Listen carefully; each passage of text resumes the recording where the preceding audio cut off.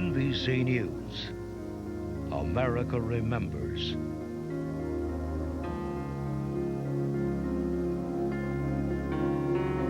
Here is Tom Brokaw. Good afternoon, everyone. A year ago at this time, we were reeling from the unexpected and devastating attacks on the World Trade Center, the Pentagon, the hijacked airplane that went down in Pennsylvania, the most devastating attacks in the nation's history. We knew that day that this nation was under attack and that it would change us somehow. A year later, we are still coming to grips with what happened to us that day. So this afternoon here in Studio 8H in New York at 30 Rockefeller Plaza, we have gathered family members who continue to mourn their losses. We have warriors who have been on the front lines. We have political figures from both parties, and we'll get an update on the latest state of alert from Tom Ridge, the President's advisor on Homeland Security. But most of all, we want this to be a family meeting more than a town meeting, representing the family of America, what we've been through, what we can learn from each other, the questions that we still have. And there are so many that are outstanding. Let's begin in our audience now with John Viggiano, who spent so much of his time at Ground Zero. It's hard to imagine you lost a son who was a firefighter and a son who was a policeman. Does this day in some way help you get through all that? This day is probably the second toughest day of my life. My son's like most of the young men and women that went to work that day, never expected to be the first line in a battle. They were normal kids. They grew up like all boys, played sports, got into some mischief, went on to become Eagle Scouts, and chose civil service. I imagine they wanted to follow me because I always bragged about my job. Both of those boys would have been very disappointed had they missed that fire. Both of them, I'm sure, did what they had to do. Being seasoned professionals, they knew what they were getting into. Why was it important for you to go to Ground Zero every day, John? If the situation was reversed, they would have been there for me. And I had to be there. 343 firefighters, I knew over 200 of them. Some of them worked with me, some of them I trained, some of them I went to their weddings, some of them I went to their children's births. So they were like my family. And then through Joe, I met a lot of his police officer buddies, especially in emergencies, a very tight group. So I knew these people, and I had to be there. You have to live with this every day, and you will continue to live with it every day. Do you worry that the rest of the country is beginning to drift away from the real meaning of September 11th, 2001? They sure are. It started sometime in late October when we started going from a recovery to a construction site. The changes were subtle, but they were there. And then all of a sudden, 2 weeks ago, I was down at the site, and it was a construction site. And it bothered me. You know, we lost the fact that that's hallowed ground. That's Pearl Harbor. That's Gettysburg. That's Normandy. That's sacred ground. And to see people selling souvenirs and walking around like it's just a park, no good. The country can never forget what happened that day. Never. And the other thing they can't forget is these young men, like this young lieutenant in front of me. They're in harm's way right now. And we can't forget that. We have to support our president and support these boys. Do you think that enough is being asked of us as individual citizens, as a nation, not just by the president, but by political leaders in both parties at the federal, state, municipal level? I don't think they're asking enough. We should give more. We have to give. Can't ask for take. I mean, Mr. Kennedy had once said something like that. You know, don't ask what you want, what you can give. I can't paraphrase it correctly. But this is our country. We're at war. World War II, the whole world stood behind us. And the whole country stood behind our military. Now, 1 year later, and we got people talking about why are we doing this and why are we doing that. Can't question that. That's why we elect these people. They make the decisions. We support them. And I support them. John, thank you very much. Thank you, sir. Patricia Gambino, who's over on the other side of the studio here, escaped from Tower 2. Yes, I was on the 72nd floor in Tower 2 when One World Trade was hit with the first plane. And I was on the phone with my mother, and I felt something, and I said, something just happened. And I look up, and I see the paper flying all over, and I'm pretty high up. So I knew something had blown up. Immediately, I started making my way down the stairs. I was on the 44th floor. You had no hesitation about going out. Some people decided... No, I immediately jumped out of my seat and started going down. I was going to look out a window on the south side of the building, and I could hear the jets of the second plane. It was a split second, and I heard, and I was on the 44th floor when that plane hit the building, and we were shaken. And when you got out of Tower 2, Mm-hmm. then you had other stunning news that you had to deal with. Regarding the sites of the blood, and yeah, it was a lot of debris, and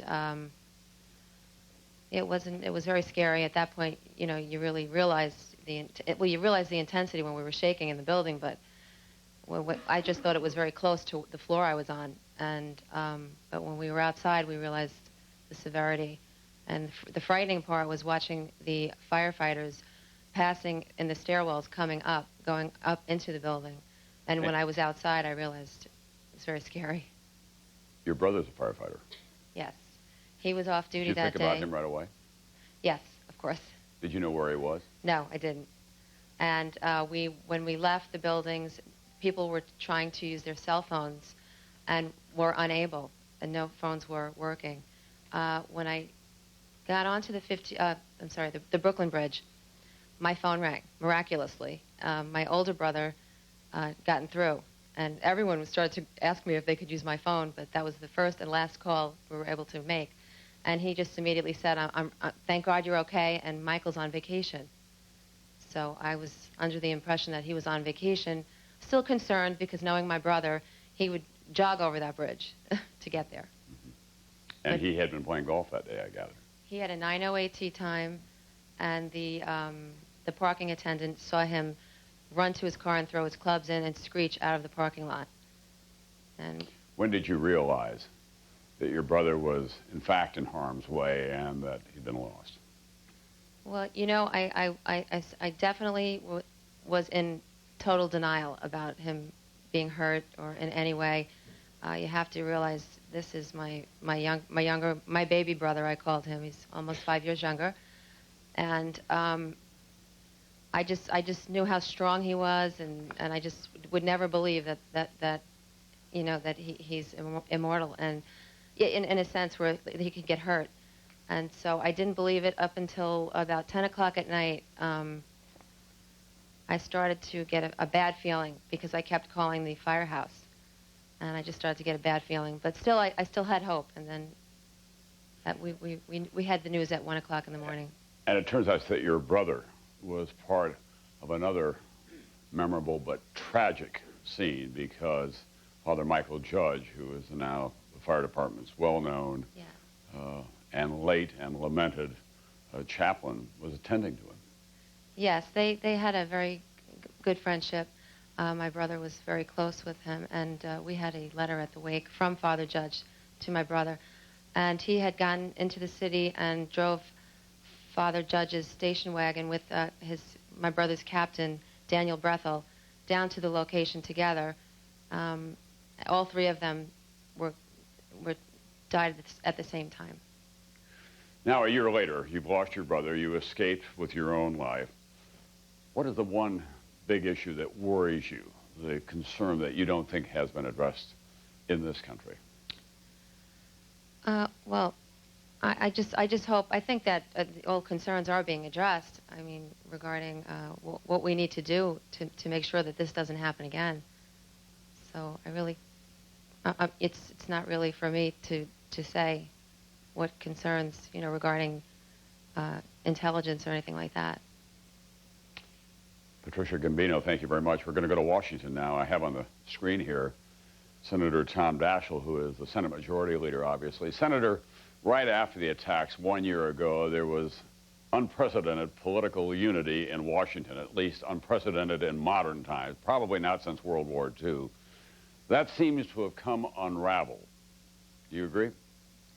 Well, I think it's come unraveled with regard to many of the domestic fights we're having. I don't know that with regard to the war itself, with the effort in Afghanistan, Tom, or the effort underway worldwide to bring those responsible to justice, there is any division. We will pass unanimously a resolution today, as we did a year ago, and that unanimous support for these resolutions is, again, yet another indication that when it comes to this particular fight, when it comes to this challenge, this effort, there is still a good deal of unity within our country and politically as well. A few months ago, when you raised some questions about how well the war on terrorism was going, your colleagues on the other side of the aisle were pretty critical right away, saying this is no time to be questioning the policies of the military or the president. Are you constrained from raising questions about the war on terrorism? I don't think so. I was surprised, frankly, by that criticism, because I don't think that patriotism requires silence. I think it requires us to be persistent, and that the democratic voices, with a small d, democratic, can be heard, that the noise of democracy, especially in times of peril, is just as apparent as it is in times of peace. So I think it's very important that we ask questions, and history has shown those who have asked questions in the past generally have done this country a real service. This is not a day for politics as usual, Senator, but we do have an election coming up. What impact do you think that the war on terrorism, what happened a year ago today, will have on these congressional elections? Tom, I don't know that anybody can answer that question today. I think it'll all be something that probably will be a lot more apparent the weeks following the election, but today I think it's impossible to judge. I do think that the president is in a stronger position politically, obviously, than he was a year and a day ago. But I don't know what reflection that might have, what ramifications that might have for the overall election itself. I'm not sure that many people today especially are thinking about that. Senator Tom Daschle, the Senate Majority Leader, thanks very much for being with us. My pleasure. We're back here in Studio 8H now, where we have a number of families, and because there were so many families and so many different locations in which people were involved, we want to introduce you now to Allison and Jefferson Crowther. Where are they? Right here in the front row. You're carrying a red bandana. Yes, I am. I carry it every day now with me, and the red bandana was something that our son always carried in his back rear pocket, his back right pocket. Tell us about your son and where he was working that day. Oh, all right, I will. Wells was 24 years old. He was an equities trader for Sandler, O'Neill and Partners on the 104th floor of the second tower. So when the attack started in the first tower, he called his father in his office. He spoke with several friends. We knew he was in his office at about 9 o'clock, and then we heard nothing except a phone call that he made to me on my cell phone that I missed. We heard nothing about him. He was not recovered until March 19th. And so for those 6 months, we thought we would never hear anything. And we learned in March that he had in fact been recovered in the lobby, the ground floor lobby area at the command center that had been set up by the fire department. So he was with the firemen. And Wells became a kind of larger-than-life heroic figure, even in death, known as the Red Bandana Man. That's right, the man in the red bandana. And this was not something we uncovered for yet another 2 months. in May, Memorial Weekend, my husband handed me the New York Times to read this article because he could not read the articles or see the specials, yet it was too painful for him. And yet I was searching always to find him. And I read in the this documented article eyewitness reports from the sky lobby of on the 78th floor of the second tower, a mysterious man in a red bandana who suddenly appeared from nowhere and carried a woman to clear air and called for fire extinguishers and rescued. And there were several reports from eyewitnesses. So as soon as I read that, I knew I'd found him.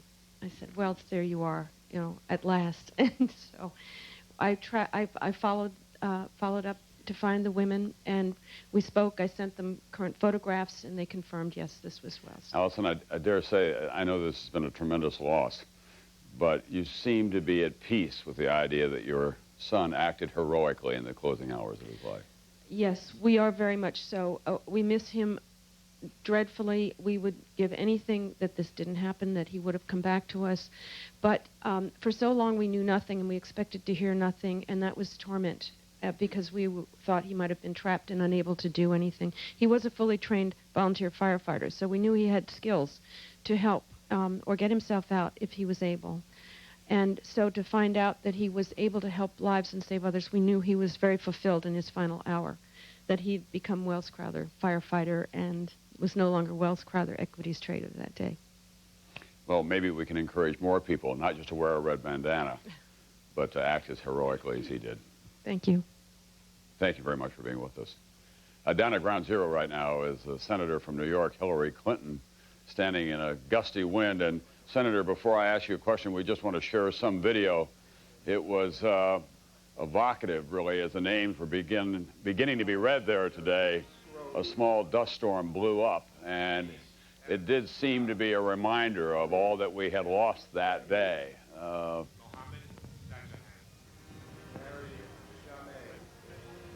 Senator, I want to get back to some of the issues at hand now. The Homeland Security Bill. A lot of people are concerned, especially today, given the second highest state of alert that we're now living under, about whether we're going to get this Homeland Security Bill through the Congress before the first of the year. You have some real reservations about it. Well, Tom, I think that we will get a Homeland Security Bill through the Congress, and I know that we're at a high state of alert. New York has been on that state of alert for quite some time, and I guess it's important to remind ourselves that we're alert, we're not alarmed. We've got a lot of people working very hard to keep us as safe as possible, and in Washington, we're having, I think, a legitimate debate about how best to provide the resources that our frontline homeland defenders, namely our police and our firefighters and others, need. One of your principal concerns, however, is that the president wants to have control over the personnel and the budget to move people in and out of there as he would like to. You worry that, what, civil service will be compromised and the rights of the federal government unions? Well, I don't see the need for the authority that's being requested. The president has that waiver authority. We have fought wars. We've been in national emergencies for quite a number of years. And it's clear to me that the president already can make whatever determination he thinks is in the best interest of our national security. My concerns are actually a little different. I don't want to create a huge bureaucracy that takes a couple of years to get up and going and say we've done all we need to do on Homeland Security. I was in favor of an independent commission to investigate our intelligence failures and other issues that need to be addressed by our government.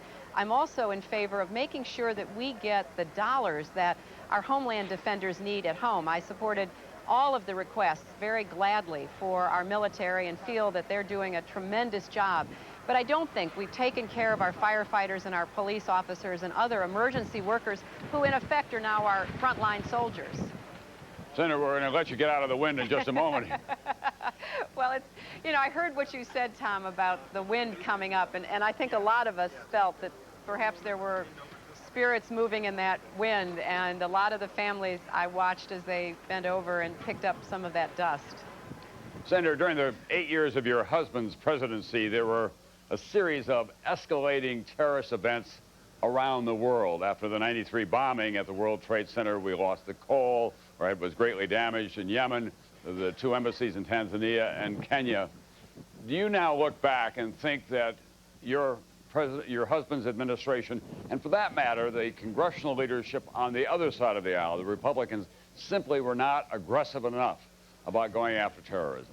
You know, I think, Tom, that certainly based on my knowledge, people did everything they thought they could do. I may fly off of here in a minute, but they certainly believed that they were taking all steps necessary, including launching military attacks, looking for ways to roll up terrorist cells, which they did, arresting and trying people for the attacks, including the '93 bombing. But I don't think there's any doubt in anyone's mind that what happened here behind me on September 11th changed everything. It changed a lot of Americans' attitudes about what we were willing to put up with. Can you imagine that we would have gladly stood in line and had our shoes taken off and been searched to get on an airplane without this kind of terrible terrorist attack occurring? So I think that, you know, hindsight is always 20/20, but certainly people were acting. They were very concerned. They made this a top priority. Some accomplishments could be looked at, but, you know, now we're living in a very different, changed world, and obviously we have to do even more. Thank you very much, Senator Hillary Clinton of New York, at Ground Zero today. Back here at Studio 8H in New York, Julia Sweeney. There you are. You lost a husband. Correct. On United Flight 175. Correct. Before that plane was hijacked that day, did you think much about terrorism in America? I didn't think much about it. My husband was a veteran of Desert Storm, so we would talk about it if we caught it on the news, but it was never a conversation that we spent a lot of time on, no. You heard from your husband from the airplane. I did. Tell us about that message. He called me at approximately 8:58, and that plane crashed at 9:03. And he was very savvy in airplanes and his flight pattern and how planes flew. And he called me at 8:58, which is the absolute second that I think that he went from 99.9% pretty sure he was on a doomed flight to 100%. So he picked up the phone and he called me and he left a message, and he said that he was on an airplane that had been hijacked, and if things didn't go well and it wasn't looking good, that he wanted to tell me that he absolutely loved me.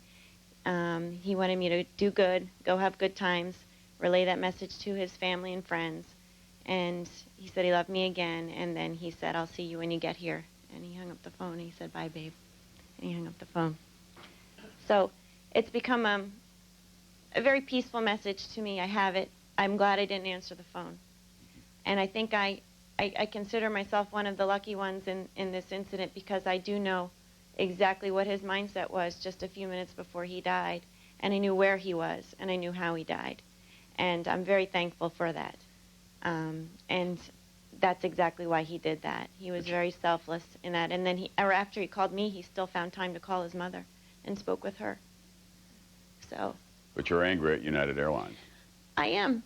I'm angry at United Airlines, and I'm angry at the security companies. I think my anger actually got even more so after the fact, after a few months of witnessing things in airports that I think are unacceptable. I think that the randomness of the things that they're doing, it literally disgusts me. And I am shocked in a country with the wealth and the intelligence and the technology that we have and the things that we're capable of doing, that we didn't do something prior, and that we're certainly not doing something now. And I think that the reason why I'm pursuing what I'm pursuing is because if everything is laid out on the table and we know exactly what happened within the airports and the aviation system that day, and people are held accountable and they piece it together and the public knows, that's the only way it's going to change. Otherwise, it gets swept under the table. And I'm willing to, walk away from this with this battle, because it's what I can go to bed peacefully at night knowing that I'm hoping to change, that this never happens again. In airports, that's my battle. There's so many other little battles going on. What did you think when some people did not want to spend the money?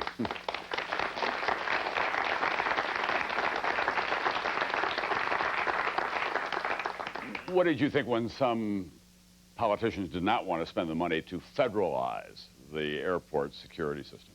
You know, I actually didn't think much about that because when they finally did, and I think they did, I think it's a joke. All they did was they put a federal tag on their employees. Most of them haven't gone through new training. I think it's a joke. Let me just have a quick show of hands if I can. Now, I understand that this is a special audience, but how many of you feel secure about flying now under the new system? Would you raise your hands? About 5 hands out of this studio audience. How many of you have given up flying altogether as a result of what happened? More people have done that. What about you, Julia? Do you fly? Absolutely. I fly. I don't feel safe when I fly, but I also know I'm not going to stop my life because of it. And I also know that, as Brian said, told me even prior to his death, we had discussions about dying, and I'm still here and I still have a life to live. And I will continue to fly if I need to. I don't fly, on a daily basis or anything like that, but if I need to see family and friends or if I want to go on a trip and enjoy my life, I'm going to do that. But I'm also an advocate in changing it, and I hope that I can. And I know that there's a lot of other people that are signing on from that battle. I'm very thankful for that. Julia Sweeney, thank you. Are you in touch with the other family members from United Flight 175? That was a kind of a special bond. I've contacted a few. I met a few today, and it's actually a wonderful bond, and especially because I feel very blessed to be able to share that message with them, and that has helped a lot of them in finding some sort of peace in what the last few minutes of their loved ones' lives were. Thank you very much for sharing your story with us. You're welcome. We'll be back with more from Studio 88H. America Remembers the Town Hall after this. It's 11:45 in the morning, and there is a mass exodus from downtown New York City. It looks like a war zone. People are walking around stunned. As one officer said to me a moment ago, "Do you know what day it is?" I said, "September 11th." And he said, "That's right. It's 9/11.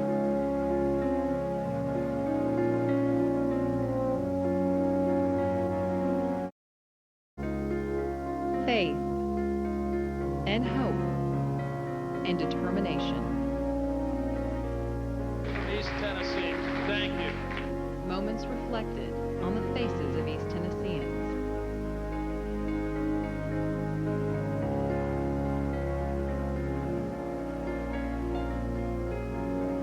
And now, East Tennessee remembers.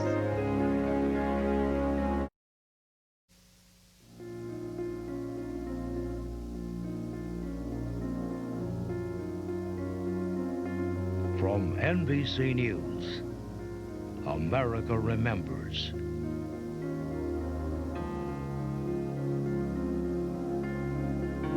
Here again is Tom Brokaw. We're back at Studio 8H at 30 Rockefeller Plaza. America remembers and America learns from this experience. We have a family gathering here representing a great cross-section of the American family.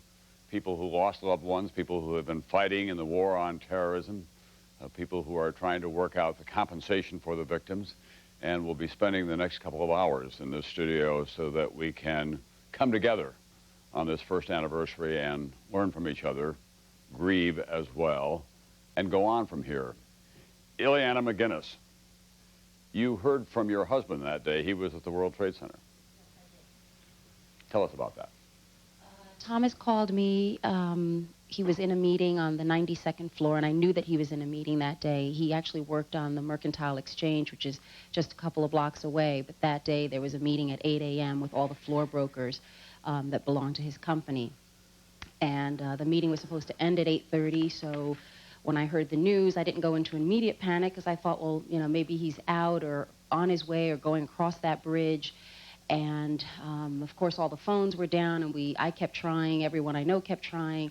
But he did manage to get through to me on his cell phone, and the first thing he said was, "This looks really, really bad. This doesn't look good." And my first thought was, well, I've got him on the phone, so he must be okay. He must be talking about, for the country, for the world. Yeah, this is World War III, I thought. And he just said it like 3 times repeatedly, and I knew, okay, something's not right. And I said, "Are you okay? Just answer me yes or no." And that's when he said, we're in a room on the 92nd floor that we can't get out of. And my feeling even then was still, okay, don't panic. You guys are so resourceful. You're so smart. You guys just don't lose your cool. And I kept saying that, don't lose your cool, just, you know. And he was very calm, but there was something very serious about his voice. And that's when he just said, Ileana, you don't understand. There are people jumping from the floors above us. And that for me was just, I mean, I couldn't even imagine anything like that because I was sitting in my office. I didn't know about that. I could see the building from my office because I'm on 21st and 5th, but I had no idea that it was something that serious. I mean, you could see the building, you saw the big gaping hole, and you knew, okay, this is bad, this is very bad. But I had no idea until he said those words, and just the thought of those guys in that room, you know, but again, they seemed very tough. I could hear guys in the background saying, let's just knock down this goddamn wall. I could hear a woman crying and some other woman talking to her. You know, and he said, I love you. Take care of Caitlin, who's our little girl. And, you know, he says, if we get out of here, it'll be a miracle. And I just said, you're coming home tonight. Just don't hang up. Don't hang up. And the phone line went dead, you know, because he was on a cell phone. Right. And so I didn't think, okay, the building's collapsed or anything like that. I just thought, okay, the phone line went dead. So, of course, I tried calling him back, and I could not get through, of course. And sadly, there was no miracle. No, there was no miracle. He did not come home that night. No. But 4-year-old Caitlin was at home that night. And that has been a terrible trial for you in many ways. It's been pretty intense. I mean, the questions that a 4-year-old asks, you know, the first couple of days, you know, the very first day she said, well, where's Daddy? And I said, you know, we'll talk about that later. Because at that point, I didn't know what to say to her. You know, I had no idea that it had been 3 minutes from the time I lost the connection to the time the building collapsed. I didn't know that until a month later when I got the cell phone bill. No one in my office told me it's only been 3 minutes. Somebody went to the ladies' room to get me a glass of water, came back, and the building had collapsed. But nobody could say anything. And it wasn't until that cell phone bill that I knew how much time had lapsed. So what could I say to her? I just waited a couple of days, and, you know, and then I started prepping her. And she understood at first, and she says, okay, so Daddy died. You know, and a few days later she goes, okay, he died, but when is he coming home? Mm-hmm. You know, and then you have to try to explain that dying means forever, and what does that mean to a 4-year-old? They don't know what forever means yet. You know, and now she does, and I mean, I've had my moments with her. Bedtime has always been the hardest, but she's a trooper. She is such a trooper, and I know he is so, so proud of us, of everyone, I mean, of all of us. You know, these guys and women that went through, you know, I don't know what happens after life, but if they're watching us, I know they're proud of what we've done here together. And what about Caitlin's future? You know, I talk about Daddy all the time, and we share pictures, and, you know, even she remembers things that I know have nothing to do with a picture, because people ask me, is she going to remember her dad? She's only 4. But you know what? I think she will, because she tells me about things that I didn't remember. She says, you know, this is how Daddy used to toss the salad. And she shows me, and I'm thinking, my God, that is exactly how he did it. You know, she lays on the couch, and she puts her hands behind her head, she clasps them, and crosses her legs, and she goes, this is how Daddy would lay on the couch with his sunflower seeds. And I'm like, oh, my God, that is true. That's exactly it. So, yes, I do think that she'll be okay. I just, you know, it's part of my job is to make sure that she's going to be okay and to keep his spirit alive and take care of her. How are you doing? Not bad. I have my good days and bad days, but overall, I you know, people tell me, how are you doing this? And I say, you know, I don't know. You just find a strength that you had no idea you had, and you do it. And I don't know where it comes from, but it's there, and I'm happy that I have that strength and that I got to talk to him that day. Well, I think you've conveyed a lot of strength here today, and we're all grateful for that. Thank you. Charles Wolf is over here. Your wife worked at Marsh & McLennan. That's right. And you lost her that day. Yes, she was on the 97th floor of Tower 1, the North Tower, and by the way I figured it out where her desk was, the right wing of the aircraft came right through her office, the first aircraft, so she was vaporized instantaneously. A lot of your life since then has been directed at the compensation arrangements that Congress passed. You've started something called Fix the Fund. You're not at all happy with what arrangements have been made. Exactly. I came to the game late. Fixthefund.org is our website. And I decided in late July to pick up this fight when I found out that it wasn't being fought. And there's a lot of misunderstanding about what the Victim Compensation Fund is and what it isn't. But the more important part is it has severe inequities in it. Inequities which are causing many victims to, many victims' families to not get a fair shake. In what way? Well, first of all, I think it's helpful to understand the Victim Compensation Fund is part of the airline bailout package. And this is directly from the words of my congressman.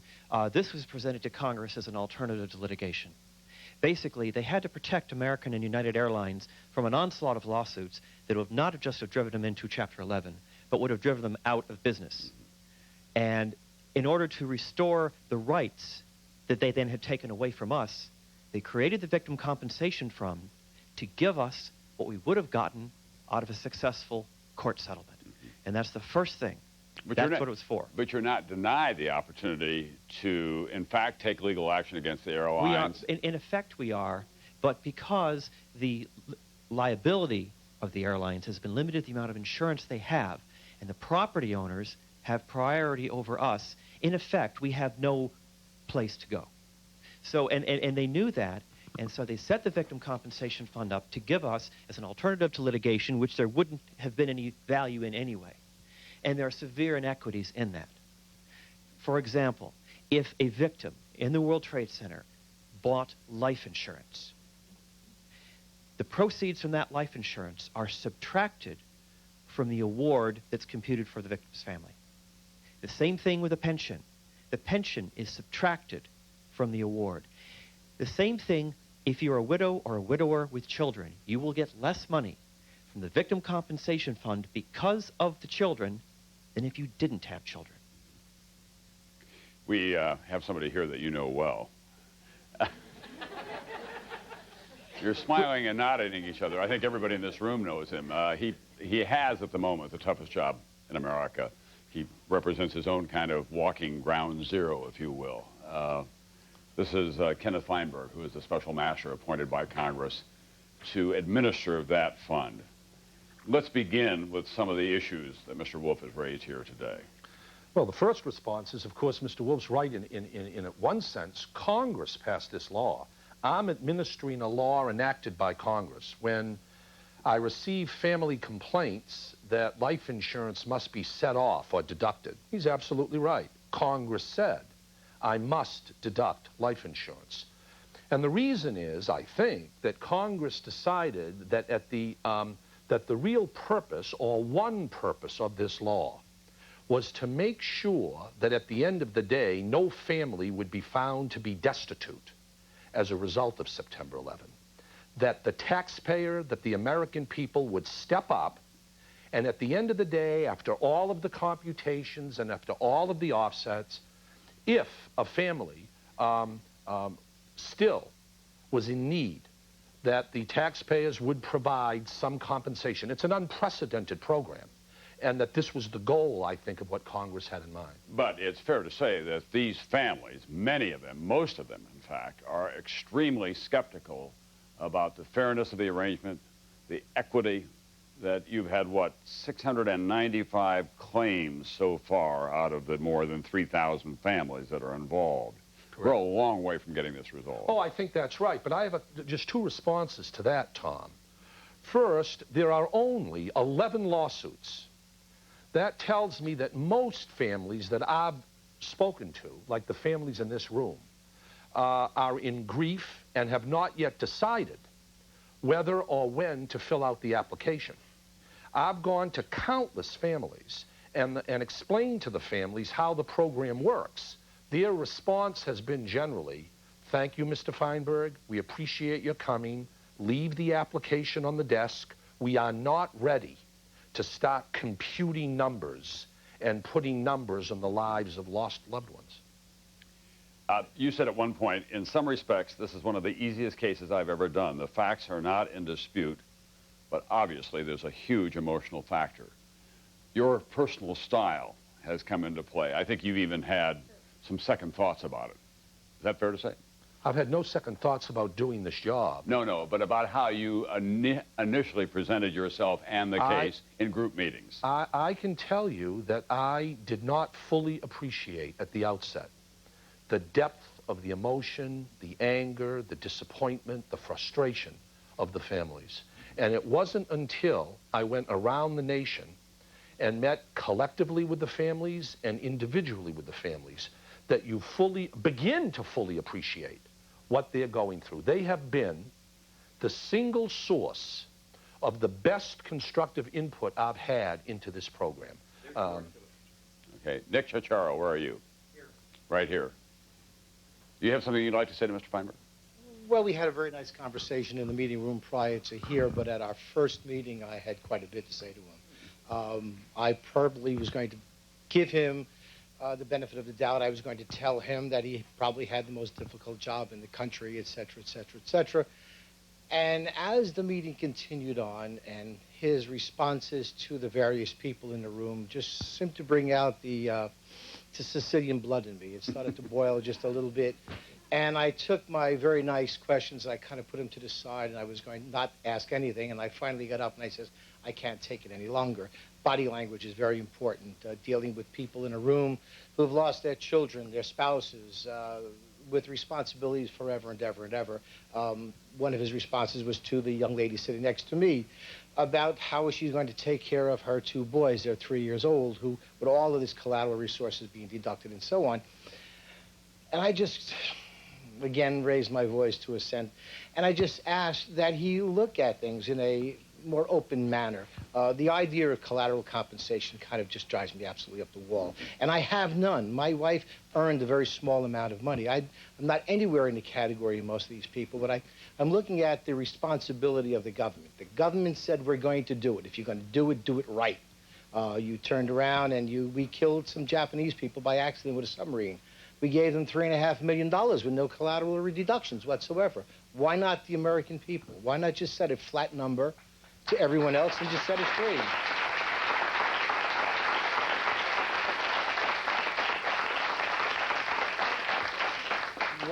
Why all the calculations? Why does someone have to sit down for hours, hire an attorney who wants 30% of this and 50% of that, set up a flat number, whatever it might be, $1 million, $1.5 million. It'll probably cost the government a whole lot less, no collateral deductions, and I'll bet you everyone signs in.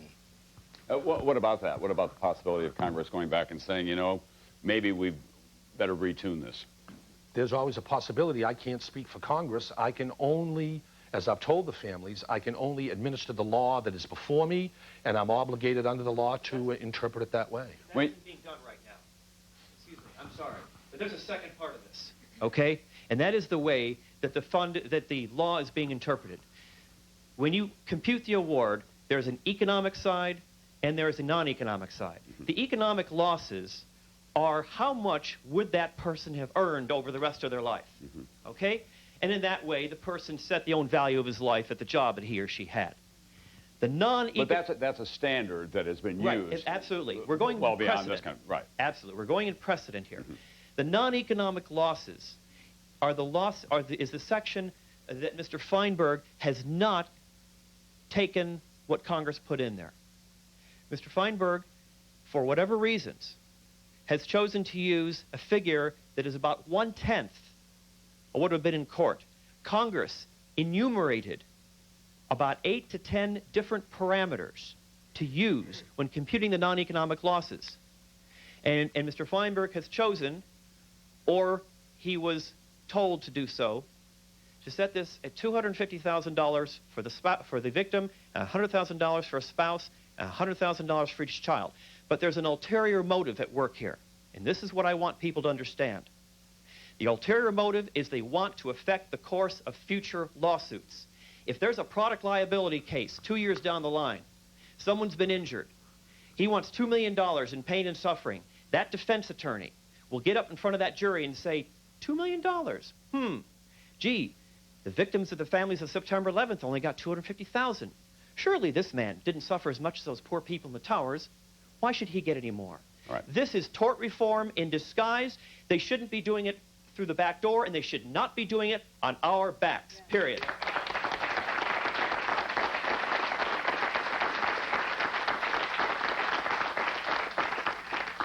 Tort reform is a very big issue with a lot of members of Congress who were active in passing this bill. Tort reform, as far as I know, I mean, I understand what this gentleman is saying. Tort reform doesn't lie at the basis of these numbers. How did you arrive at the $250,000 and 100?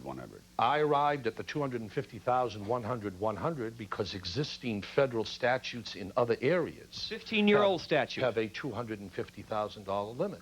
If a fireman or a policeman or a uniformed officer is killed in the line of duty today in this country, he gets $250,000 award from the federal government. That's a 15-year-old law. That's a 15-year-old law. And 90% of the people that died in those towers were not in uniform. I spoke to you.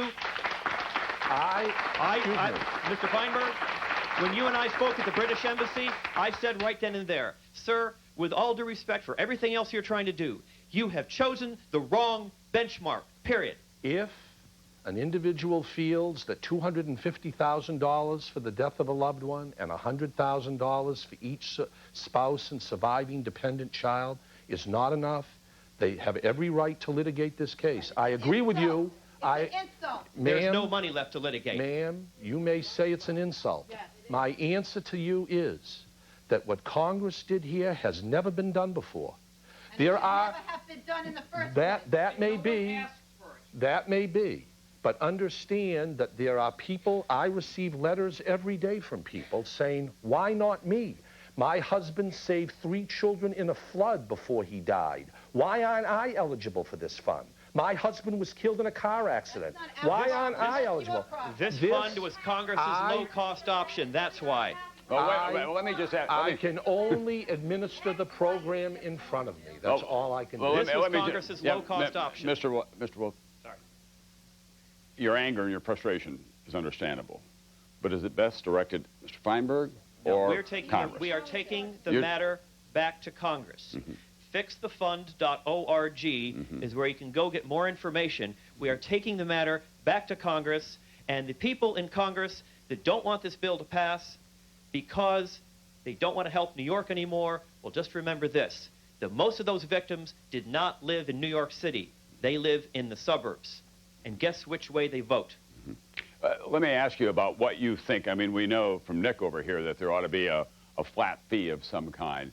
Is that a consensus here, that there ought to be some kind of a check written right off the bat? You don't think that? No, because let's take the bond trader that was earning $250,000 versus the dishwasher. Yeah, the window washer. Okay, the window washer. Okay, those people that were earning the higher salaries obligated their family with much higher responsibilities in terms of mortgages. Okay, we are not valuing human life here in this situation. They value their own human life in the job they kept. The non-economic losses, by the way, is the only way to get any money into the hands of the lower income people, because their lost salary for the rest of their life probably approximates what it would cost them to live.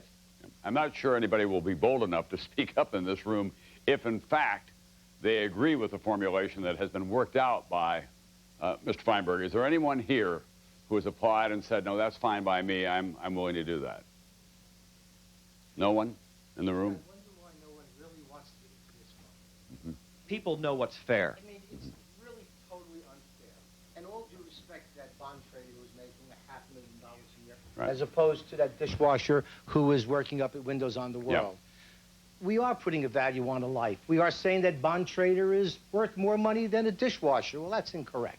Again, I'll go back to those Japanese citizens who were killed. I don't know what they did for a living. Probably nothing. They were probably fishermen. However, our government gave them $3.5 million, tax-free, no questions asked. We're sorry. Oops, our submarine killed your spouse. Well, guess what? My wife was killed. My niece was killed.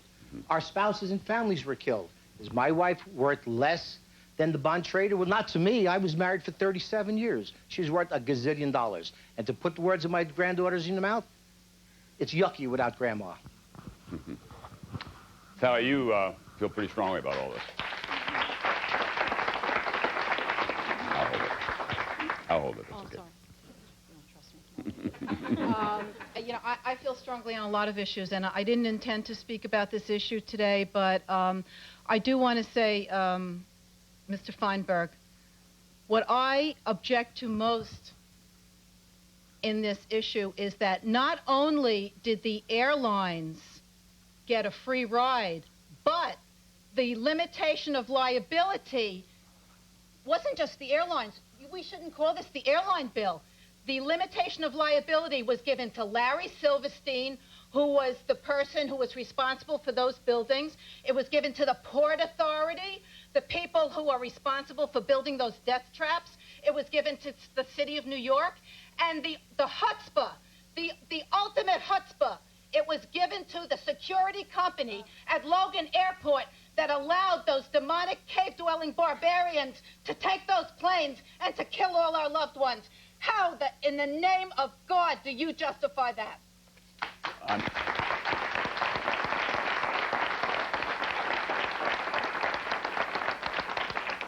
Mr. Feinberg speaks very well for himself. I don't have to do it for him, but in fact, he was not the one who limited the liability of those various entities that you talked about. Sorry, I don't mean to be harsh with you. He's here. But, he's you know, handy. all right.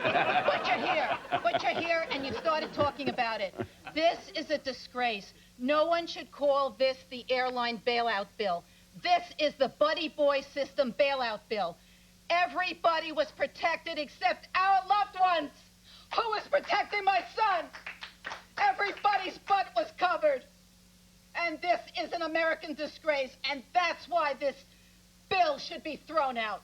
And no one, I want to know on what basis does the Port Authority, the City of New York, Larry Silverstein, Logan Airport Security, on what basis do they get limitation of liability? I want to know that. You have an answer? I have no answer. I have no answer as to why Congress did what it did. I don't speak for Congress. I will just say this before I reluctantly depart.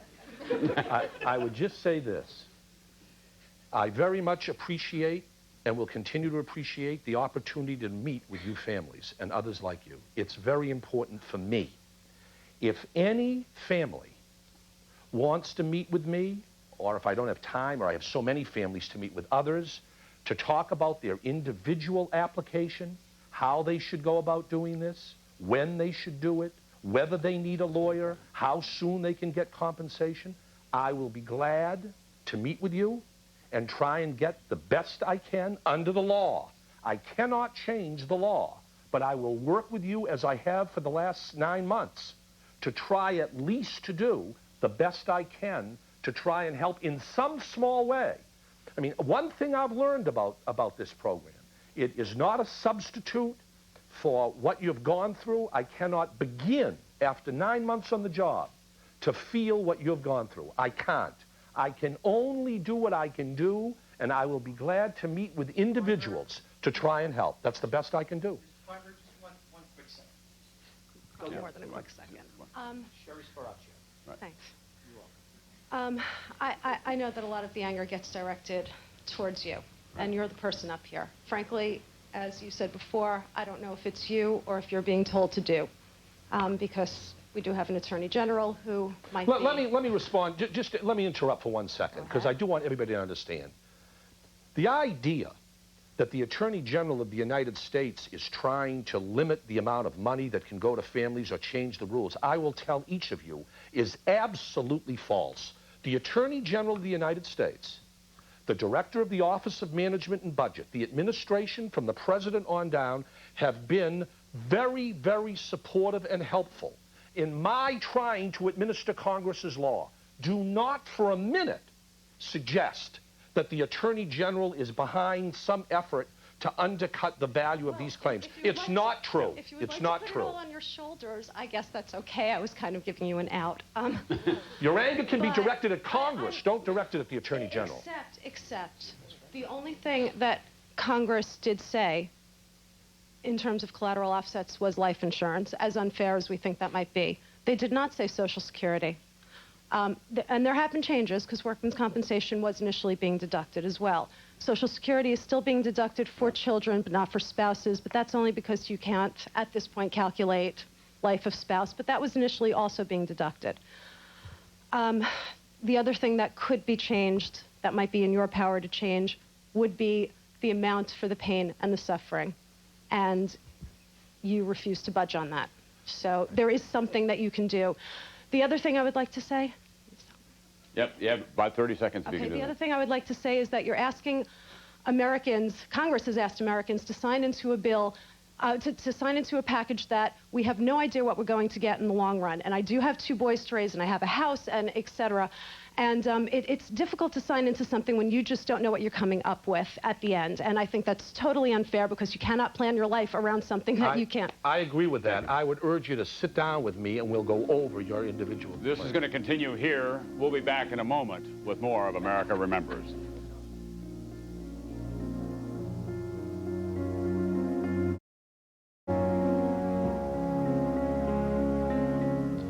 Welcome back to Action 10 News. You know, today has been marked as the Day of Caring by the United Way. Over 60 projects have been taking place around Knoxville all day long. Action 10's Sarah Allen is at one of those spots, Montgomery Village Learning Center, in fact, to tell us what people are doing down there. Hey, Sarah. Hi, Brad. I think folks really struggled at first with how to appropriately observe September 11th. What could they do? Well, when United Way came up with the idea of a day of caring, so many folks jumped on board to be able to go out into their community and help make projects complete that needed to be done. Like here at Montgomery Village, they needed a play yard so desperately. And this is what they've done today. We started out with an empty tract of land, and look what we have already. They're putting in everything from little gardening boxes to learn about agriculture. They're putting in water tables to mine for gems.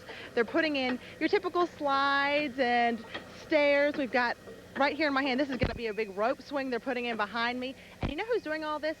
Bankers. It's a building blitz by bankers from First Tennessee Bank. It's amazing. You come forward here, you can see a little bit more of what's still left to be done. All in here, they need to put some wood chips in still and finish up last-minute things. Around here is going to be a big track for all the little tricycles to go by, and this is the little gas and go for the kids to come up. It's not going to just be a play center. It's going to be a learning center for the kids here at Montgomery Village. We'll tell you more about them, about the learning center, and about all the folks who volunteered during this day of caring. Back to you, Brett. All right, Sarah, thanks very much. One of many projects going on around Knoxville. We'll check in and find out more about that one later on this afternoon.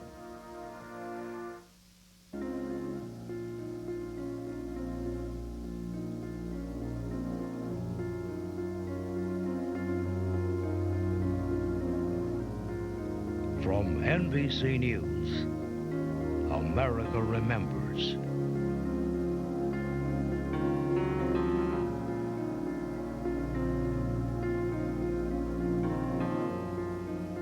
I'm Tom Brokaw, back at 30 Rockefeller Plaza in New York. We have gathering the American family here on this very difficult but instructive day.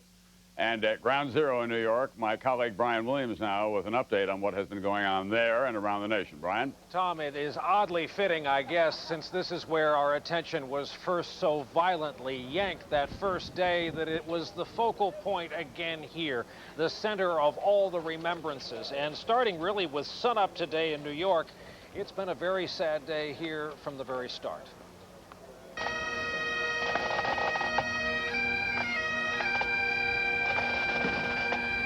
We take into our hearts and minds those who perished on this site 1 year ago.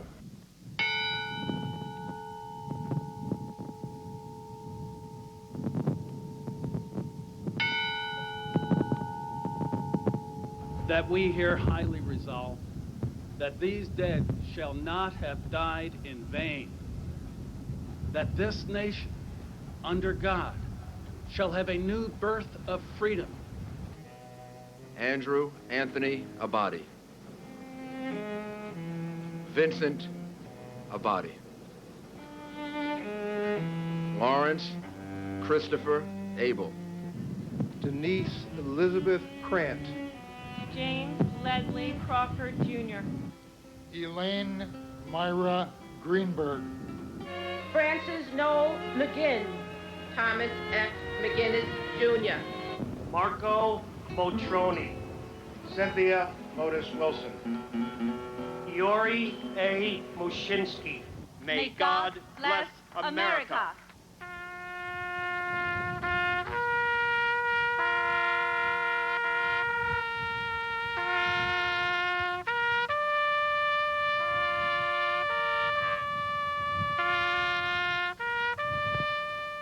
Perhaps gives gives you some idea as to just how sad this has been down here today against a wind that has been almost violently gusting at times, and some down here swear that the first big blast came just at the time of the moment of silence, the commemoration. And it's against this backdrop that America tries to operate today in this new high-risk orange color code from the government. This is the Associated Press lead from a few hours ago. Quote, "The nation steeled itself against a possible attack after the government raised the terror level."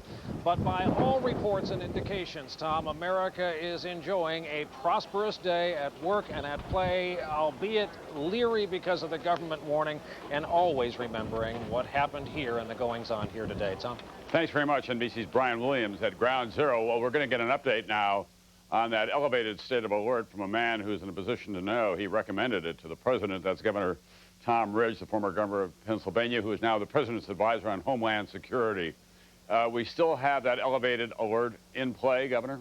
Yes, we do, Tom, and I think we'll see that it remains in play for the foreseeable future. Again, it was elevated based on information we received that we are at a higher level of risk than we were literally 24 to 48 hours before. And it is a flexible system, and so if there's information that warrants a reduction in our assessment or a change in our assessment and a reduction of that risk, reduction of the threat, we communicate that to the country as well. This information apparently came from captured Al-Qaeda operatives. Was it also underscored or reaffirmed by other sources that you have?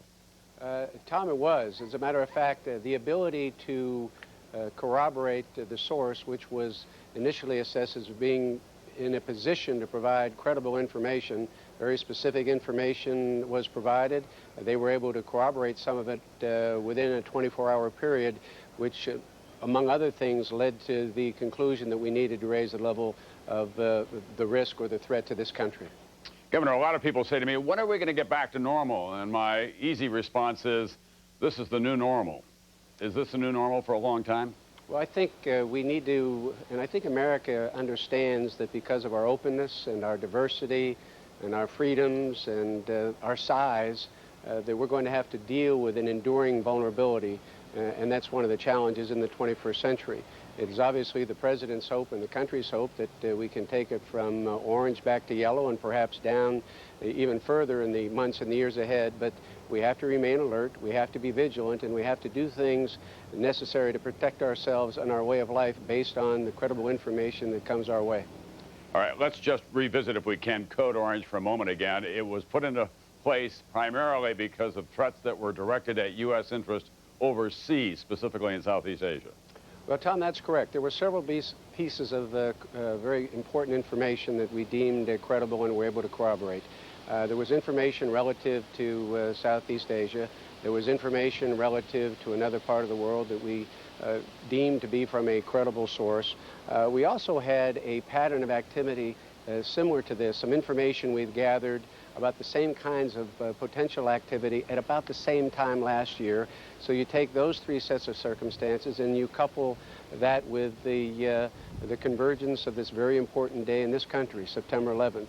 And based on all those considerations and the conclusion that Al-Qaeda in several parts of the world were in an operational stage, we thought it best to raise our own level of alert. And as Brian Williams reported, America is remembering in a very prayerful and thoughtful and respectful way, but America is also back to work. And America is using today to honor our heroes and also to recognize the extraordinary courage and sacrifice that people made a year ago today. Thank you so much for being with us. Governor Tom Ridge, the former governor of Pennsylvania, now the president's advisor on Homeland Security. Somebody who knows a lot about national security issues because he's been on the front lines, joins us here today. I want you to welcome Army Warrant Officer Hector Cuevas. His brother is on duty at this hour, and he'll be talking to us as well. You were a part of Operation Enduring Freedom in Afghanistan. Yes, sir. Tell us about that. How much more difficult was it than you anticipated when you arrived? Well, sir, I can tell you right from the get-go that this operation was a lot different than more recent operations in Kosovo and in Desert Storm. This time, to a man and to a woman, every service member over there understands exactly why we're there. You talk to them. I was in Kandahar, Afghanistan, really in the center of Taliban territory, and every Joe, I call them Joes, that's what we call ourselves, every Joe will tell you we are all New Yorkers, we're all from D.C. I graduated from high school here in New York City. I worked at the Pentagon when it was hit, so everyone knows why we were there. And we took the flag from the firefighters, from the police department, and we're still taking it today. Lieutenant, how difficult is it to fight an enemy?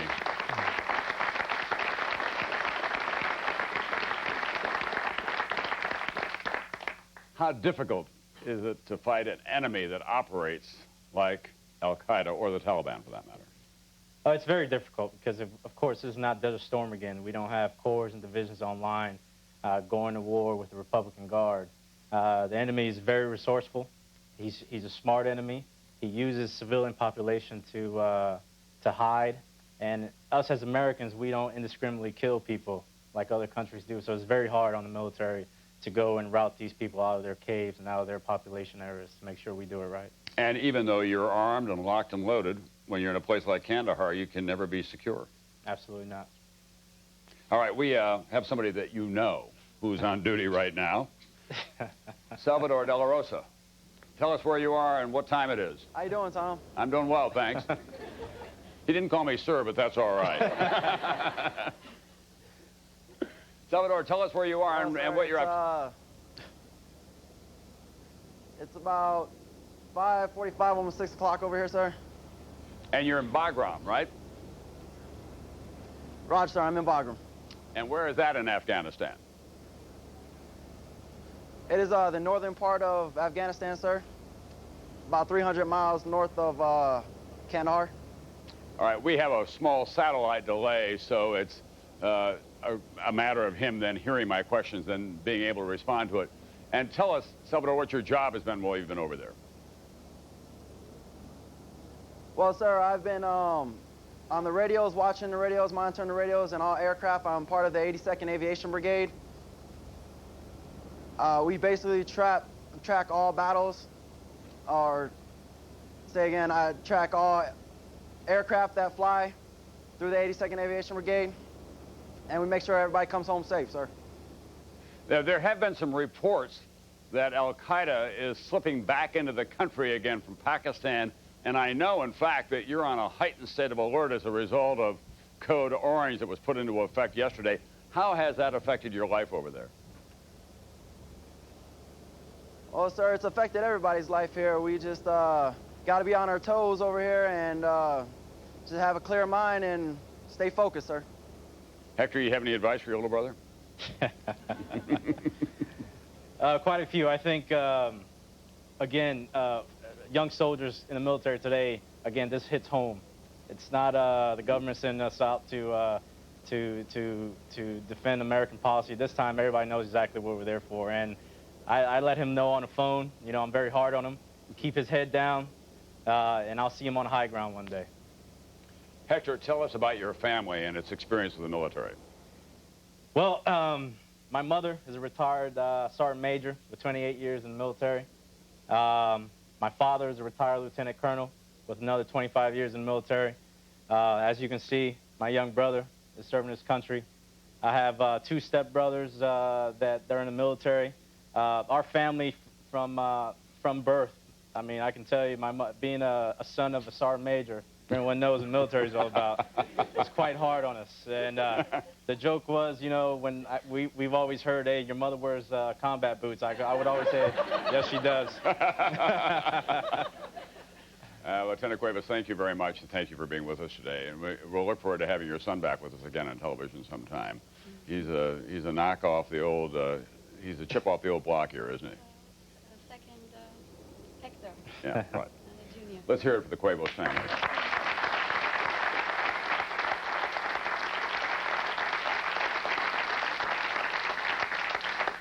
Salvador, thank you very much for being with us. Not a problem, sir. If I can I say hello to a few people? Absolutely. Well, first I'd like to say hello to my grandmother, which is the roots of our family. Say, bendición, mamá, te quiero mucho. And my mother, my father, all my brothers in the family, all friends and family back home. I just want you to know I love you, I'll be home soon. And Mother America, rest assured that the 82nd is here. And that's why they call us the Guard of Honor. All right, thank you very much. All the way.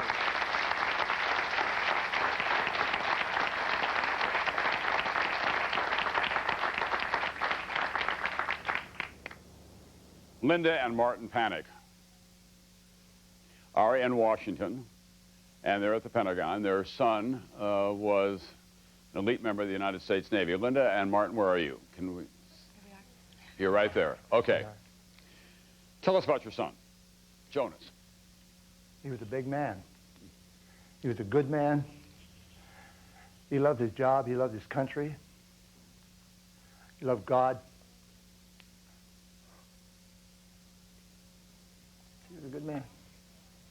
Linda, he was in the intel unit at the Pentagon the day that it was struck. That's correct.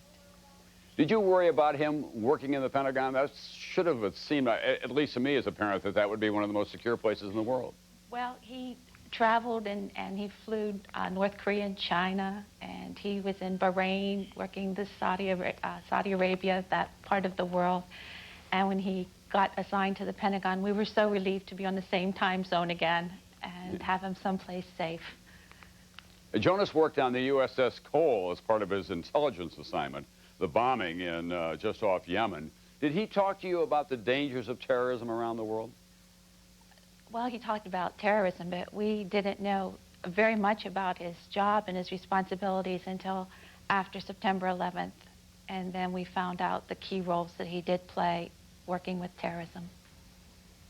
There was a remarkable story involving one of the Navy officers who was assigned to you after his death, getting his remains home in time for burial, Martin. Yes, there was. I have in front of me here his watch that he was wearing at the Pentagon, and the Navy found this for us and brought it back, and we've given it to our daughter to keep. But this is also Admiral Porterfield pinned his lieutenant bars on, and he had this on at the time. This is his watch, and we cherish this big time. Has this day been more difficult for you than you anticipated, or has it helped in some fashion? It's helping, but it's also very difficult. It's helped it. It's very, very, very difficult to go ahead and describe. It's like a dream at times, and its reality sets in big time. You had to be so proud of him. Oh, my Lord, yes. Oh, in front of God, yes. He was just a wonderful human being. Wouldn't mess with him. 6'6", 265. He took care of me. I mean, he put me in my place. And at the same time, and I was his parole officer all those years, and it's this is definitely good over evil. But at the same time, he would say to me things like, "Dad," he said, "don't get so excited. You always get upset about everything and everything like that." He said, "You don't want something to worry about. Be concerned about the fact that Red China has nuclear warheads.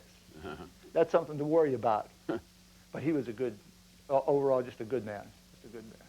Linda Martin, thank you very much for being with us. And someone else who's there today is Pat Emil. Where are you, Pat? Right there. Your husband was a lieutenant colonel and a pilot. Yes, sir. He was a retired lieutenant colonel, Air Force, and an X-52 pilot. And he flew a lot of dangerous missions and, in fact, was shot down, in effect, over in North Vietnam, right? Yes, sir. He was shot down during the Linebacker 2. And so when he went to work in the Pentagon, did you think, well, the worst days are behind us? Well, you know, Tom, he was administered the last rites the first time, 29 years ago, and we thought we would just move on and, you know, have our golden years. We were ready for this, so we didn't expect any problems at the Pentagon. As a matter of fact, he worked at the Clarendon Center that's right here in Arlington, and he was seriously worried about working there because he said there was such a lack of security there. And once he got to the Pentagon, everything seemed to be just fine. The United States military has been the target of terrorist attacks in the past. Khobar Towers in Saudi Arabia, the USS Cole off Yemen. Other American servicemen were killed in Saudi Arabia. Did he talk about terrorism and specifically about Osama bin Laden at home? Well, First of all, I never knew what he did because he often told me that if he told me, he'd have to kill me. He worked close classified information, and so I didn't wander into that. But I used to watch how he acted in front of the TV set whenever they would talk about Osama bin Laden. And my daughter's here to my left, and she can tell you, we used to just laugh at him. But we knew he existed. I had heard a lot about terrorism and about Osama bin Laden. I knew who he was. Thank you all at Pentagon for being with us. Now, we're going to go to a senior officer there, the chairman of the Joint Chiefs of Staff, General Richard Myers, who joins us now from the Pentagon. General, give us an update on the heightened state of alert of American forces, I gather, around the world as a result of Code Orange. Are you going to keep that on for a while? Tom, it's not certain right now. That obviously I think people understand that we have an increased intelligence situation here where we have to bring our forces to higher state of alert, and we've done that, and you're right, it's around the world and here in the United States as well. And how long it will go on will depend on the new intelligence we get. There are reports that we have been seeing recently that Al-Qaeda units are beginning to slip in small numbers from Pakistan back into Afghanistan. Can you confirm or deny that? Well, I think we've said all along that there are going to be pockets of Taliban and Al-Qaeda in Afghanistan, and they sometimes go across the border. The border there between Afghanistan and Pakistan is not all that distinct. They move back and forth pretty much at will in some areas, and so that is not unusual, and I don't have any new reports of any Al-Qaeda moving back and forth, but that's just sort of a common occurrence that we deal with, and our folks over there in Afghanistan have to deal with our coalition partners. A critical part of our success, in fact, are those coalition partners. Today, West German Chancellor Schroeder said that the coalition against terror will be undermined by a war against Iraq. If we have to take military action against Iraq, will that diminish your ability to fight the war on terror? Tom, all I'll say about that's really a political question. I'm a military man. I can just tell you that the coalition we've had on the war on terrorism, as our Secretary of Defense said here on this very site today, as we remember those who lost their lives today, he said, you know, we have over 90 countries. Half the countries in this world are with us in this coalition on terrorism. It's a very powerful coalition, and I think that mission is so important, I don't see that diminishing for any reason in the future. Well, let me ask you a military question about the war on Iraq. If we do mount a war against Iraq, all the numbers are 250,000 to 300,000 combat-ready people. Obviously, you're going to have planes in the air as well. We've got a war going on in Afghanistan. There's concern about Southeast Asia. Do we have enough personnel and money in the Pentagon budget and bombs and bullets to do all that? Tom, if you will, really today I think is a day to remember those who lost their lives a year ago. And I'd rather not get into Iraq, other than to say that as we remember those who lost their lives today, those who came to their aid, some of those losing their lives, those that are serving and trying to protect our freedoms. And remember, most of all, at least what the day means to me, is how precious our freedom is and how quickly it can be attacked. In that regard, I think the United States, the citizens and our allies and partners should understand that the United States is prepared to do whatever required to protect those freedoms. And I would just say one other thing, that we can do more than one thing at a time. And I think I'll just leave it there. Okay, that's a fair point, General. Let me ask you about the safety and the security of that building behind you. This was wholly unexpected. It stunned everyone that a terrorist could make that kind of a devastating attack on the Pentagon.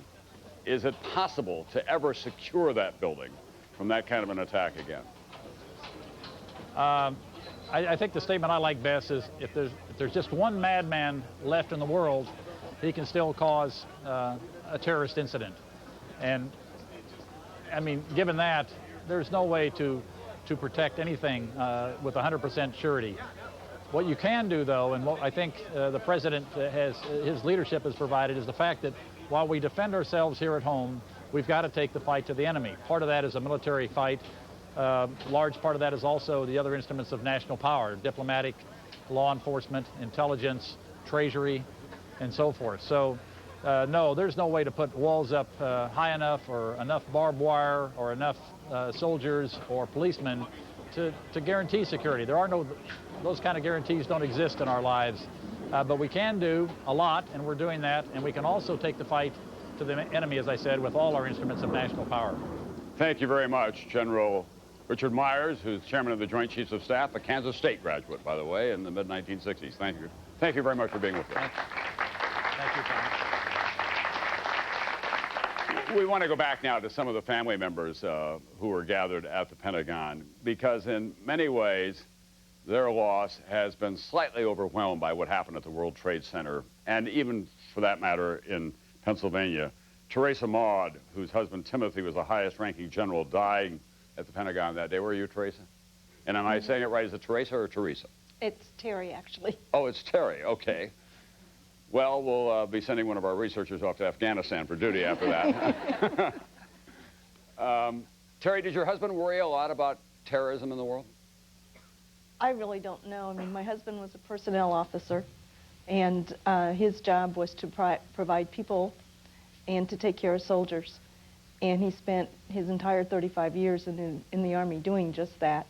And so I can't really say that he's focused on terrorism any more so than he did on housing or benefits or education or any of the other things that were in his purview to be responsible for. But you must have had some comfort then, knowing that he was out of the line of fire, and yet here, ironically and tragically, he died at the headquarters of the United States military. To a certain extent, yes, but, you know, who could have predicted that anyone was going to take an airplane full of people and fly it into the side of any building? And so I don't know that there was any more comfort or any more shock because Tim was in the Army than there was for anybody else who lost somebody. Michelle Cornett, where are you? You lost your husband. No, sir, I lost my father. You lost your father. He was the last soldier to leave Vietnam. Yes, he was. Think about the arc of his military experience. Getting out of Vietnam, still alive, then dying at the Pentagon. Well, actually, he did 2 tours in Korea before he went to Vietnam. And then, as a retiree, working for the Department of the Army to be killed in the Pentagon as a civilian. I know that a number of Pentagon families, and although they've not whined or whimpered about this, but they have been, I suppose that it's fair to say, a little unsettled that they have not gotten quite the same amount of attention as the families from the World Trade Center or in Shanksville, Pennsylvania. Do you share some of that feeling? As events were unfolding, it was very difficult trying to find some information or see something about the Pentagon on TV because it was so focused on New York. And, you know, I understand, you know, what a huge event that was, but now you've got another part of the United States concerned for their family members, and they wanted information, and it just wasn't forthcoming. Michelle, how has all of this affected your life? Oh, my. I feel more aware of everything. I feel more aware of my surroundings. I feel like it's almost my job to keep track of what's going on around me and who's nearby. I'm more aware now of things that my dad would say to me that seemed to be not that important at the time, but at odd moments during my day, I would hear his voice tell me about something that I remember, some kind of advice or just a word he gave to me that would suddenly pop into my head. You know, now, you know, as a kid, you don't much pay attention to what your parents tell you. But as you get older, your parents get smarter, oddly enough. And I would just remember back on things he had told me and wish I had really appreciated the advice at the time that I got it. Michelle, thank you very much for being with us. And to all of you, families at the Pentagon, we're deeply grateful for your participation here today. I'll be back in a moment with America Remembers, a gathering of the family.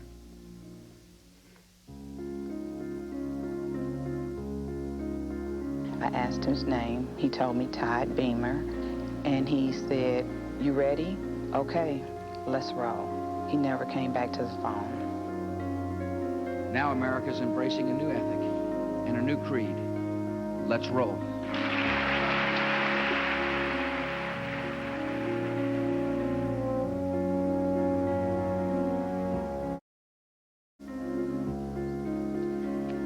There's a hole in America's heart today, and at ground zero, the flag flying above the ceremonies. There's a hole in that as well as a result of what has been metaphorically described as a violent or angry wind. Other people, when there was a wind gust, just as the names were beginning to be read, were calling it a spiritual wind. All the forces are in play here today, including the forces of hate and intolerance and understanding. And we're joined now by James Zogby, who became a very familiar figure. He's a distinguished American, head of the Arab American Institute. You were very concerned a year ago at this time about a lot of violent anger that was directed at people of Arab descent. Give us an update now about where you think we stand in this country in terms of understanding the Arab ancestry and being tolerant of people who are not just visitors to this country, but longtime citizens of America who happen to be of Arab descent. The president helped a lot. He spoke clearly, directly. It was followed by many other statements from senators and congressmen. You know, as I look back at that first month, as painful as the death threats were, I got them, my family got them, the acts of kindness were even more overwhelming, I think. We found people in my building making cookies to bring to us. I mean, we almost felt like, why us? Why doing good things for us? But I think people wanted to do a good thing. There was almost a cleansing need to do good things as Americans, to say, this is who we are as a people, and we will not let hatred beat us. What about in the Middle East, the so-called moderate Arab nations? There's been a fair amount of criticism that the leaders, like President Mubarak of Egypt, have not spoken out strongly enough about what happened here. It's been all complicated, no question about it, about the dispute between the Palestinians and the Israelis as well. How do you feel about that? There's a lot of anger and a lot of hurt.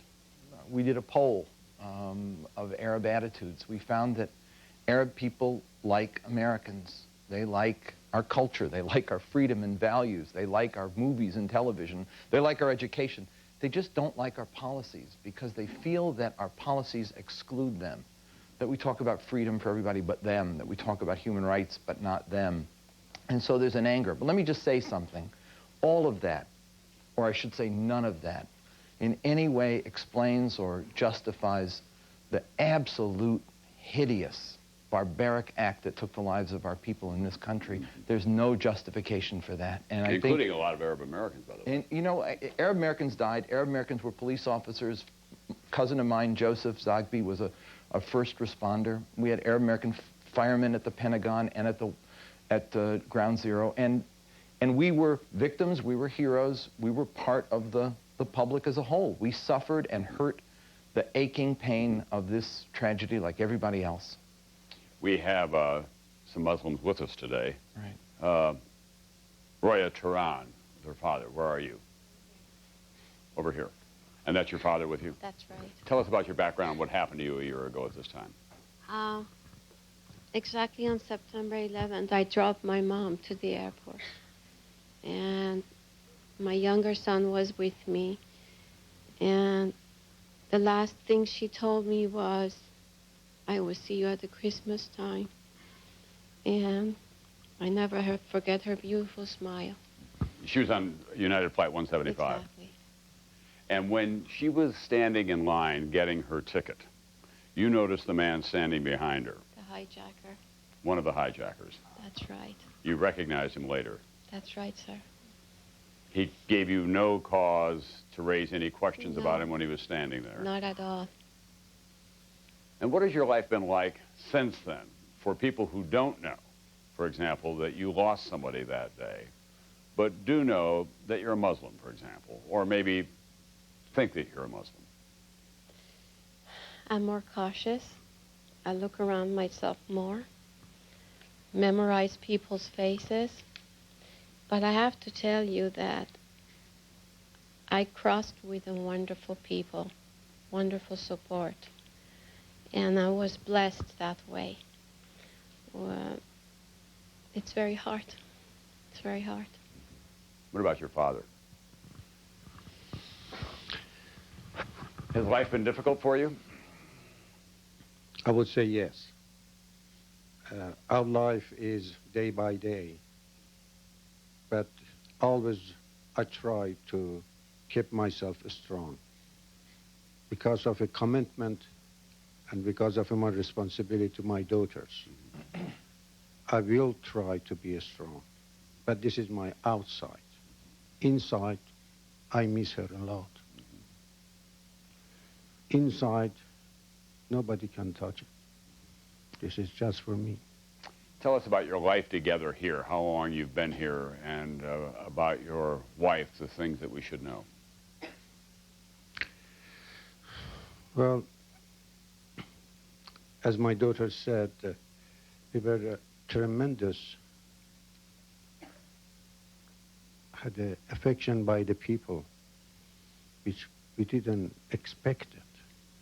We lost her and we got a lot of other things which we didn't expect it. They were wonderful, all American and other nation. The day of her memory, ceremony of her memory, many people came. They told me just I came here to say hi to you. That's all. I didn't know. I didn't know these people. What did you think when you heard Osama bin Laden and then the hijackers and the messages that they left behind say that they were doing this in the name of Allah, that we were unworthy, that this country represents infidels, that's an insult to their religion? What did you think when you heard that? Well, I'm sorry to tell you, this is not my field. Religion and politics has to be some expert to discuss it. Really, I don't know. But the only thing I know, just personally, there is no any connection between this justification related to the religion. Whatever they did by their idea, not because of a religion. Religion never teach anybody to kill anybody. There is no such a religion in this world. This is just the people. They did it by whatever it comes to the mind, whatever they had the idea to do that, not because of a religion. Allah never teach anybody to kill anybody or even touch anybody. Everybody is respectable. We have to respect everybody. This is religion. Mr. Turan, thank you very much.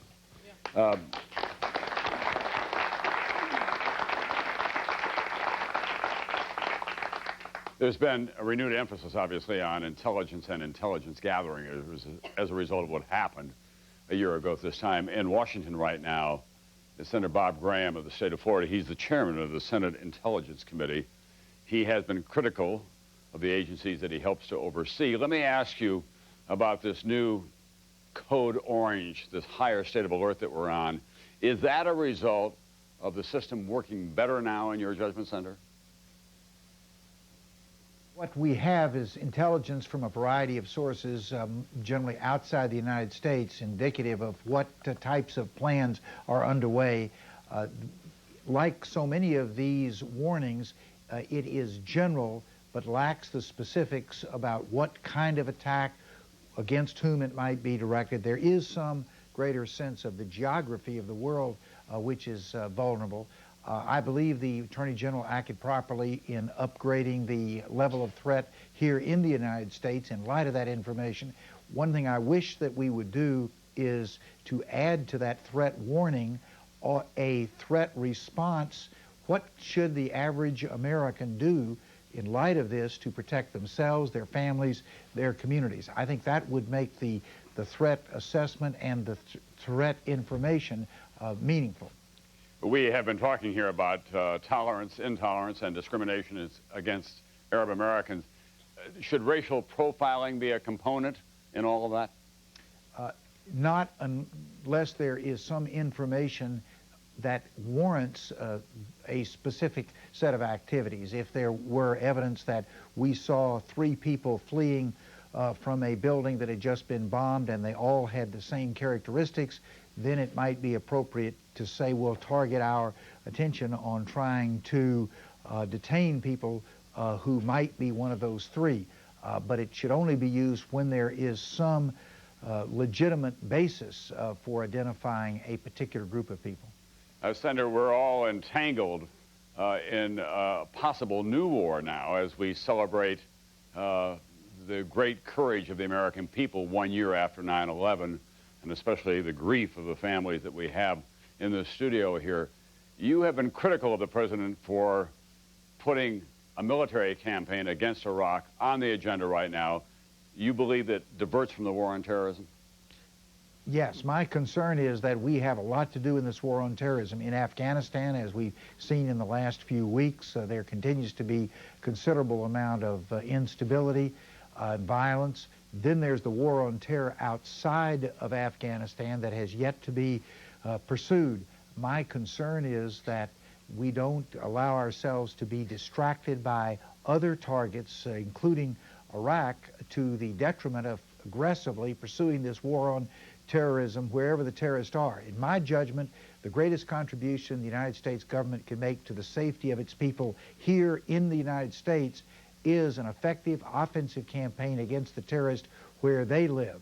We're not going to win the war on terrorism defensively by building fortresses in the United States. We're going to win it offensively by taking on and taking out the terrorists wherever they live. Thank you very much, Senator Bob Graham of Florida, who's the chairman of the Senate Intelligence Committee. Thanks for being with us today. Bahreen Ashrafi is with us as well, I think, here in the studio. Is that true? Scheduled to be not here. Let's go back to the screen if we can then, and we're joined now by Senator John McCain, who needs no more introduction than just that. Senator, the president is going to talk about Iraq this week, make the case. This is a day in which we're remembering, obviously, the terrible events of a year ago, but we can't separate them because that triggered a war on terrorism. Some people are saying this will be a diversion from the war on terrorism. Can we conduct two military campaigns of that magnitude simultaneously, and should we? Well, I think we can, and I think we should, because Saddam Hussein does present a clear and present danger. He has before September 11th, and he will tomorrow. I believe that in the war on terrorism, we're in a long, hard struggle that will last as long as there are young men standing on street corners throughout the Middle East with no hope, no democracy, no economic development or freedom of any kind. In the meantime, Saddam Hussein, who I think is much weaker than some experts allege, is continuing his pursuit and development of weapons of mass do what we can to bring about that change, and I do not mean militarily. Senator, what about the place of oil and the consumption of it in this country and alternatives to our voracious appetite for oil, most of which comes from the Middle East? Well, we have to do a lot better on alternate fuels, on cutting down our gas consumption, making better cars, and institute efficiencies. And by the way, they'll still be selling us oil because that's their lifeblood. But we've got to do a much better job than we've been doing in the past. But you can't let oil dictate national policy when the threats are being bred in places that provide this oil, because if our country is paralyzed, then we have no use for it. The senator is willing to take some questions or to hear comments from people in the crowd. Anybody want to talk about oil or energy? Tom, could I make a comment while Sure. you're waiting for some? I was in New York City over the weekend for the wonderful commemorative session we had in New York City. And then I was out on Staten Island and met with some of the family members. And I know earlier in the program some of their frustrations were made very clear to you and the people who watch this program. Number one, I think we need a congressional hearing on how this program is going for the survivors and see what changes need to be made.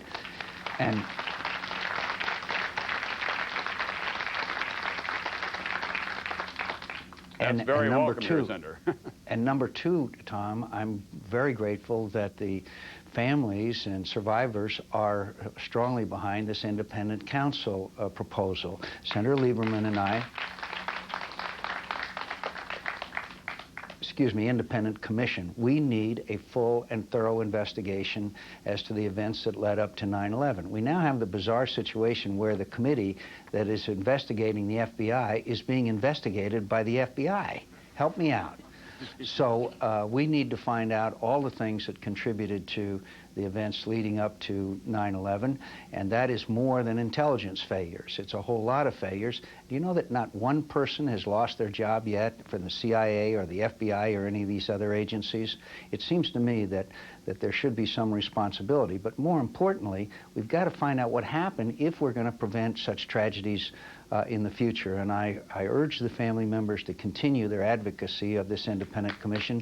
Senator Lee. Well, Senator, let me just put that to the room if I can, because that is a big issue with a lot of people. On the other hand, some say, look, it's time to move on. If we go back and plow that ground again, it'll just divide the country. How many in this room think that there ought to be an independent commission and real accountability for what happened that day? That's an overwhelming majority in this room. And how many, fairly, now think that we just have to move on, that we can't go back over that ground again? Yeah, James Zogby is here with us as well, Senator, and no one has a better finger on the pulse of the nation than Jim Zogby does with his polling. Let me just suggest that one of the reasons why a commission of that sort is so absolutely essential is on the issue of some of the programs that have come out of the Department of Justice. You cannot solve a problem unless you know what the problem was in the first place. All too often, proposals that have been forthcoming are not solutions to the problem that actually took place that brought about this terrible tragedy. And so we've actually compounded the problem by instituting programs that don't matter. Bolt the pilot doors. We asked for that a decade ago, didn't get it. Bolting the pilot doors would make a whole world of difference and would have averted that tragedy. That is still not mandated on every plane, and it's wrong. Jim, in your polling, are you finding a real undercurrent of anxiety in this country? There's a terrible anxiety. People are not settled, and people are angry. They are angry, and we're seeing it at the polls, actually. Some are staying away, and some are voting incumbents out. But I think there is, you know, my brother is actually the pollster. I work with him. Familiar with but we work together on polling here and polling in the Middle East, and it gives us a real handle on what people are thinking. And I think that, yes, and a day like today is going to bring back, I think, a lot of the anxiety, a lot of the concern, and raise the questions in some ways painfully all over again. Senator, do you think that... Yeah, go ahead. I just agree with Jim's comments. I think they're very important because unless people understand what brought about these events, I don't see how their anxieties can be resolved if it's still unknown, because then they would believe that every likelihood of a repetition of this kind of tragedy, when I believe we've made great progress. But the fact is that I don't know how complete that progress is going to be until I know all the reasons why that took place. A small example, and I don't mean to drag out my comments here, but in 1989, when the Soviet Union left Afghanistan, thanks to our help and the brave Afghan people, we turned our back on Afghanistan. And then the Taliban finally came, the terrorist training camps of bin Laden, etc. That wasn't a failure of intelligence. Everybody knew that was going on. That was a failure of national policy. And those are the kinds of things we need to get into, because we cannot afford to repeat the errors that led up to 9/11. Elliot Scheinberg is here.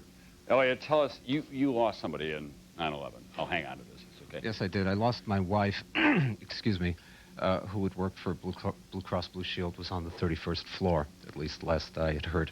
My question is directed to Mr. Zogby, who had mentioned a poll that he had taken which shows an admiration for our culture and our society. But Mr. Zogby, what you did not mention was the poll that had been conducted and published by all the networks and all the media back in March or April of this year, which indicated, and an anonymous poll I might add, amongst the Islamic community worldwide, indicating that approximately 90% condemned us for attacking Afghanistan, and by the same token, by a similar percentage, held us responsible in part, or in large part, for the initial attack to begin with.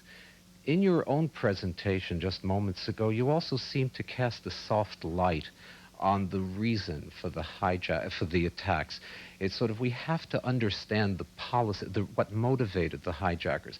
Now, this is something that we've all been hearing since the very first day when the various imams across the country were interviewed, and they were all making these, let's say, perfunctory talismanic phrases of "we condemn it, but," And then there was the but, and the but tends to suggest where the real allegiance lies. No. We go into, please allow me to finish, in certain communities not far from where I live, such as Paterson, New Jersey, there were members of the Islamic community dancing in the streets, handing out candies, which is what was happening in other parts of the Middle East.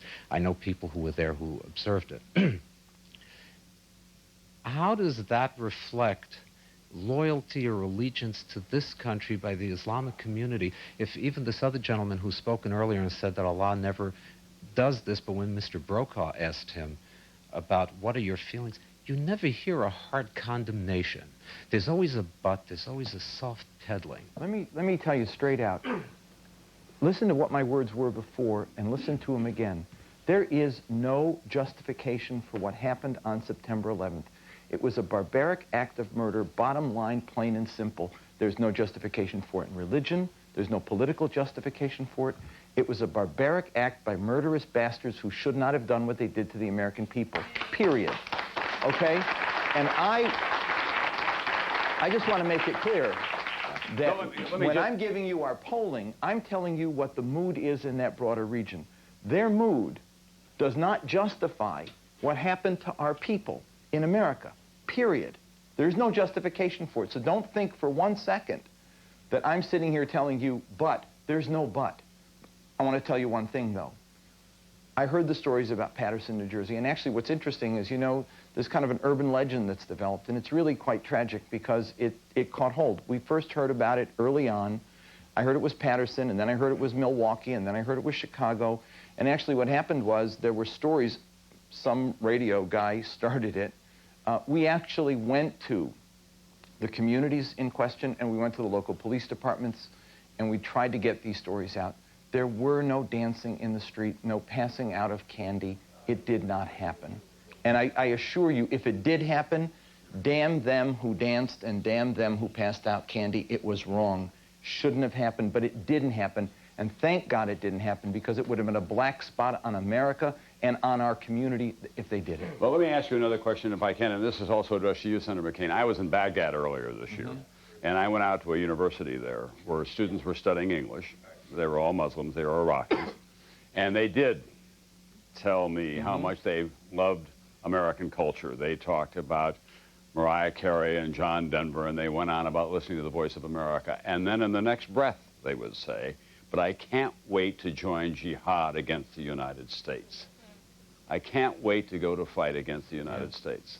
And when the suicide bombers come across the lines in Israel, for example, in Saudi Arabia, they have lotteries, and they raise money for the families.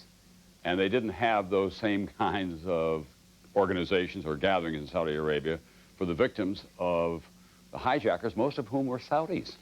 Yeah. And you know, listen to the statement that Crown Prince Abdullah issued today, the letter he sent to the president, and that was broadcast in Saudi Arabia as well. The Saudis have been, I actually was with the Saudi foreign minister a few days ago in Cairo, delivered a very strong denunciation and made clear his embarrassment, his humiliation and anger that 15 of these people were Saudis. They have a problem. They know they have a problem, and they're trying to address it, number one. Number two, on the question of, let's not mix Iraq, Palestine, and what happened to our country. The Iraqi people are at war with us, we're at war with them, and we've been at war with them for many years now, and so there's a lot of anger in that country, and let's leave them out of this picture. But we also found this in Pakistan, by the way. I understand, and Musharraf has a terrible and very difficult time keeping control of his own country. There are in each country unique circumstances that we need to understand as a U.S. military, as a U.S. State Department, so that we can address those problems and defeat terrorism in those countries. And I think we're doing an okay job in several of them, a not so okay job in others. Senator, are we thinking outside the box enough about that problem and how we present ourselves and deal with it around the world? I do not believe so. And by the way, I have the greatest respect and appreciation for Jim Zogby. I have a strong difference of opinion on Saudi Arabia. Saudis are still funding the madrasas where they teach this hatred. They are still riding the tiger in that they do not. Well, I got a great idea for them, Jim. Why don't they start out by letting a woman ride in the front seat of a car? The point is that my point is as I said before, and I'll abbreviate it, until there is hope, development, democracy, the institutions of freedom in these countries, there will be the frustration, the anger, the hatred, and unfortunately the breeding grounds for terrorist activities. And so I believe these countries have got to move in a democratic fashion, or they will continue to have difficulties. In the case of the Saudis, over time, they may meet the fate of the Shah of Iran.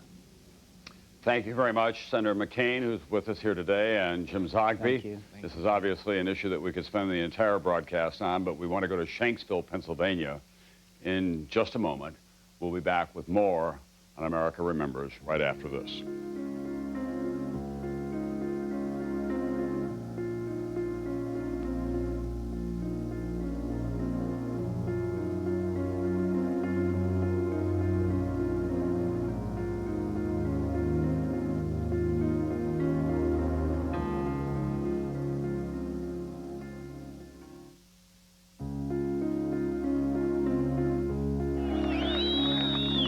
I can hear you, the rest of the world hears you, and the people who knocked these buildings down will hear all of us soon.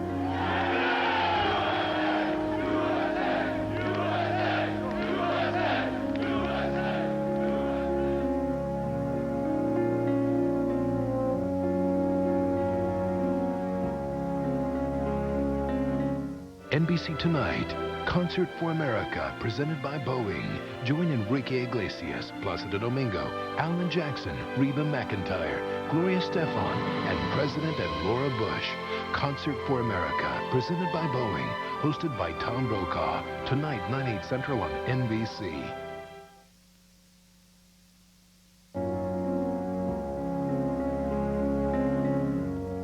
Good afternoon. Welcome back to Action 10 News. You know, many things have changed since the September 11th attacks last year. One of the biggest things that has changed is how people fly. Action 10's Mark Stewart has been at the airport all day, and he joins us there live now. Mark, what's it been like out there today?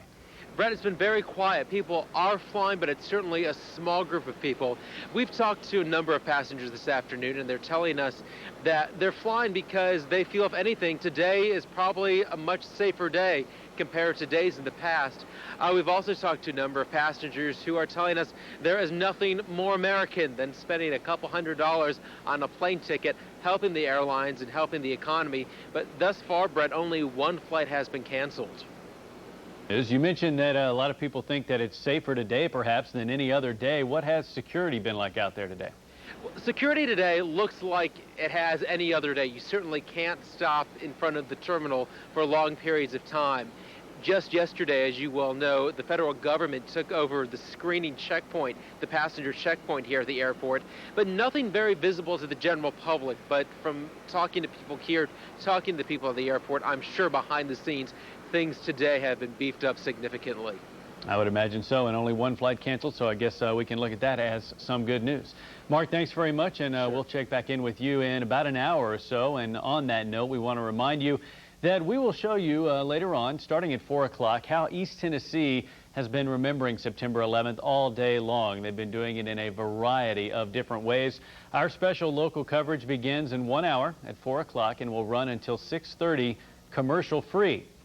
We're calling it East Tennessee Remembers 9/11. We'll go all over Knoxville and Knox County and East Tennessee to bring you glimpses and images of how people are commemorating this day, one day after the September 11th attacks of last year. For now, we will return you to national coverage, but invite you to join us again in 1 hour for East Tennessee Remembers 9/11.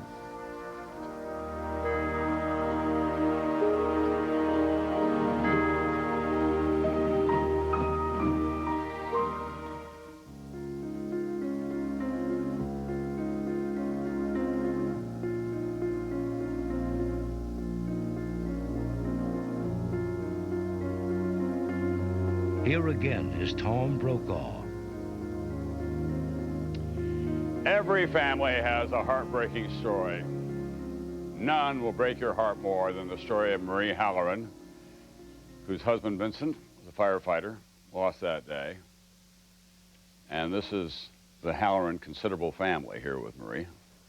She discovered not too long after that she was pregnant with her 6th child. It's that beautiful little Colleen with a mop of curly hair sitting in her arms there. Why don't you tell us about the guys that you've got on either side of you? My oldest, Jake, is next to me. The second is Connor. Third is Aiden on his right. Kieran is our fourth.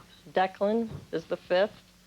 He just turned 3 in June. And Phelan was born on May 17th, my husband's and my 16th anniversary.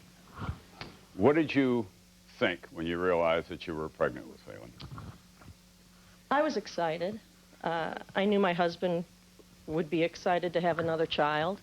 You know, obviously more than bittersweet because he should be here and he's not. I know he knows about her. I think, you know, that they know about all of us. And tell us about Vincent. He was a firefighter for 20 years. He was a lieutenant. That's your daddy. He was a lieutenant in Ladder 8 down in Tribeca. And he was just a great guy. He loved children. His whole life, I believe, revolved around his family. Oh, my little daddy. Yes, your little daddy. Right. No, my granddaddy. And in a minute. And you know, what people remember about him is his love for children, how kind he was, how funny, and his smile. Everybody always talked about his smile. What have you got in your pocket? He's looking for a picture of his father. Is this the one? Yes, except there's a green back on it, and that's Oh. why he wants the green one. Oh, okay. And one of the boys might come out with, here's a green here it one. is. Here's Here it your is. green one. Okay. Sorry. They carry those like baseball cards. Well, these are new and special. These were made so they could carry with them as they grew older. And on the back it has a saying that says, to keep your father's memory alive, live your life like your father did. Be loving, be kind, be generous, be thoughtful, be fair, have fun, be helpful, be a hard worker, set a good example, accept others, that's you, be open-minded, love your wife and children, and live your life with no regrets. And I believe very strongly that my husband did all of those. And I'll have to make a different card for my daughter because I didn't realize I'd have a daughter. The fire department's obviously an extended family. Yes, they are. You have one of your husband's best friends here with you today. Yes, my friend Larry Mack, who's been with us through this whole, through this whole ordeal, and he became the godfather of Phelan because of all of his help and assistance and love that he's shown us. You seem remarkably unangry, Marie, if I can say that. Is that fair? Yes, I've never gotten angry. I feel that the people that flew... Here you go. You can hang on to this one. The people that flew their airplanes, I think that they were basically followers. They were sick people, and I really have I don't blame them. I don't blame the city of New York in the respect that I would never have expected them to have put a dragnet around our city. And if my husband were killed in the Pentagon, I'd have a whole different take on it and probably anger with that. But other than that, no. Jake, you've had to grow up in a hurry here. Right? Yeah. Kind of had to step up. You know, you're the oldest son. Has that been hard? Your brother's got the microphone now. He wants you to talk into it. It's been difficult, but you just sort of get used to it, grow with it as time goes on. And your pals help you through it? Yeah. What's it like having a sister in the family after all these guys?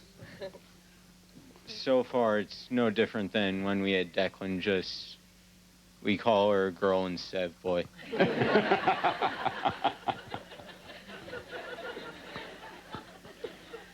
Jake, I've got news for you. It's going to get to be a lot different. Not when I'm in the house. Well, listen, you're a great family, obviously, and we know that this is a difficult time. Guess what I had? Can you want to come with me? Come right over here. We're going to go over and talk to this nice lady here. This is your Anna. This is Anna Quinlan, who writes for Newsweek magazine, and she's just written a wonderful new novel. called Blessings. And she's written a lot about having children and going through all of this. Thank you so much. May I keep this for a while? Okay, Thank you. Thanks, Ted.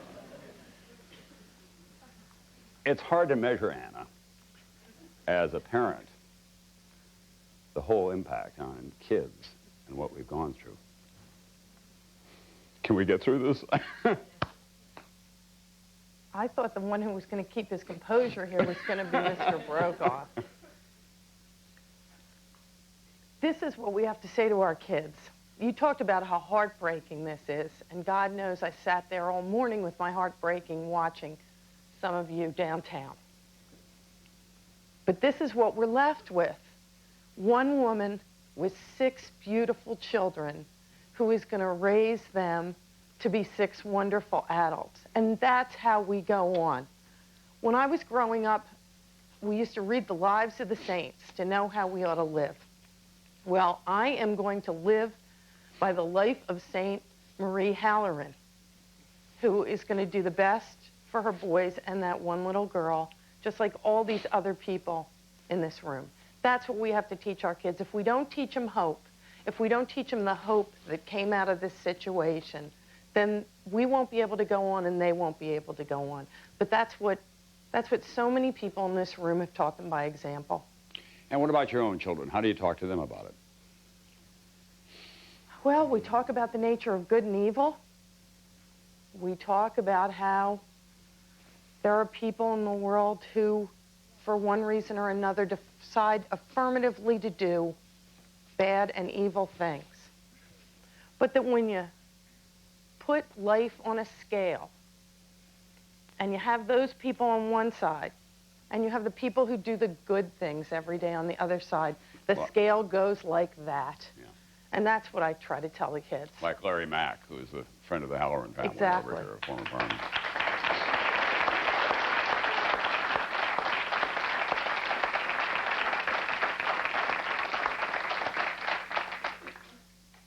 Well, I told you I was going to need help here today. I meant it. Shanksville, Pennsylvania, a small town that found itself thrown into history in a way that it didn't want to, had these very touching ceremonies there today. Sandy Dahl is in the back there. Sandy's husband, Jason, was a pilot on Flight 93, which went into the ground. You have listened to the cockpit voice recordings that were made available to you, Sandy. Was that helpful? Yes, it was helpful. I was able to deal with reality at that point, so it was very helpful.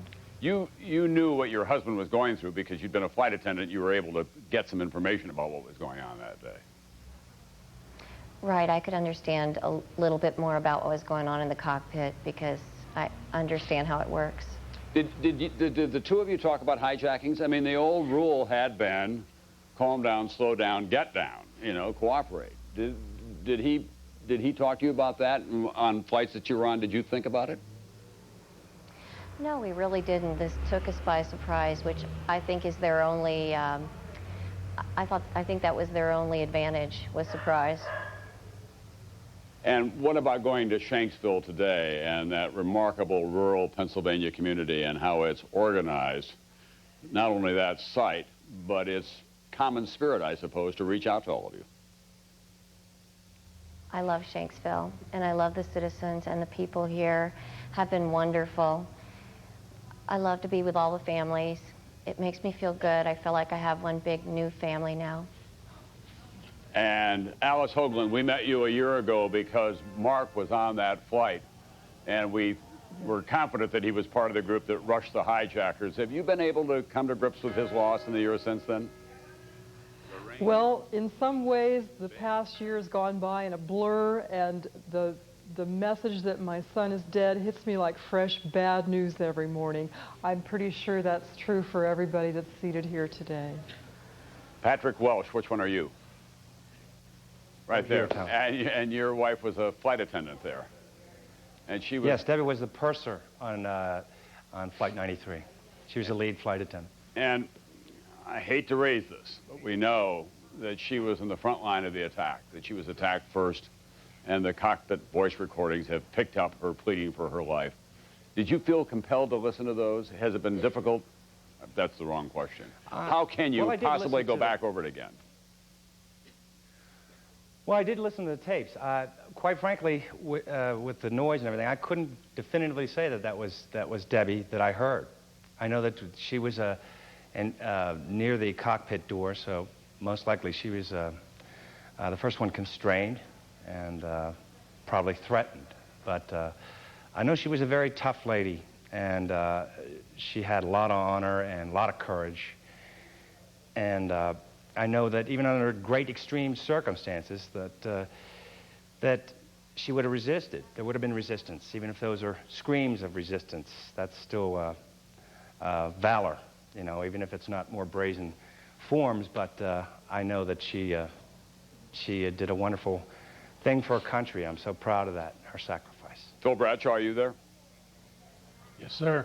Your wife, Sandy, called you from the plane. She was a flight attendant. What did she tell you?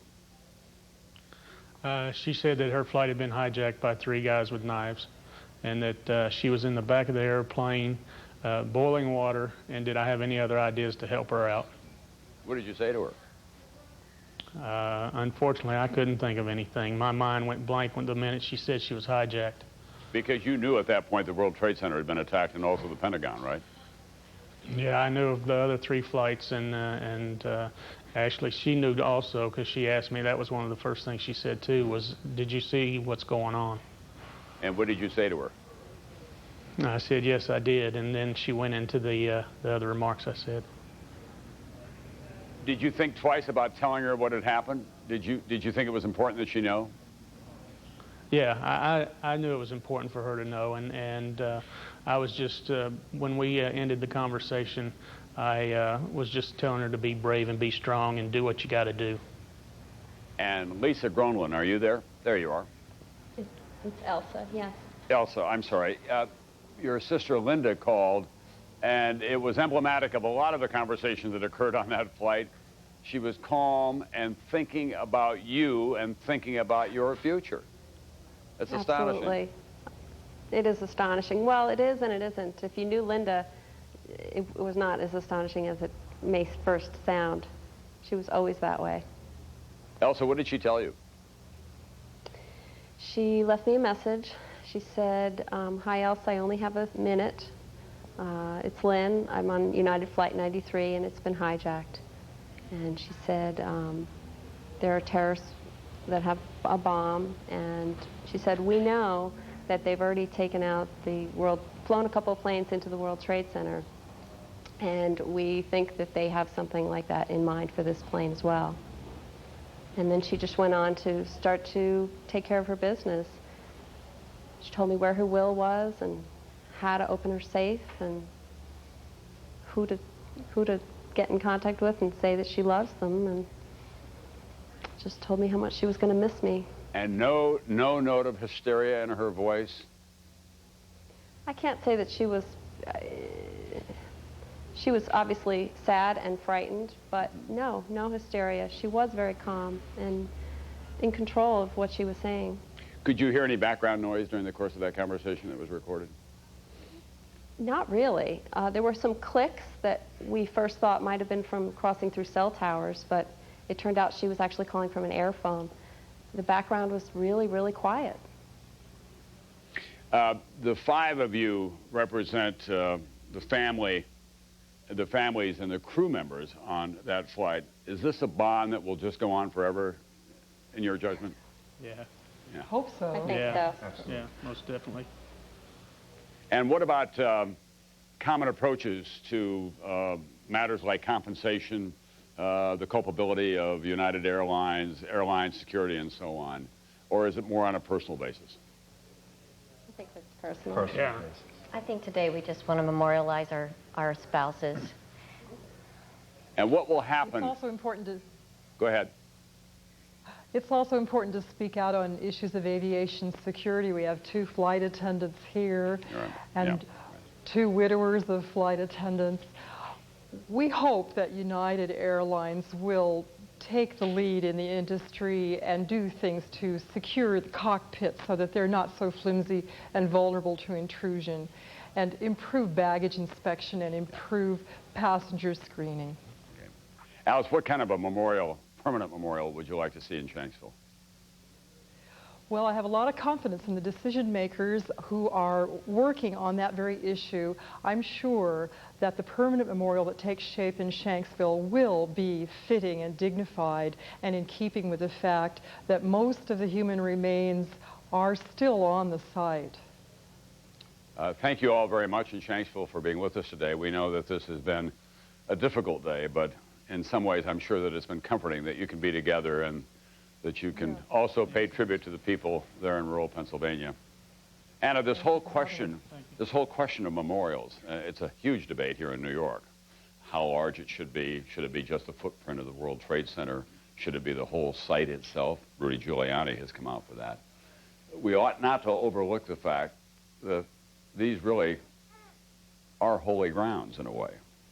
I agree completely, Tom, and that's why I really have thought from the very beginning that the memorial ought to be the entire site and that nothing should be built on that place where the memorial service was held this morning. Someone who lives in Lower Manhattan who disagreed with me wrote me a letter and said, we don't want to live next to a cemetery. The problem with that is that Charity lives next to a cemetery. That is and will always be haunted ground and hallowed ground, and I think it should stay that way. And it's Gettysburg. And that's the way it ought to remain. Are you struck by these families on the screen that we just saw and the families here today and how we need to be reminded about the woof and warp of American life in a way that we were not before 9/11? It seemed that we had been caught up in the winds of page 6. The only Americans you heard about were P. Diddy and J. Lo. Right. No, I felt that this morning because when the names were being read aloud, I kept recognizing names, and not just the names of Bill Biggert, whose family I know, or Eamon McEnany, whose brother I know, or Neil Levin, whose widow I know. But I'd hear a name and I'd think, oh, that's that guy from Middletown who left a wife and kids, or that's that firefighter who was so badly hurt and then came back on the job. And suddenly it occurred to me, recognizing those names and seeing the faces in the crowd and recognizing some of the faces, that all of your families had become our family too. And that we knew so much about you and we cared so much about you. And that's why whenever I go down there, or when most of us sat there watching this morning, why we wept. Because in some small way, certainly, compared to what you all felt, we felt your losses as our losses. I want to hear from some of you about the memorial as well. What would you like to see happen at the World Trade Center at Ground Zero? Tell me who you are. My name is Battalion Chief Edward Henry. My son was in Ladder 21. No one from Ladder 21 has been recovered as of yet. I would like to see it, as Mrs. Quinlan said, I would like to see it a complete memorial for the whole thing. And I know you want to go on with everything, but for these people, it's very hard to go on. I just want to tell you that the show, in my opinion, was excellent, and I really enjoyed it. And I'm up about your age, so I had to write a few notes. Because you don't look that old to me, I got to tell you right now. And I would like to say that the fellow over here who spoke to the special master, I agree with everything he said. He's 100% right. These people here should be taken care of. And I think that Senator McCain made it pretty clear that Congress is going to have to go back into this at some point. I agree. And on the bad parts, let's see if I got any criticism. Well, you want to borrow my glasses? General Myers, who you talked to, maybe because he's a general, he talked to you for 15 minutes and said absolutely nothing. And the fellow in front of me, if you want to become a general in the Army, you've got to learn how to do that. Well, we won't report it. What about you? What do you think about the site and what ought to happen there? I agree with both of them. I think that that nothing should go on there, and I keep hearing stories about, you know, the loss of revenue for retail, and to me, there is not enough money that could be made there that could ever take the place of what the memories that are there, and the fact that that is sacred ground, and it should remain that way always. And what are the memories for you that are there? This is my best friend, Carolyn, and she lost her husband and her husband's brother and their best friend. And I've been with her since about 15 minutes after it happened, and we've been together ever since. And it just, I know that Andrew and Vinny and Michael are there, and I don't think that they would ever want us to ever build something on top of there when they were, I thank God every day that I know in my heart that the three of them were together as they should have been when they left this world. And I know that Andrew and Vinny would be so saddened if something was built where they died.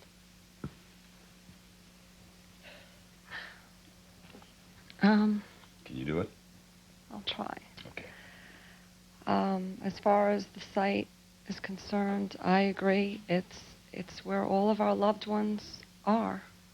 Even though my husband and his brother and their best friend were all recovered, thankfully, it's only a part of them.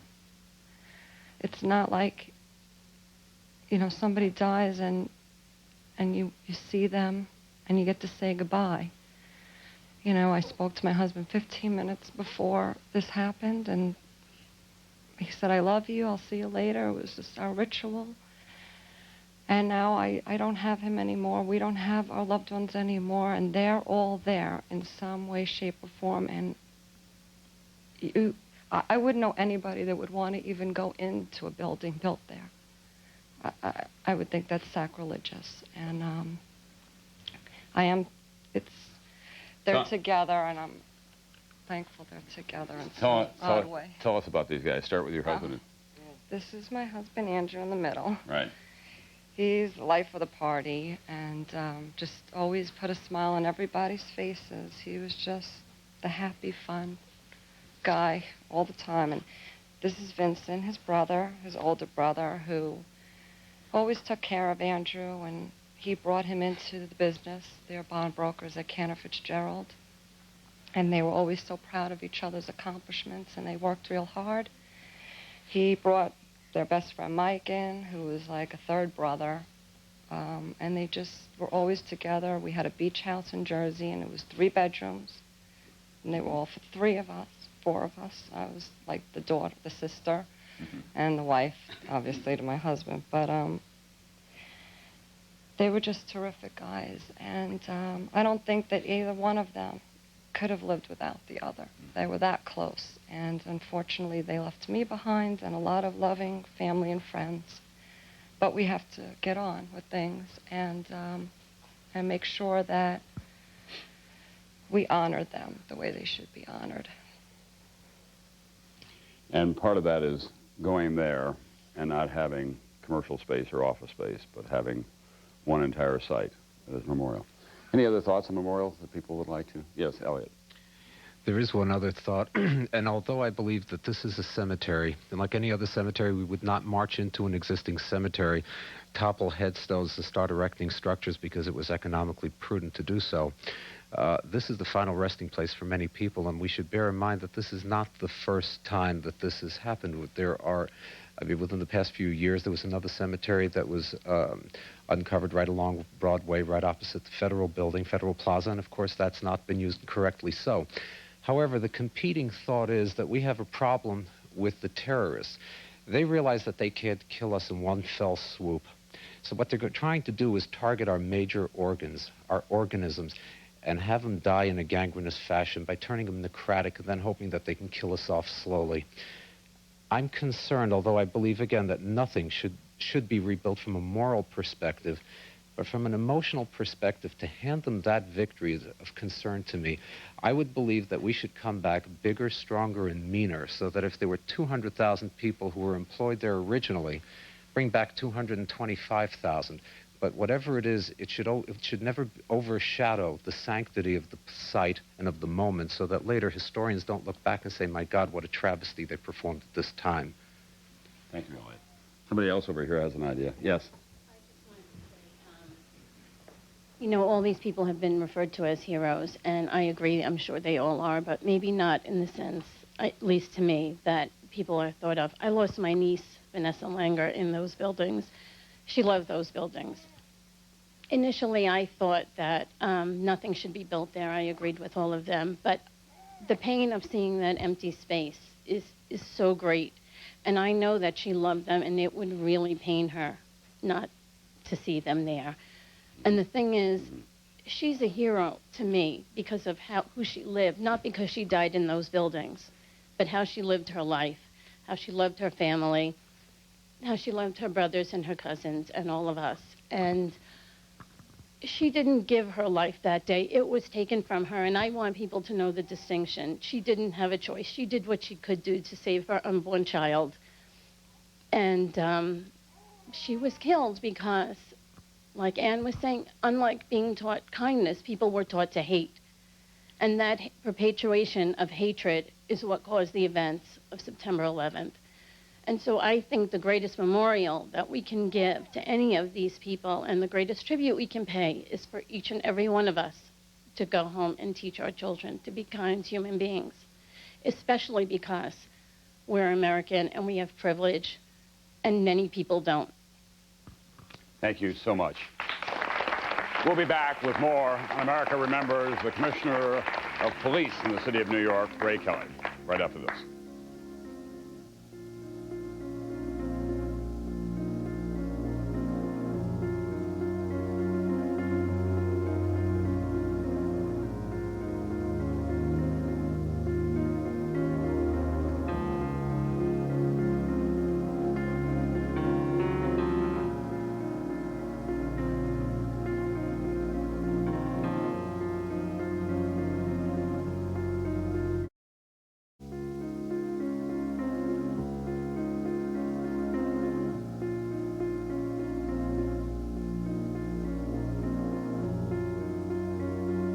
From NBC News, America Remembers.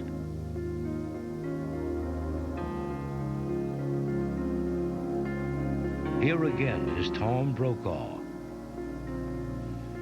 We're back with a gathering of the American family as we remember and learn. And someone who's going to help us learn right now is Ray Kelly, who is the police commissioner in the City of New York. He joins us from Ground Zero. Mr. Kelly, we know that we've got an elevated status of alertness. It's called Code Orange. What about the City of New York? Any problems today? No problems today, Tom. We've had an elevated state of alert, as you say, for quite a while, since probably March. We've done a lot of things. We put a lot of programs in place, I think, to make New York certainly safer than it was a year ago. We believe that we're making it safer every day. We're doing training, we're obtaining equipment for our people, and so far today has gone flawlessly from our perspective. I know you've got a pretty aggressive recruiting program underway to try to get some new members of the NYPD. How's that going? It can be, as people learned a year ago now, a pretty perilous job. Well, it certainly can, but we have no problems recruiting. We had 32,000 people sign up to take our last examination. We're giving another one in October, and so far recruiting is running above expectations. Commissioner, we can't pretend like we don't know each other. You and I walked through the ruins of the World Trade Center in 1993 after the bombing at that time. Did you ever think it would come to this? No, I never did. I was just telling someone that I remember sitting in the basement of that building in 1993, about 10 o'clock at night, with some engineers saying, in effect, that this building could never come down. There was a big hole in the basement, certainly 5 stories deep, but the engineers said nobody could ever knock this building down. And then when I saw the first building fall, I witnessed it fall, last September 11th, it was something I just could not believe. I still have a hard time accepting it because I live down here, and it took me a long while to get used to this gaping hole in the sky. Commissioner, it's now a year later. Are New Yorkers going to still have to get used to restrictions on how they can move around the city from time to time? Some bridges are going to have to be closed, tunnels closed when there are elevated states of alert? It's possible, but really, I don't think there's been too much inconvenience. We certainly have had additional security on bridges, on some of our landmarks. We don't do that all the time. We do it on a somewhat sporadic basis. I don't think people have been too inconvenienced, but clearly our life has changed as a result of September 11th, and there are going to be some inconveniences. Again, I don't think it's been that much. We hope that it doesn't get any greater. All right, thank you very much, Commissioner Ray Kelly. We know you've got a full lineup of duties there today. We appreciate you being with us. Okay, Tom, thank you. Thank you. Let's go over to the Buca family over in this section, if we can, which has not gotten as much attention as it probably should have. Buca's right here, right? Right there. Tell us about a member of your family who really had a dual role. He was fire marshal, worked in terrorism, but he also was a member of the Special Operations Forces. My husband Ronald was a fire marshal with the fire department, and he's been on the fire department, had been on the fire department for 23 years, and he had been with the military for 29 years.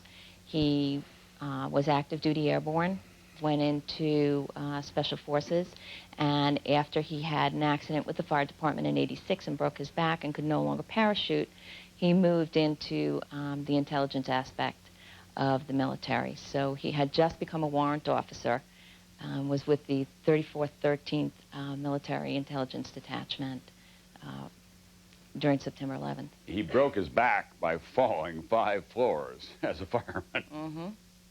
And still wanted to go back, right? He loved the fire department.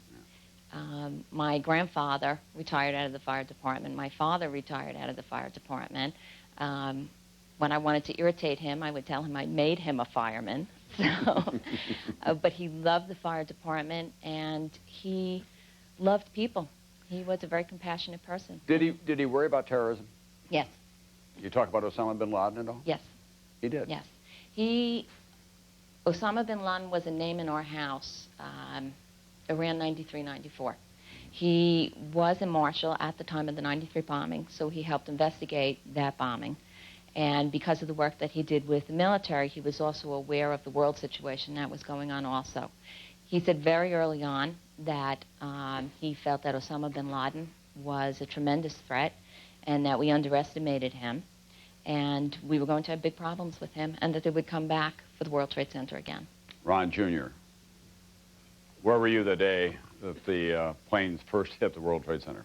I was actually at school in New Orleans. I just finished up there this May, and I was there. I saw it on the news just like everybody else. And what did you think about your dad at that point when you saw it? I knew he's headed over there. And my mother's a nurse, so she started a triage unit at her hospital. She talked to my father that morning and then called me, so I'd known that he was headed over there. Just, I was hoping he was going to be careful. I knew when the buildings went down and there's people inside, I had a gut feeling that he's still in there. And then about 10 o'clock at night, when I finally got through to the base, it's confirmed that he's still missing. And, there's pretty much a gut feeling. What about the firefighting tradition in your family and you? Everybody's saying don't do that? No, well, actually, I'm pursuing a profession in the intelligence field. I feel right now that's what's most needed, and for the next couple of years. So I'm going through some background checks for that, and I'll do that. And then when I get out, it's a definite possibility. Did your dad ever talk about fire department radios and communication in high-rise buildings? Sure. There was actually several flaws in it, and that's probably one of the reasons that I promised my mother I wouldn't go directly into the fire department. There still needs to be a lot of adjustments in terms of the education for first responders and their equipment. It's the greatest fire department in the United States, if not the world. And most volunteer fire departments have 2 sets of bunker gears. They still only have 1 set of bunker gears. They don't have radios that work in sky rises. And they also need training for biomedical and biochemical attacks that are also very possible. So I think a lot of things need to be put in place, and change does need to be implemented.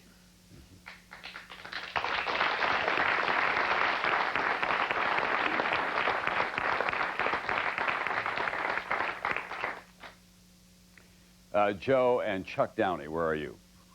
Right over there. Got a microphone up there for them? Okay, you've got one. You lost your dad. Did he worry about fire department radios and not matching up when they got into high-rise buildings, and about the ability of the fire department to fight a fire in a place like the World Trade Center? He never discussed it with me. Possibly, I don't know, with Chuck, you'd have to ask him, but high-rise radio problems didn't come up in our discussions. He was in charge of Special Operations Command, and he dealt with equipment all the time. Most of the new equipment that did come into the fire department went through his hands first, or he purchased that equipment. But the communication end of it, I don't think he had any part of that. By the time 9/11 rolled around, your dad had been through so much for so many years. Did you begin to think that he was indestructible at that stage of his life? Yeah, we probably did think that. He was around for 40 years, almost 40 years in April. He was out on the job. He was in many, many blazes, different emergencies, and pretty much was indestructible. He did get hurt many times. He'd come home, I recall one New Year's Eve, where he had to pull over the side of the road on the Long Island Expressway because his eyes were burned so bad. And he waited till somebody saw his car. And actually a friend of mine saw his car, picked him up, brought him home, plopped him on the couch, and that's how we spent the next 3 days. He also went to Oklahoma City as a representative from New York to help with search and rescue operations down there. And he was really beloved by the people of Oklahoma City for all the work that he did. Did he talk about that when he came back to New York after the Oklahoma City bombing and what he had seen there? He spoke to Joe and I about what he had seen there and experienced there. As far as the people, they were just very giving, very loving people. As far as the disaster site, he spoke to basically us about it and the horrors of the people and the remains. And he was deeply affected by that. Besides the adults, the children really hit a nerve on him. And he came home. He was definitely a changed man and deeply affected by that. No one has written more eloquently about the New York City Fire Department or being a fireman than my friend Dennis Smith here, who is a fireman and best-selling author. And I'm even privileged to announce that he was on ABC last night with a long documentary. I can say that after the fact. I might not have said it before the fact, Dennis. Very good man. The fire department, how wounded is it a year later here in the city of New York? Boy, you know, the fire department is such a family organization, and 343 people is such a high number. And you try to integrate it into the rest of this terrible tragedy with all of these families here. But the fire department is unique in that these people genuinely do live together. And so it's hard to come to an adjustment or an adaptation in your day-to-day life when, you know, such a big hole has been created for a reason that's not yet entirely understood. And so I think that, you know, over 3,000 people in the fire department have sought some therapy over the past year. Probably more should spend some time with themselves and more time away from the city with their families and, you know, and try to get back to something approaching normalcy, although we'll never again be normal. You can't be normal after this happens to a department. But, you know, as Paul Hashagen, I'm just looking at Lieutenant Guidel, my dear old friend, as Paul Hashagen, who is one of the most decorated guys in our job from Rescue 1, said, hey, we're FDNY. And that says it all for me. What about an investigation into the fire department and radios and high-rise and the dangers that firemen are expected to go into every day as we rush to rebuild, not just down there, but across the island of Manhattan, across America, for that matter? You know, Tom, I think that we'll see a lot more investigations about the communications problems down at Ground Zero, and probably it will be included in some litigation in front, and we haven't seen the last of this. But I do want to say that the first responders that I know, these families, as far as I know, anyway, and goodness knows I am never in a position to speak for the families of these firefighters who were lost, but I have a feeling that they don't want to shift the cause of these terrible, terrible tragedies over to, you know, these peripheral issues like radios and construction problems. I mean, I know that there are many inherent construction problems in the design of these buildings. You know, the cause is the cause, and the cause are these religious fanatics, and I don't think anybody wants to get away from that. But to answer your question very directly, there is no doubt that this question of communications will be further investigated in the future. Dennis, what is it about the Fire Department of New York that brings generation after generation back into it? Pay's not the greatest in the world. Conditions can be difficult. Hazards are unspeakable when they go out and fight these fires. We have the Downey family over here and the Booker family over here, generation after generation. Sure. They're pulled back into it. Well, you know, I think of the Higgins family right away in Brooklyn. There were 5 Higgins brothers. 4 of them became firefighters. 1 of them became a police officer. The father was a captain in the fire department, and I always thought how difficult it must have been for that cop at those, you know, those Christmas dinners. The former son, as they would call him. Timmy Higgins was lost. He was a special operations. He worked for Ray Downey, special operations officer, great man. And, you know, that family was happy. They are happy in what they do. They like themselves. They know themselves. There's no question about their abilities. When John Vigiano talks about 9/11, he lost his son, and a firefighter, and his son, a police officer. And he talked to his wife that morning, and she said, John, you're not telling me enough. And John said, look, Mom, he called the mom, look, Mom, he says, I'm telling you everything. He said, they're good boys, they're good. And what he meant by that was they're trained. They know what they're doing. You know, if they're in a situation that they can get out of, or they can help somebody get out of, they're going to do it. And so there is this kind of confidence in the family carries forward. Anna, the firemen didn't arrive just on 9/11 a year ago. They've always been here. The Port Authority policemen have been here. The NYPD has been here. The heroic flight attendants who were on those flights that went down, and the pilots. Do we have now a renewed appreciation of those people that we kind of looked over the tops of and just took for granted before? Oh, yeah, but with the Fire Department of New York, you know, New Yorkers love to complain about city services. We go on and on about the subways. We go on and on about sanitation. I have never, in all the years I've been a reporter and a resident of this city, ever heard anybody complain about the firefighters, because they are aces and always have been. What happens now is that people carrying briefcases or cups of coffee who once scuttled right past their neighborhood firehouse, they stop now. They stop, they look at the pictures, they talk to the guys out front. You know, the truth is, we've been watching cabinet members, senators, members of Congress on these screens talking to us.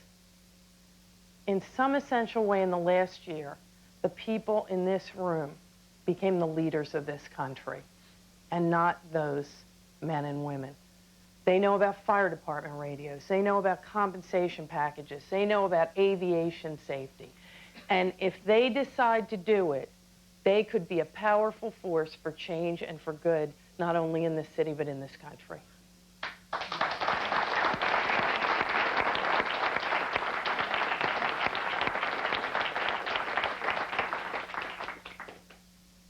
Senator Graziaso, where are you? Right here. You have a microphone? Tell us about your brothers, right? No, they're my sons. Your sons. Yes. Your brothers. Her Right. Carol's brothers, brothers, right. yes, my sons. They were Timothy and John. They were 41 and 42 years old. They both worked for cancer. They were both on the 104th and 105th floors. And they were great boys, great fathers, great sons, great brothers, family men, fathers, husbands. They were good. They were really good people. You all have T-shirts with their pictures on them here, with good reason, I dare say. But is it something that after a year that you live with 24/7?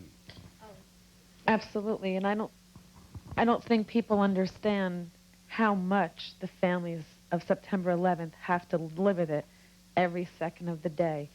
They don't understand what it's like to swab a child's mouth to get DNA, to get the only remains of your loved one, a small piece of a bone, and that so much more of their bodies and who they were is at the World Trade Center, and that's where they are.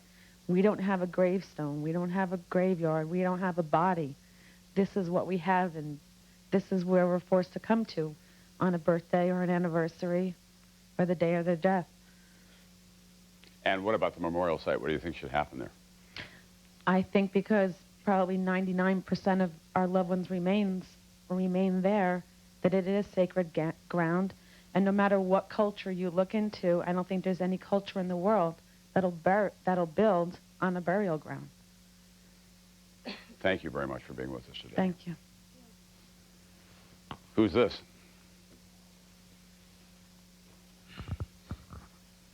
That's my brother Andre Fletcher. He's in the red baseball jersey. He's a member of Rescue Company 5. I myself am a member of Ladder Company 15 down here in Lower Manhattan. And he wasn't found. He's been never found yet. This has been the hardest thing for me. Where were you that day? I was responding into the city, not because of everything that went on, but because I had to take care of some administrative stuff at the city office right across from City Hall. And I saw all this smoke in the sky, and I said, you know, let me call my brother, because he's doing an overtime tour in rescue. And I hit him up on a two-way radio, and I said, Andre, what's all the smoke in the sky? And he said, what are you, crazy? There's 2 planes in the World Trade Center. Now, what's the first thing you're going to say? He's like, yeah, right. He says, no, turn the radio on. I turn the radio on, and sure enough, I find out that there's 2 planes in the World Trade Center. I'm coming up on Ocean Parkway, heading into the BQE, and I see the towers on fire, and he tells me, responding to work, all off-duty personnel are being called in. I respond in, and the first thing I tell him is, I said, this is about 9:35, 9:40. And I say, Andre, I know you rescue guys. Don't try to be a hero. I said, do what you've been doing, do what you've been taught, and do what you do best. And I said, look, I'm going to be there, and I'll be looking for you. And he says, no, I'm going to be looking for you. That's the last thing I heard from him. We lost, and I mean, even in my own company, I lost 14 guys. So, just on that front alone, it's overwhelming. But losing the twin brothers, now I feel totally incomplete. But you still wear the uniform. Puts a smile on my face when I wear this uniform. I love this job. You've probably seen signs all over the city in firemen's cars. There's no better job than this job. Being a fireman is a childhood dream of mine. And I'm proud to wear this uniform. And, you know, there's only 2, as far as I'm concerned, there's only 2 types of firemen. Those that are New York City firemen, and those that wish they were New York City firemen.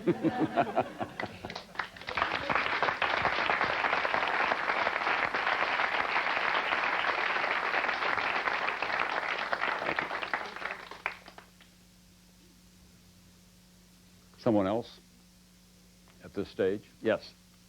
My daughter was on the 93rd floor of Tower 2. She should have been out of the building. In fact, she was out of the building. She was discovered between towers 4 and 5, whole and intact, on September 24th. We didn't know until January 7th that her body was discovered. She was kept in the morgue. My son's face was swabbed, 14 years old, her best friend in the world, other than her husband. She was 4 months pregnant. And it was that day when his face was swabbed that my son asked my husband, do they ever take DNA samples to identify the living? That was the day he stopped talking about pockets and firemen rescuing her. But I have to say that when it was very difficult for us leaders of the country, I don't mean to disagree, but I completely disagree. We're not leaders as long as you call us victims. We're not victims, we're experts. You want to know what this feels like, you ask us. You want to know what perpetrates it, you continue talking about hate. We have no control in this room over whether or not tomorrow we go after a rock because some man is upset that his father was called a wuss. My daughter wasn't a wuss. But I will bet that she was rescued out of that building by firemen. When I couldn't find out where Q10 was, I called the fire department, and a fireman said to me, these are the people I lost.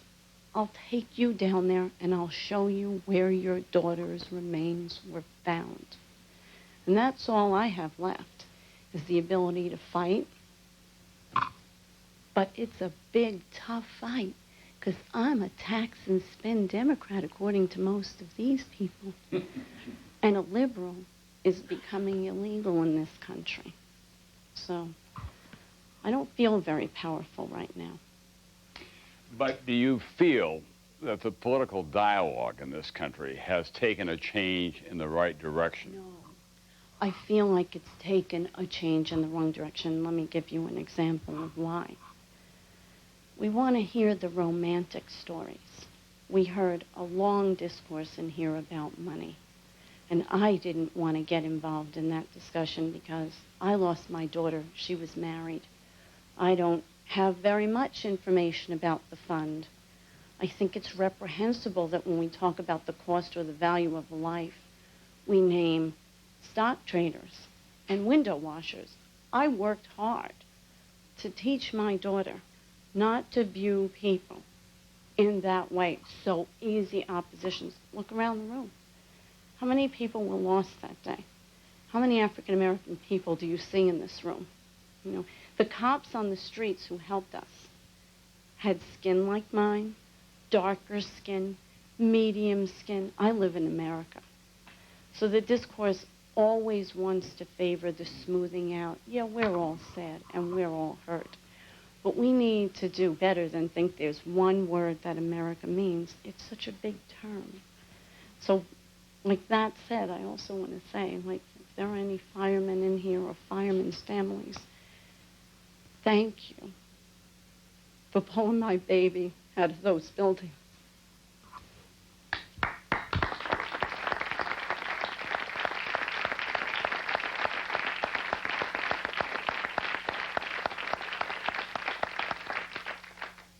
Tell me who you are. I'm Kevin Meehan, my brother Mike, Eugene, my dad. I'm a New York City fireman, so is Eugene, and my brother Mike's a detective in New York City. We lost our brother Damien. He worked on the 92nd floor of the North Tower. He called Eugene that morning and said that the plane had hit the building. The sad thing is he didn't know what to do. They had no evacuation plan. They didn't know what to do. And he was calling Eugene for advice.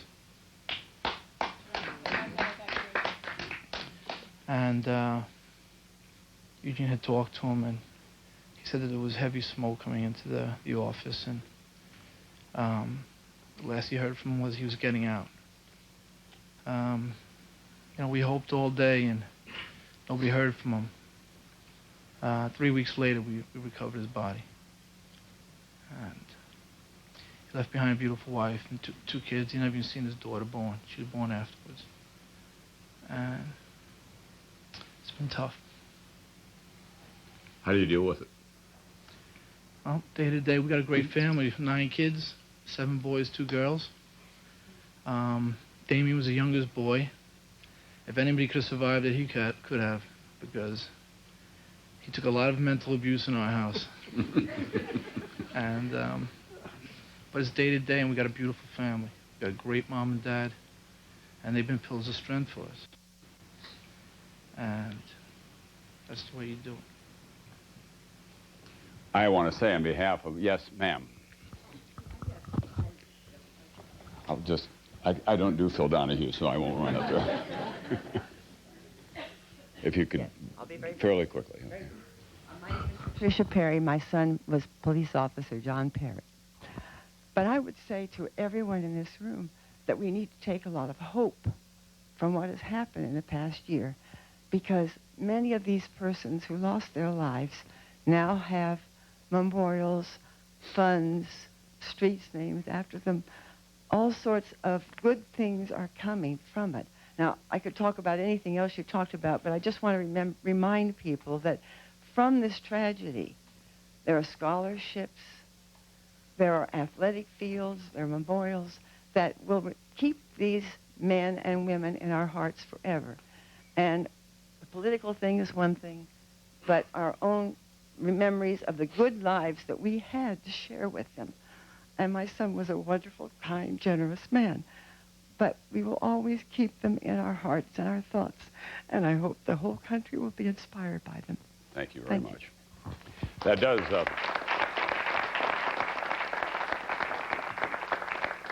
I want to thank all of you for being here today. You've made my life so much richer just by your presence, but especially by your words and your thoughtfulness. It has really been helpful, and I know that it means a lot to the country to hear from you as well. To my friends Anna and Dennis, thanks very much for being with us. I think this is one more demonstration that this country is always greater than its many parts, this immigrant nation. And this is a great test for us of our political system and our common will. But just the representative families and firemen and others here today have indicated once again, as Anna told us, the greatest strength in America comes from the ground up. Thank you very much.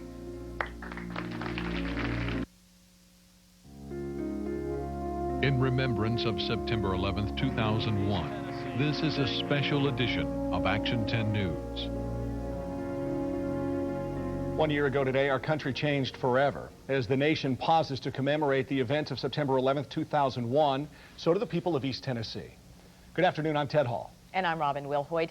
Thank you for joining us for this special edition of Action 10 News.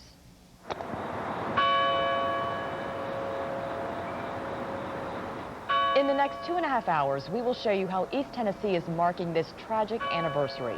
We will take you to prayer services in schools and talk to emergency personnel.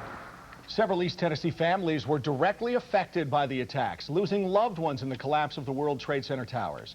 Tonight, they share their memories and they talk about the difficulties they faced this past year. And we will look back at one of East Tennessee's proudest moments. After September 11th, the area came together to help the people of New York City. The Freedom Engine, the fire truck you bought for the New York City Fire Department to replace one of the many lost, is now saving lives in Harlem. We are going to begin today with an East Tennessee father who lost his son. His son worked at the World Trade Center. Action 10's Mark Schneider was there this morning as John Lenore spoke about his son, Rob. Mark. Rob Lenore was a salesman for a brokerage firm on the 104th floor of the South Tower. He was 38 years old when he died and left behind a wife and 2 kids in New York and his parents and siblings in East Tennessee. His father, John, showed great strength this morning, not only talking about his son, but doing it in front of a crowd at a United Way rally. He says the past year's been tough on this country and his family, but he's seen a lot of good in people.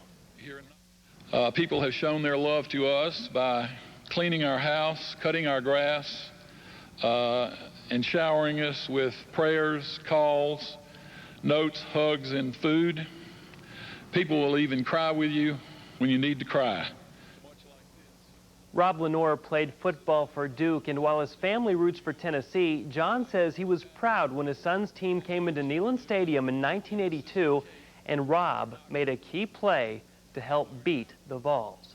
We'll hear more from John Lenore and his wife, Pat, who's also showing tremendous courage and strength. She says she wants her son's life to serve as an example of how important fathers are in kids' lives. Also, we'll hear from one of Tony Carnes' sisters. Carnes went to Gibbs High School and followed his dream to live and work in New York City. He also died in the terrorist attacks a year ago. Ted? All right, Mark, thank you. John Lenore spoke this morning at the United Way kickoff breakfast. That's just the beginning of a special Day of Caring in East Tennessee. Our Sarah Allen is at another Day of Caring event, and she joins us live now with more. Sarah. Hi, Ted. You know, there's 60 different Day of Caring events going on around our area. And here at Montgomery Village Learning Center, that's just one of them. All right, you see the structure behind me. It's a pretty big playground. This is only half of it. We're going to wait and show you the other half a little bit later. Now, this wasn't put up by a construction crew. Actually, this building blitz was all done by local bankers. Now, 50 volunteers from First Tennessee Bank hauled in all the equipment to start building on this empty tract of land early this morning. It's going to be a state-of-the-art playground eventually with water tables, gardening boxes, you got slides and swings, and believe it or not, all of this hammering and measuring and building has been very therapeutic for the volunteers. Gone so far. It's gone great. We've been able to finish this lower playground area. We've got the water table complete, and we're almost finished with this upper one, which has been a little bit of a challenge today, but we are moving along and looks like we'll be on schedule. It looks like a little bit later we're going to hear from some of the Day of Caring volunteers, which I was hoping to show you. All of them have been here from 8:30 in the morning. They plan on staying here till it's completely finished. A little bit later, we're going to actually introduce you to some of the kids and some of the directors here at the Learning Center at Montgomery Village, and they'll explain why it was so important that volunteers came out to help them with this community project. Ted? And Sarah, it looks like it was very important for the people to do it as well, to get a chance to do something on this unbelievable day. And we'll certainly explain that when you come back to see us in a little bit. All right, Sarah Allen, thanks, Sarah. Members of the Channel 10 staff took some time today to participate in the Day of Caring. They spent the day weeding, mulching, and cleaning up trash around the Sam E. Hill Community Center. The kids at the center couldn't let the crew work too hard, so in the middle of the day, they showed their patriotic spirit with a parade. Many were glad they didn't have to spend the day inside an office today. No, it's a strange day, and you know, as soon as we heard that we could volunteer for this, I feel like anything today, you don't want to, you feel weird working, but you don't want to sit at home, and so if there's something that you can do that's going to make a difference, then I think that's the best way to spend today. Folks on the staff said they were glad they could give that center just a little facelift. As we all know, air travel was greatly affected by the events of September 11th. So what about this one-year anniversary? Are people willing to fly 1 year later? Action 10's Mark Stewart is live at McGee-Tyson Airport with more now. And Mark, are folks flying today? Robin, good afternoon. Very few lines, very few waits. A very small number of people are choosing to fly today. Let's take you inside McGee-Tyson Airport where you will see it's virtually pretty empty. Other than a moment of silence today at 8:46, no formal memorial at the airport. Many of the airport employees did gather in private, have lunch together, and watch a lot of the television coverage. But all throughout the airport, you will see lots of American flags. Only one flight was canceled today because of a low number of people. Security, we are told, very tight, not so much visible to the public, but primarily behind the scenes. But on the top of the list of many passengers, almost every passenger flying 1 year since September 11th, is certainly safety and security. I got searched twice actually on the last flight I was on, and I didn't mind it at all. It just has to happen now, and we should have had more safety measures earlier on. Flying these days is a lot different. It's not as convenient. It certainly takes a lot more time. Robin and Ted, it's certainly hard to believe, but 1 year ago we were here when planes from across the country were being diverted, and as we look back, one of the most striking memories was just watching pilots and flight attendants in the Ruby Tuesday at the airport shedding tears watching the coverage, and it is just amazing talking to the airline employees just how much their industry has changed so much in 1 year. And it seems like it happened just yesterday, of course. Now, Mark, I understand some airlines were actually offering big discounts, others giving away seats today, I guess doing whatever they can to get folks to fly. These are hard times for the airlines, and yes, they have been offering discounts, deep discounts, particularly today through the weekend. In addition, one airline, Spirit Airlines, does not fly out of Knoxville, but in many cases they were giving away seats, a symbolic move on their part to let people know that even though it's been a very tough year, Americans still enjoy the freedom to travel. All right, Mark, thank you. And of course, we will check back with you a little later. One city in East Tennessee may be forever changed because of the terror attacks. You used to be able to drive right up to the National Lab in Oak Ridge, but not anymore. Bethel Valley Road is no longer open to traffic. Driving through Oak Ridge, everyone on the road has to pass through a guard shack, and you must have a valid reason to be going to ORNL. Every Department of Energy facility in Oak Ridge has tightened security since the attacks last year, and officials say it will likely stay that way forever. The American Association of Blood Banks is also making changes following September 11th. Immediately after the attacks, thousands lined up across the country to give blood. Here in Knoxville, people waited as long as 5 hours to donate. The tremendous response was wonderful and overwhelming at the same time. That prompted blood centers to get organized so they'd be better prepared in case something like this ever happens again. They say those preparations must begin with increasing the amount of blood on the shelves from a 3 to 7 day supply. Almost all the blood centers all over the country really struggle to keep a 3-day supply. And to get a 7 to 9 day supply is going to take a much greater effort and a much greater donor base than what we currently have. Less than 5% of eligible donors actually give blood. As you can imagine, you've probably seen on NBC's network coverage, there have been many memorials for firefighters all across the country. East Tennessee's no different. Action 10's Russell Bivens is live at Fire Station 11 on Whittle Springs with more here. Russell. Hello, Ted.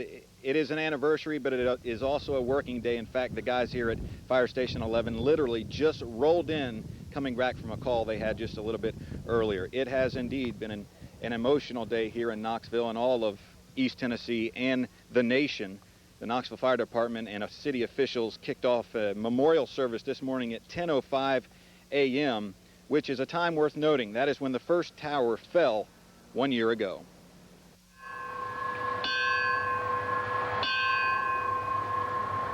Manuel. Hundreds gathered, including folks who just walked over from nearby offices as the names of firefighters who died on September 11, 2001 were called. As you see there was a portrait there of all the faces of the fallen victims. Now, meanwhile, work still carried on today for emergency personnel, including a rural metro team that worked this car accident in South Knoxville. And I don't know if we really dealt with all the emotions, but today we were in the middle of a ceremony when this call went out, and yeah, there's definitely a lot of emotion that was reignited. And those victims should be fine. Lieutenant Warden went on to say that working gives him amends to the feelings that he has had since September 11th of last year. Something else to note and put things in perspective, 346 firefighters were killed on September 11th last year.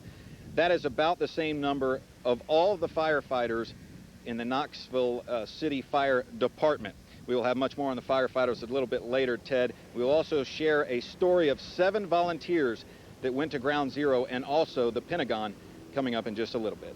Russell, just a preview of that story. It's amazing a year later, the people who've seen it, how deep the emotions are when they go back and think about what it was like to see Ground Zero. Absolutely. Some of them still working on those emotions. In fact, talking with people, trying to get that out of their system. I think they say it even helped to do interviews. So hopefully it did, and that story is indeed emotional. All right. Russell, thank you very much. The New York City Fire Department was devastated after the events of September 11th. As Russell just mentioned, 346 firefighters lost their lives, and a lot of vital vehicles and equipment were destroyed. But then the people of East Tennessee decided to help with the Freedom Engine. Both crews got on the apparatus and went to the World Trade Center. As 12 firefighters, officers, and a chief officer. None of them came home. And we said, what can we do? We must do something. We must do something.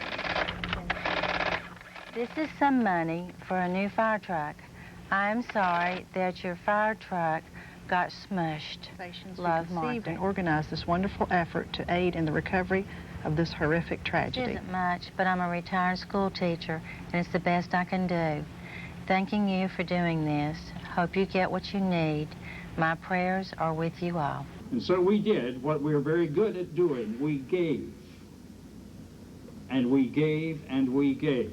I just feel like we need to do something to help. Because I knew that the people down in New York didn't have enough money to by a fire engine. It feels really special that we're helping someone and that it's going to please someone, and it just makes you feel really good inside. Even though we live away from New York, it's still a part of us.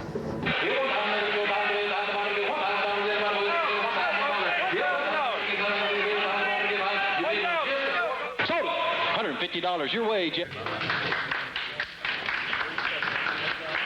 I'm just seeing love that that the people from Knoxville are giving to New York.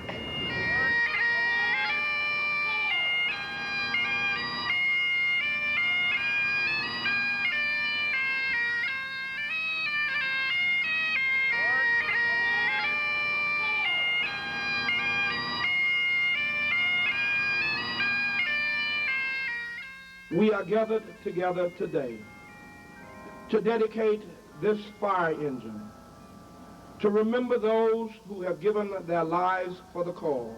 I can't express in words what your kindness and your act of love has meant for us. What started as a dream in Tennessee after September 11th becomes a reality today. The people of Knoxville raised close to $1 million for New York City. We showed up this morning and we were walking down the road here, and I saw the fire truck and I was like, that's the truck that we bought. Everybody around us was just so astonished that the people from Knoxville actually done this, actually raised that much money. I never thought I'd be helping buy a fire truck. It feels like we own it and that we just help make it happen. May this truck serve the New York Fire Department well, and may the firefighters who work on this piece of equipment be protected in the years to come, and may God bless America. Now, Robin went to New York with the Freedom Engine as it was given over to the unit that managed to be assigned the Freedom Engine. I imagine it was an amazing experience. It truly was an amazing experience. And, you know, just watching that story, given all the sadness and tears that led up to that, just watching that story actually puts a smile on your face, because there obviously is a bright spot. There have been many bright spots following that tragic day. So that is just one shining example of the giving and the willingness to help others in this community. A couple goofy things that probably came out of it. I'll bet there's still some Tennessee Vol fans in the New York City Fire Department. Did you read in the paper today that on the Freedom Engine, they had the T when we went up there to have it dedicated. They put a T on one side, they've added another T on the other side, and then there's a Tennessee helmet on the Freedom Engine. See, so it's decked out in orange. And to remember again, when we go back to the first couple of weeks maybe that this drive was started, and we were saying, are we even going to raise $100,000? Is it going to come up so we can even buy them a hose? You know, how much money are we going to make here?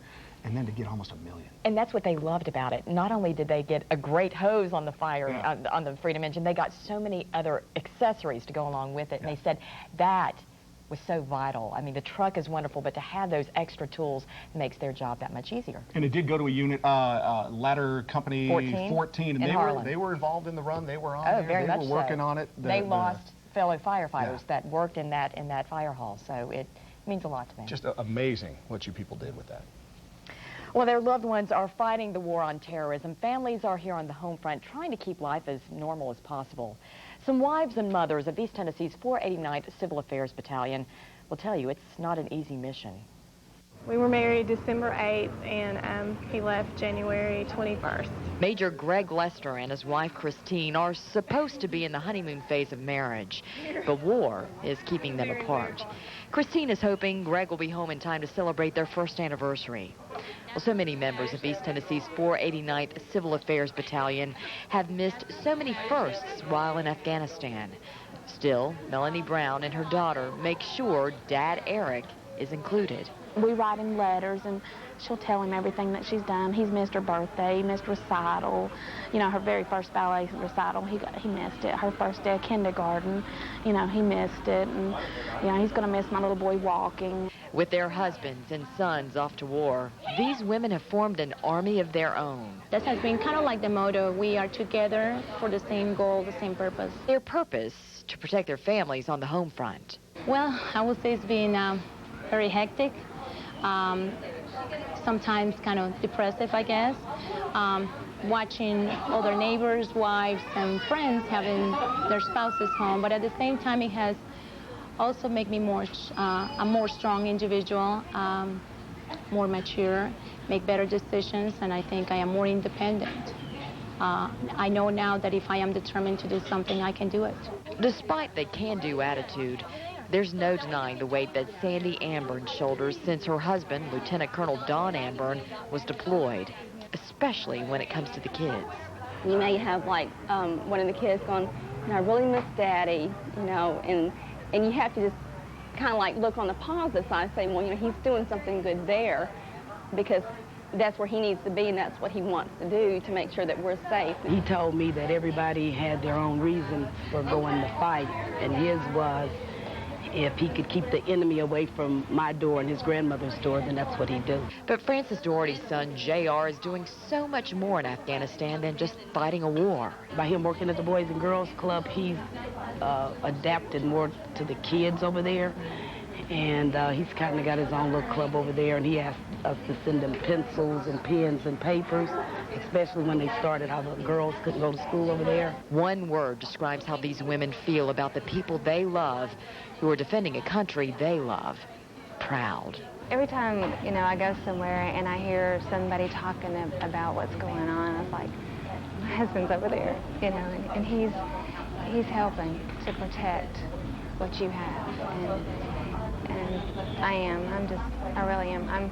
Selfishly, I want him home, but he's doing a great thing. I'm proud of him. I'm proud for going. And, you know, one day, you know, he'll be a hero to my kids, and I couldn't ask for anything more than that. Coming up a little later in the newscast, we hope to talk to one of the husbands of the 489th live in Afghanistan, Sandy Amburn's husband, Lieutenant Colonel Don Amburn. Hope to have that a little later. Now, we want to take a moment now to remember an East Tennessee soldier who made the ultimate sacrifice for our country. Master Sergeant Jefferson Donald Davis was killed last December by friendly fire in Afghanistan. He was from a small community near Elizabethton. Davis is survived by a wife and 3 children. Last year, we wanted to get a perspective about the events of September 11th from a former military serviceman. We spoke with retired Lieutenant General Robert A. Taboo of the U.S. Marine Corps. Here's part of that interview. I told the wife the other night, I wish I had my uniform to put on, because I am just absolutely livid about this whole thing. I didn't sleep much last night. My stomach was upset, because when you see innocent people being killed by a brutal group of people that are absolutely cowards, it just makes you want to go and find them and bring them to whatever it's required to bring them to. They're not going to come in here just because they don't like our freedoms and our democracy and destroy us. And we're going to have to stand up tall as Americans, shoulder to shoulder, and in a united way. And we've done it for many years, and we'll do it again. Those were the comments of General Robert Taboo nearly a year ago. This past Sunday, Channel 10's Nicole Henrich sat down with the General again to get his perspective. She found him in full uniform addressing his church about today's anniversary. Here are his thoughts on September 11th, a year later. Remember those innocent lives that were lost, snuffed out by the smoke, snuffed out by the flames, and that twisted steel. We're here to honor their memory and to rededicate ourselves to the cause of freedom and justice. General Taboo has not lost his passion. My perspective hasn't changed much in my resolve in knowing that we have to eradicate terrorism. The only thing that's changed is I've been very pleased with the support of the American people. When I talked to you before, I was a little concerned, even though I said that we had to have that, whether the people would respond. And the people have responded, which is crucial to our efforts. I'm proud to have been here in East Tennessee and shoulder up with them, because they are doing a great job. If they want to attack somebody, they ought to take on the military that's prepared for it. But these were innocent people that were just going about their daily chores, and I was very, very upset about that. There's probably a lot of analogies you could use to define that, but I have the same passion that I had before, that it was a terrible, brutal type of thing. He has fear, My biggest fear is the biological, chemical, nuclear aspects of it. But he has utter faith in the servicemen and women waging the fight. I just couldn't say enough about the armed forces, of how they've responded and how professionally they've operated and been successful of their missions, which is, I think, a real truth teller of the amount of money that we spend on training, our weapons, and just our leadership that we have in the military. He doesn't second-guess his successors. We do not do it. But again, time goes on, and we have new leaders and new people filling those shoes, and they will do just fine, and probably better than we that have retired. But he does have his opinions on Osama bin Laden. I think he's dead. Now, why do I say that? I wish I had some reason. I just have a gut feeling he's dead, and the reason I say that is because with his personality, he couldn't stand to stay off of the air and be videoed someplace to talk about what his next step was going to be or boasting about his results. Either way, General Taboo will continue to honor the American flag and the American eagle. Yes, those two things, tears come to my eyes every time I see it. Of course, you've been to my house, and the flag flies 24 hours a day. What a symbolic point that is, to see that eagle so powerful looking and so direct. Those are very important things, I think, to all Americans.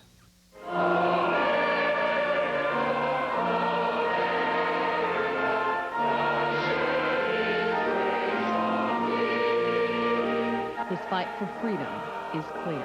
We in this country need to take this day of remembrance of what could occur again, and that we must be strong with our efforts to continue to eradicate terrorism, whether it be in this country or any other country.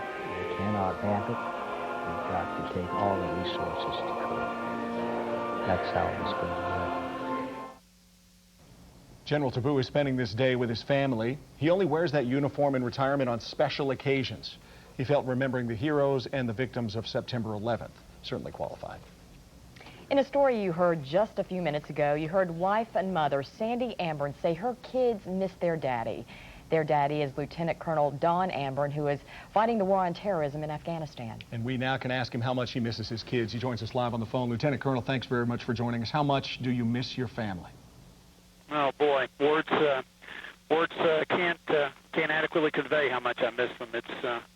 It's a long way over here from Knoxville. Sir, I know there's not much you can say about your mission in Afghanistan, but if you could give us a sense of what you are doing in your mission there, anything you can tell us. Well, Ron, basically what we're doing over here is, in particular the 489th, is helping this country, after 30 years of continuous warfare, rebuild its infrastructure and just being able to establish just basic services for its citizens that we often take for granted, such as clean water, clinics, hospitals, and schools.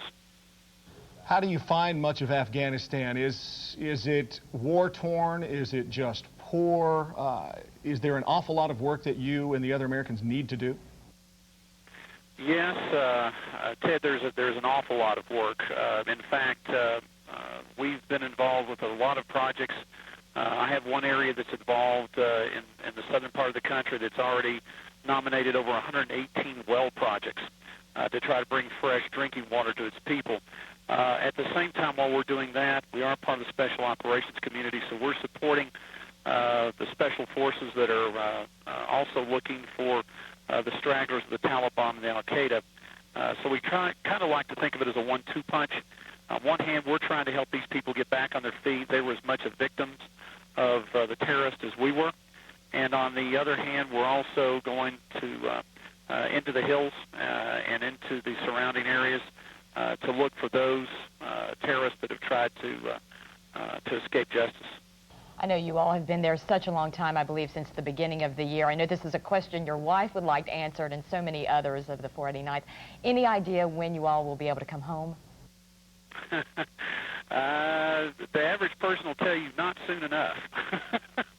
Now, we believe in our mission, and we're working hard to accomplish the goals, but we would love to be there tomorrow if we could. But at the same time, it looks like it'll probably be sometime in December before we're going to be able to get back. That's what we're hopeful for. But as anyone will tell you, again, we would love to be back home now, but we're going to stay until the job's done. Let me ask you if there's anything that you do to make it bearable to be away from your family for this long. Well, I think some of the things that makes it a little bit more bearable, just common creature comforts. We've tried to do everything from, like, during the summer months in Kandahar, for instance. I have a team that they're in an area where temperatures can blaze all the way up to 125 degrees during the summer. So something as little as a fan and electrical power through a generator can be a luxury. So we try to go ahead and do as much creature comforts as we can for the men and for ourselves. But at the same token, we also try to keep focused on the mission and the meaning of September the 11th. And I think that's ultimately what's going to get us through. Well, I know there are a lot of people who know and love you watching the show right now. Is there anything you'd like to share with them? Oh, goodness. Not enough time to say it, I guess, Robin. But love and miss them. And I think one of the things I would like to say to them and to your viewing audience is thank God every day that you are an American, because this is the second war-torn country that I've been to, and without a doubt, we are living in the greatest country in the world. Lieutenant Colonel Don Amburn, thank you very much for your time. It's after 1 a.m. there in Afghanistan. We thank you very much for joining us live. You're so welcome. As the Lieutenant Colonel basically mentioned, we all have a stake in this war against terrorism. But there are some Americans who, by virtue of the things they've done and sacrifices they've made, may have an even bigger stake. Here's Ken Schwal. This is the Veterans Memorial here at the Blount County Courthouse, honoring those who laid their lives on the line for the freedom we've all enjoyed. Ken Russell was just a teenager when he parachuted behind enemy lines in the pre-dawn hours of D-Day. Leroy Rogers slogged through the cold mud of Korea as he and others fought to stop the spread of communism. And Dick Malden flew jet planes off of aircraft carriers on dangerous missions over Vietnam.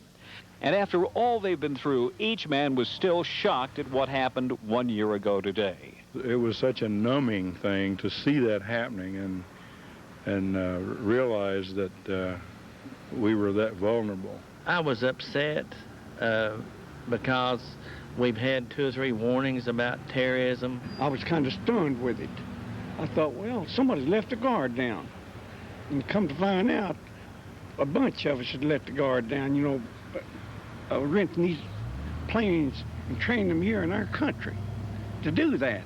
But immediately after September 11th, the veterans saw a glimmer of hope. For a while, you know, it was just horn blowing, waving, salutes. I've got flags, you know. People turned their thoughts away from themselves a lot and began to think about the problems that we faced and how we were going to solve them. But did it last? And does the country have the moral fiber to continue the battle? Well, these men have their doubts. Ken Schwal, Action 10 News. We'll find out what the 3 veterans think about the future in the next hour.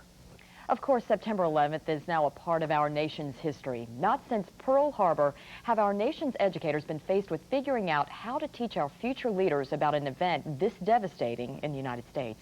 Action 10's Jim Raganisi is in the newsroom to tell us how they're handling it in one Knox County classroom. Jim? Well, Robin said at Fulton High School they didn't have any huge programs in the gymnasium, no guest speakers, they didn't get to have a flag waving ceremony or anything like that. Instead, some of the teachers decided they would just let their students talk about it.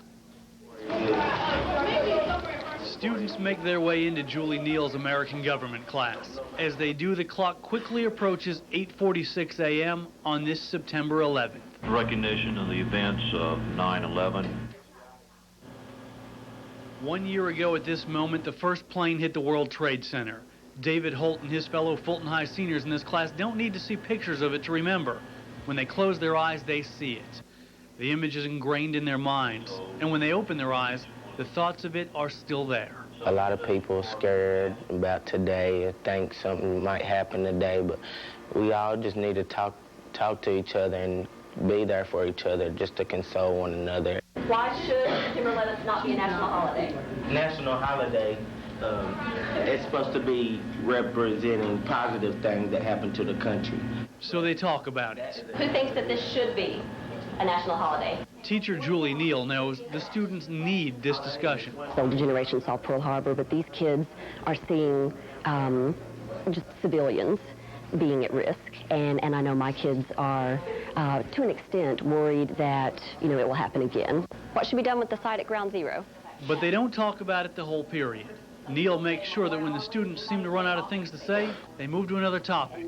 We wanted to recognize the victims and give some very serious thought to it for a moment and give some good discussion to it and then move on, because that is what happens in real life. That's exactly how the students feel about September 11th.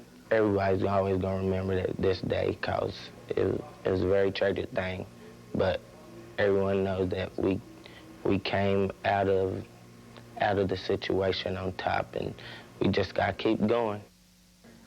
Of course, September 11th will eventually make it into the history books, but these Fulton High School students believe that they certainly understand the significance of today, whether it's in the textbooks yet or not. Robin? All right. Jim, thank you very much.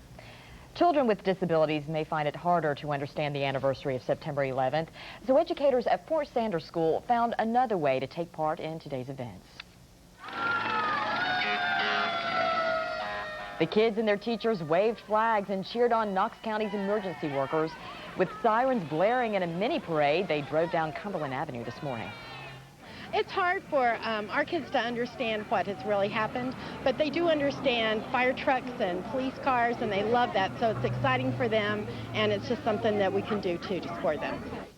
Of course, hospitals are busy places, but today the staff at UT Medical Center took some time out to honor our country during a special ceremony. Crowd sang patriotic songs, and they waved as an Air National Guard refueling tanker flew overhead. Words of comfort from spiritual leaders followed. One commented that the wounds are still fresh from last September, but not as fresh as the loss of our country's innocence. The huge flag was also raised and then lowered to half-staff to honor the dead. We had the flag hanging off of our physician office building for a while, and I'm very pleased that they were dedicating this flag today. I think it shows our spirit here at the hospital and how we feel about the events of September 11th. UT Medical Center also paid tribute to uniformed officers in Knox County and beyond. Of course, a college campus isn't immune to the pain of the one-year anniversary. UT had a day of reflection today. Action 10's Teresa Woodard's in the newsroom now to tell us what's going on the UT campus. Teresa? Hi, Ted. When you think of UT, you normally think of happy-go-lucky college kids cheering on the Vols, but not so today. A serious American spirit was much bigger than Big Orange.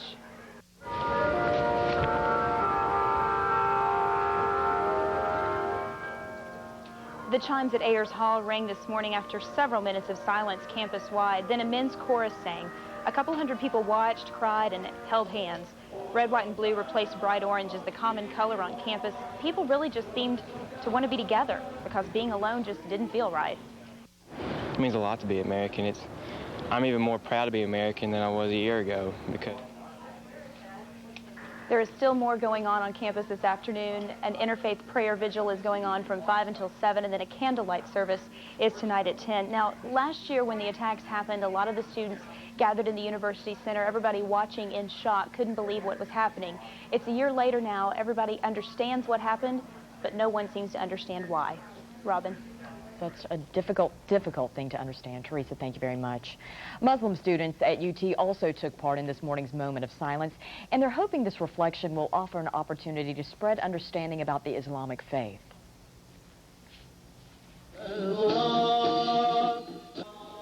The Muslim Student Association is holding an exhibit about the Muslim religion at the University Center. Literature and artifacts about the faith and its influences on the Muslim way of life are on display to the public all week long. Sinjana Ahmad is president of the Muslim Student Association. We hope that the students leave with a better understanding that Islam isn't just something that's about praying all day or talking about God. It's something that we try to inculcate in our lives, put it in our creative outpouring. Like if we do something related to art that might have some Islamic influences, that students also understand basically the basics of what Islam is from these posters and from the other literature we have. Tomorrow night at 7, the MSA will host a night of peace and reflection at the International House on campus. It will include discussion, dialogue, and personal thoughts on the aftermath of September 11th. Well, the Muslim population in Knoxville experienced a backlash from some in the community last year after the attacks. Action 10's Nicole Henrich joins us with more on how the Muslim community is spending this anniversary. Nicole? Robin, it's very quiet today at An-Noor Mosque, where officials have chosen to keep a low profile on this anniversary, and for good reason. There are 2 schools at the mosque, and last year they had to be shut down for a full week after the terrorist attacks because of threats made to the Muslim children there. Instead, officials from An-Noor chose to spend the morning at a Christian church, standing shoulder to shoulder with Knoxvillians of all religions for an interfaith ceremony. There is no room for religious hatred, not in Knoxville, not in East Tennessee or anywhere. Then a service like this is a tangible demonstration of that.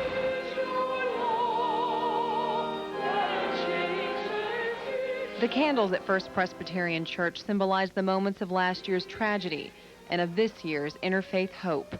Today, leaders of the Christian, Jewish, and Muslim faith sit side by side at the pulpit, and each has their turn behind it. The dead of September 11 must be remembered not for the way they died, but for who they were.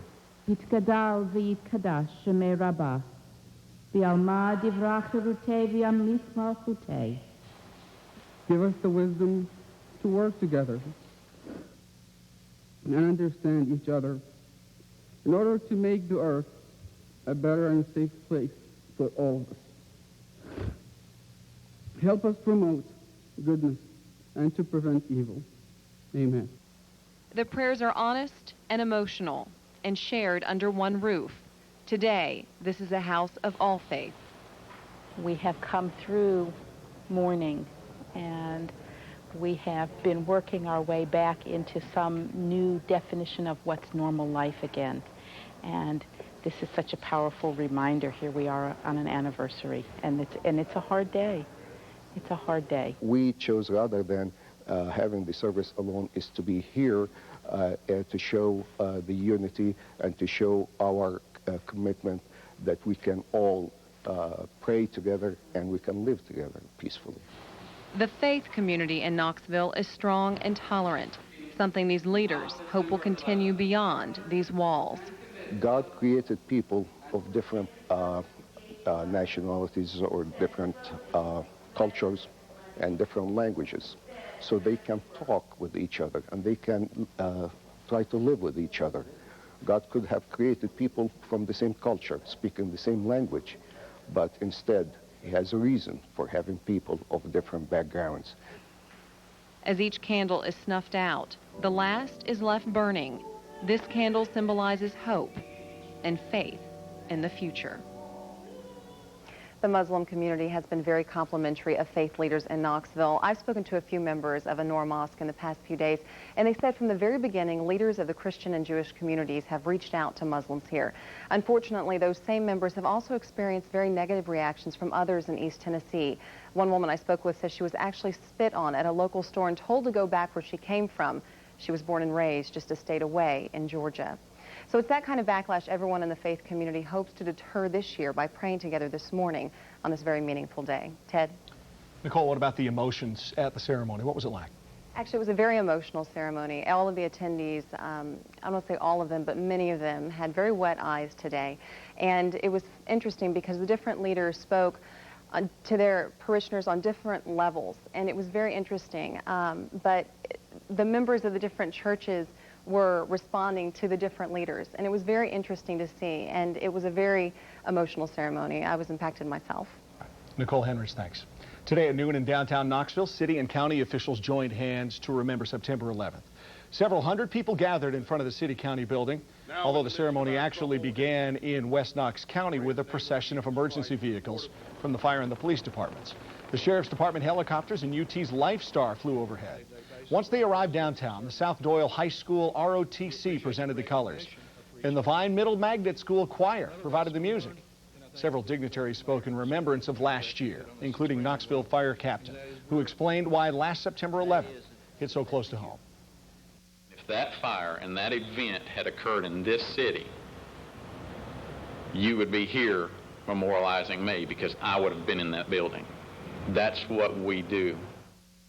Many more events tonight marking September 11th all across East Tennessee. Far too many to list all of them, but just a couple here to tell you about. At 6 o'clock in Market Square, the 200-member Crown College Choir will present a patriotic performance. We're going to take you there live when things get started there. And then at 6:30 in Fountain City Park, our Bill Williams is the keynote speaker at a big event. Robin will be the MC there this evening. Our own Sarah Allen has been at a special event all day, the Playground Building Blitz at Montgomery Village. It's another United Way Day of Caring event. What's going on now, Sarah? Well, hi, Robin. They're just about to wrap up, which is fabulous. They built 2 huge playgrounds. They put in somersaults. They put in swings. They put in all these little water tables where they can go looking for gemstones. It's just been amazing here what has been accomplished since 8:30 this morning. I'm joined now by Sarah Laird. She's the director here at Montgomery Village Child Development Center. This has to be just an amazing day for you all. It is such a great day. We've been needing and wanting this playground for such a long time, and if it hadn't been for the volunteers, we just didn't have the resources to do it ourselves, and now in one day we have a whole new playground. All right, well, while it looks like a whole lot of fun, and I can't wait to go down the rope swing myself, it's more than just fun activities. This is really a place to learn for the kids. It is. We've got a lot of gross motor activities for them out here, fine motor activities, and there's really nothing like this in this community. So this is access for a community that desperately needs it. Tell us a little bit about the community, why it was just so important for volunteers to make this a reality. A lot of our families are at-risk families. Many of them live at the Montgomery Village housing projects, and they really don't have access to a playground like this one. So it's just so important that we provide this for our children here. Absolutely amazing. They should probably be wrapping up within the next half hour to an hour. When you check in with us next, Robin, hopefully we're going to have a couple of kids testing it out to see what they think of their brand new playground put on by the Day of Caring. Back to you. I can already guess they're going to love it. All right, Sarah, thanks so much.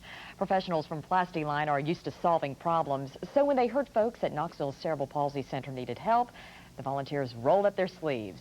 They spent the day washing cars at the nonprofit center dedicated to helping adults with disabilities. These volunteers cleaned about a dozen vans inside and out.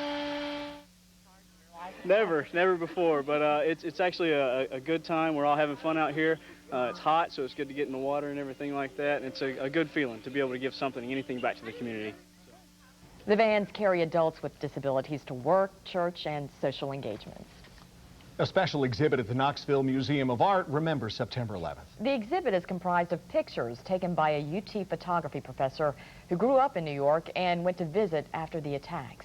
Action 10's Teresa Woodard has a story. I've lived here in the East Tennessee area now for 20 years, but I grew up in Manhattan, just about a half a mile from this World Trade Center site, so I saw it being built. What Baldwin Lee thought would never go away is now gone forever. The absence of the tower is I think it makes people feel hollow. It makes people feel that things just aren't the same. That what you had been used to and what you had assumed would always be permanent just isn't. The emptiness, the horror, is frozen on film. Lee spent one December week taking photos, not of Ground Zero, but near it. I did think that I wanted to try to make some pictures, but I had no idea of what I would try to do. But when I saw the people's faces, it became pretty clear to me that that was what really needed to be captured. He set up his tripod and shot what he saw. Suddenly, he says, he felt invisible, something photographers don't often feel. People were so totally overwhelmed in their own emotional experience of having seen this Ground Zero site that I don't think anybody at any one of these sites even knew that there were other people around, let alone me taking a picture of them. They showed incredible sadness in their faces, and they were not in the slightest bit embarrassed. Developing each photo was like looking at a moment in time with a magnifying glass. Reality recreated with each glance. When it was time to display them, one smooth, solid, panoramic picture just didn't feel right. That this describes a little bit of the fractured experience that people had when they went there. that it wasn't smooth, it wasn't seamless, that you would look up, you would look down, you would look left, and you would look right. And I don't think that you'd be able to put it together in any other way than something that looked as if it had just tumbled out of a bag. Baldwin Lee was in New York visiting family inside the World Trade Center 2 weeks before the attack. His exhibit is free today at the Knoxville Museum of Art. Well, we want to take a brief break from our remembrance of September 11th to check in with meteorologist Todd Howe. Hi, Todd. Hey, Robin, Ted. Hope you've had a great day, and hello, folks. Hope you've had a good September 11th. Let's take a look at the latest satellite pictures. Hurricane Gustav continues to slowly move away from the northeast, and of course, we want to check in with New York City. Temperature right now 71 degrees. New York City has had winds gusting over 39, even up to 50 miles per hour in some parts. A wind advisory continues in effect for much of the northeast because of the pressure gradient with Gustav and some high-level winds. Tight pressure gradient extended back to the northeast. But right now, mostly sunny skies extends down into New York City and Long Island and Manhattan as well, as far as the northeast starting there appropriate enough. Here's a look at the latest satellite pictures as far as what we're looking at here in East Tennessee. A few clouds just behind a surface cold front. The actual cold front continues to move just to our south. Matter of fact, a more comfortable and drier air with lower humidity will continue to build in tonight. Looks like many areas should be down into the 50s tonight and perhaps tomorrow night as well. Unfortunately, and very unfortunately, no rain really associated with this particular front. There were a few isolated showers trying to develop earlier, but right now, drier air is winning out. Desperately needs some rainfall. Severe drought conditions across parts of East Tennessee, as just reported by the National Weather Service in Morristown earlier today. That was just issued. So definitely, as you already know, we are in a drought. 87 in Knoxville, 84 in the Tri-Cities, 91 right now in Chattanooga. It's 81 in London, 83 in Nashville, and currently 88 degrees in West Tennessee at Memphis right there. 91 in New Orleans, they're heating back up after lots of rain. 93 in Dallas, still hot there. 74 in Denver, some cooler air, a cooler pocket of air across the Rocky Mountain states. 94 in Atlanta. Drought conditions very bad also down in Georgia and the southeast. They could use some rainfall. As we look at our futurecast tomorrow, we'll see mostly sunny to partly cloudy skies as we go through the day tomorrow. A little bit more cloud cover as indicated by our futurecast on Friday. Maybe a little bit better chance for showers. It's indicating right now keeping it dry. It looks like there may be a few showers trying to develop later on. A much stronger cold front will approach from the northwest later this weekend. Perhaps the best chance for some decent rainfall that we've seen in some time.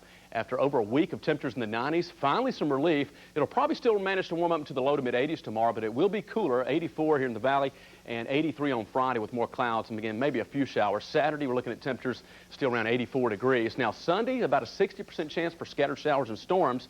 It looks like it is going to be a better chance for wet weather there into Monday and cooler temperatures. Ted and Robin. Good. Todd, thanks. Thank you, Todd.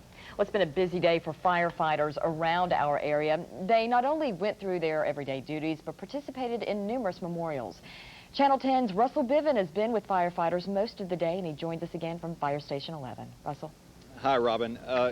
These guys out here at Fire Station 11, since we have been here, have already been on 2 calls talking about everyday duties. But the firefighters' prayer has been read several times today at different memorial scenes around town. And just going to read the beginning of it to you. It says, "When I am called to duty wherever flames may rage, give me the strength to save a life, whatever be its age." And joining me now is one of the captains out here, Fire Station number 11, Tommy Gilliland.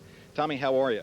I'm doing great, thank you. What is that prayer? Does that prayer mean anything different to you now than it did before 9/11 of last year? I think that prayer, it means a lot more now than it would have before 9/11 because we know just how serious this job can really be and how quick we can be gone from here.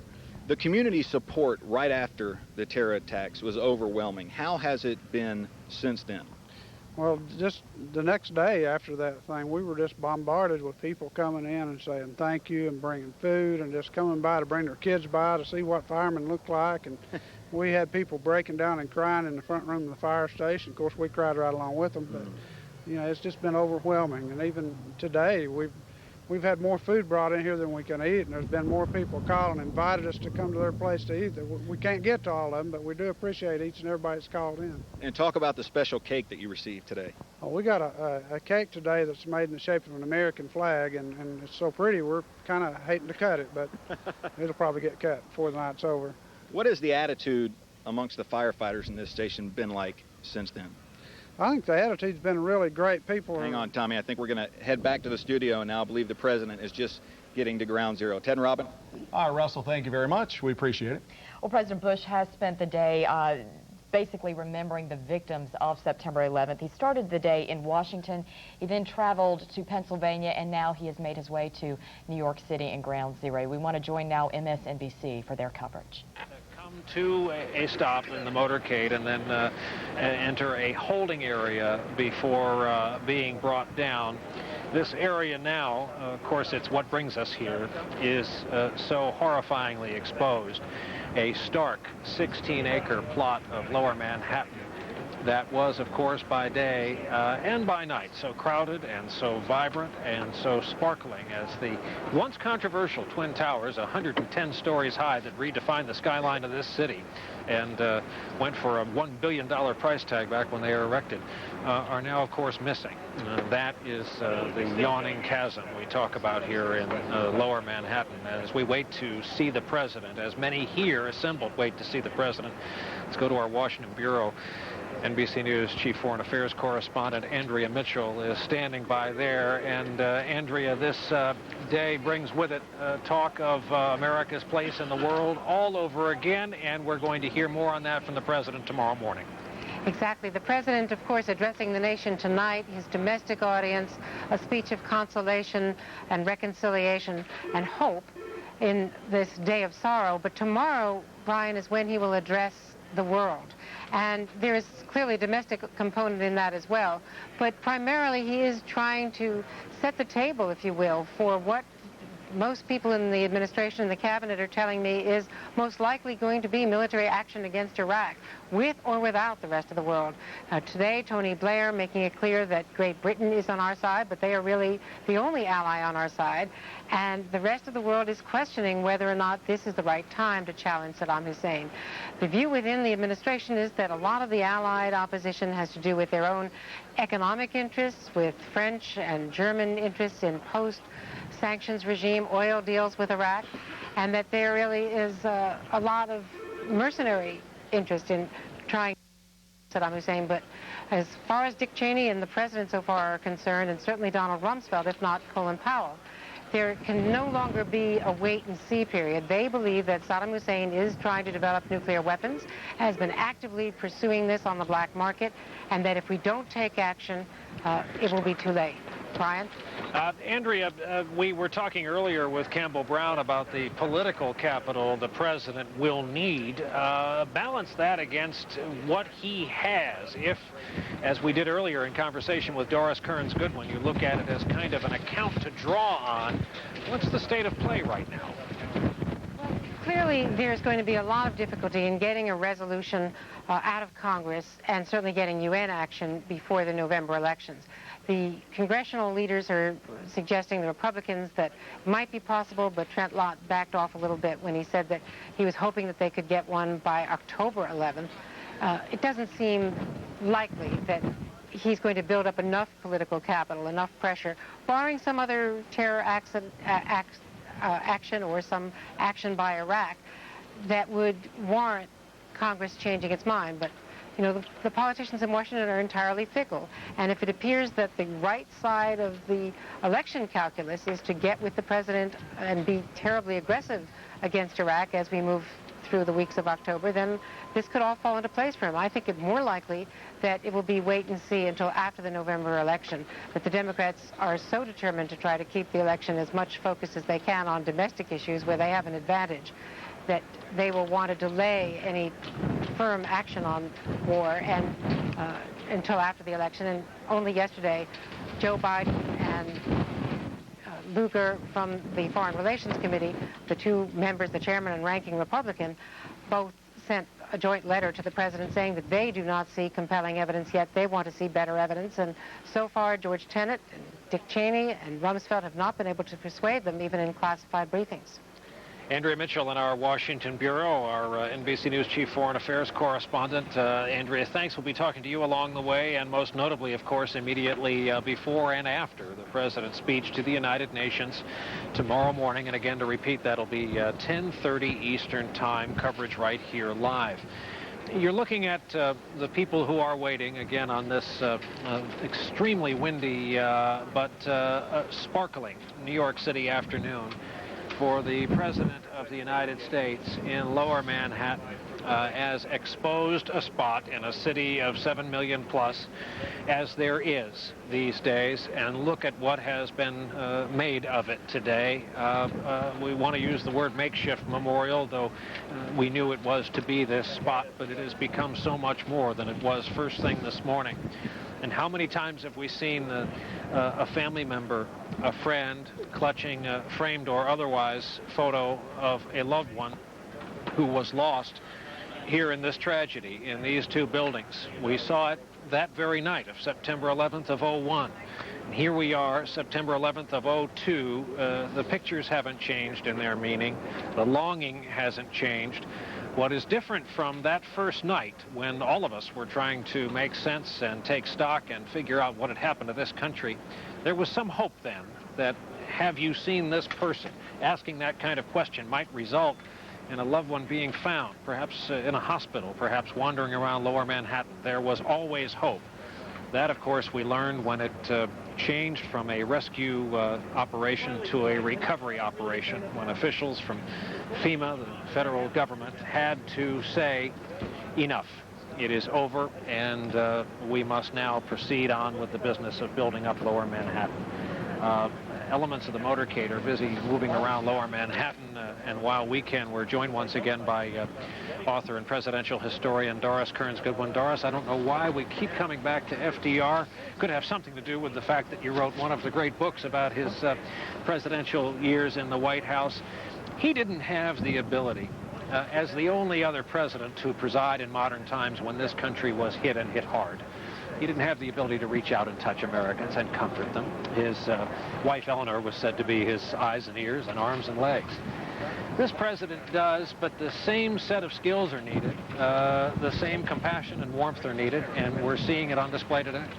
I think in some ways it's our visual era, too, that makes those skills even more important, because it's not just that moment when he reaches one person, but everyone's witnessing that sense of warmth. I think today's ceremonies have been almost perfectly planned when you think about it. I thought the reading of the Gettysburg Address was absolutely appropriate. No Abraham Lincoln could come back today. If he is, yay, make him president. I thought the president chose not to speak at these other places and waited till tonight and simply was quiet, spoke at the Pentagon about the military, so that he's saving himself from not talking too much was also very appropriate. It's been a beautiful day. I was just going to underline, as you've said and many have said, how can you improve upon the words that have come before us written in American history? We'll pause here for just a moment for our television stations.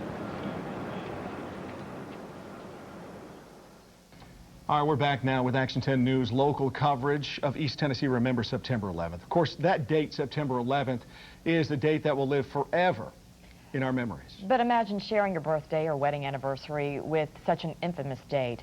Some celebrations will come a day early, others a day late, some not at all. Action 10's Jennifer Mabe has the story of a special little girl whose first birthday is today. 10 little fingers and 10 little toes. A sweet baby girl with blue eyes turns 1 today. I can't believe this year has gone by so fast, and I just can't believe she's 1 year old, but it's been so much fun. A fun-filled year that began the day the world stopped making sense.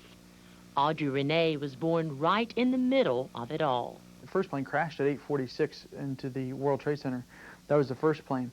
And in between that time, I was calling friends and relatives and letting them know our first baby's here. This is so exciting on the cell phone. Wow, I mean, she's pushing, I'm helping her breathe, you know, and on the phone.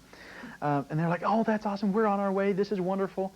And they knew, and they didn't tell us, which is, we thank them so much for that, because it let us, even, we didn't know what we were getting ready to have to go through, but it let us enjoy that moment.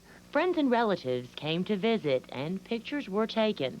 But through it all, the Roberts stayed glued to the television. To be holding a brand new life in your arms, and so many people lost their lives that day, it was just really hard emotionally on me. There was a point where I just had to turn it off. Just couldn't watch it anymore. From the very beginning, the Roberts struggled to gain perspective. We had to get it shortly. You know, within a day or two, we had to get our emotions under control and say, okay, how are we going to deal with this? Happy birthday to you. Audrey blew out her candle on September 9th this year. Good girl. And just like any other one-year-old, Audrey tried her first bite of birthday cake, which she didn't particularly like. She doesn't like it. Little friends looked on as Audrey opened her presents. An ordinary little girl, born under extraordinary circumstances. It just brings smiles to everybody's face, and she's such an encouragement and such a blessing that something good came out of that day. Jennifer Mabe, Action 10 News. And the Roberts picked the name Audrey Renee more than 5 years ago while they were engaged. They didn't know until the baby's birth the name means Noble Strength Reborn. We understand that President Bush, is now at Ground Zero. We want to see what's going on in New York City.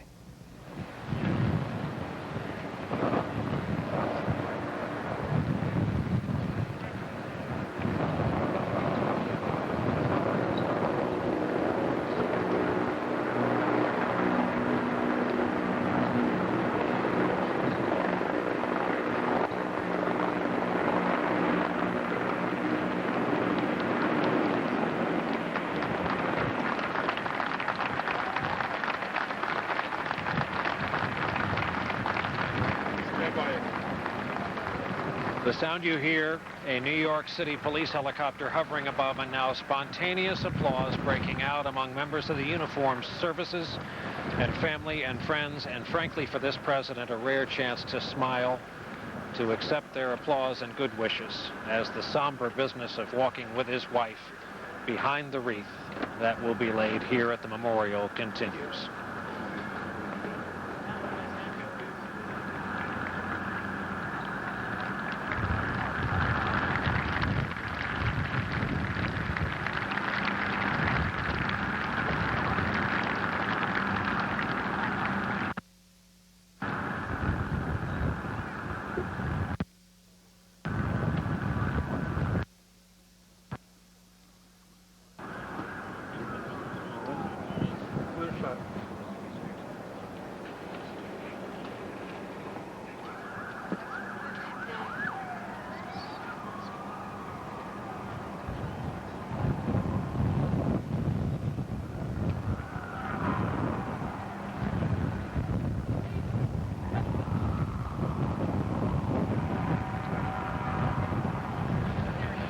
This is, although you'll notice the smiles on so many faces, probably a great release for the people who've been here much of the day.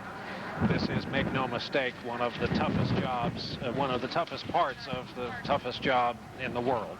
And that is acting as a comfort to people who are clutching the photo of a loved one.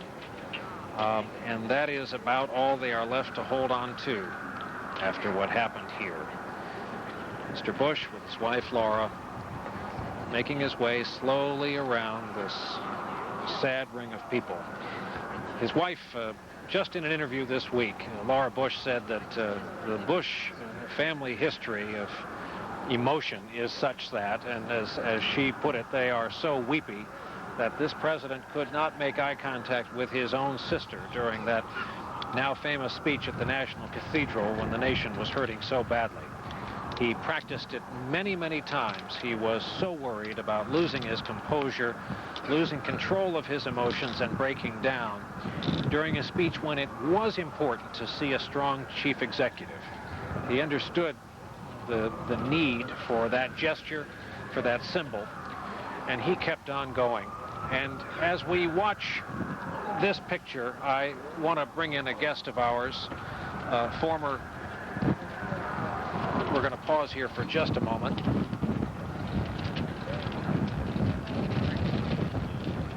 We are back. Our NBC News coverage continues. We're joined by former Israeli Prime Minister Benjamin Netanyahu. And Mr. Prime Minister, we've met in various circumstances over the years, perhaps none so stark and dramatic as the situation we're looking over now. Since the United States is such a good friend of the State of Israel, as a friend of the United States, your thoughts looking over this tragedy? I'm profoundly moved. I can sympathize with the people there who have lost the most cherished possessions that any of us have, and that's our loved ones. And I think the president is doing valiantly a human act of reaching out to them on behalf of all Americans, and I think of decent people everywhere. If there are any people who know what Americans are feeling and what these families are feeling, it's the people of Israel. So I merely came here today to pay my respects as a supporter of America, a supporter of freedom, as a citizen, a free citizen, as a Jew.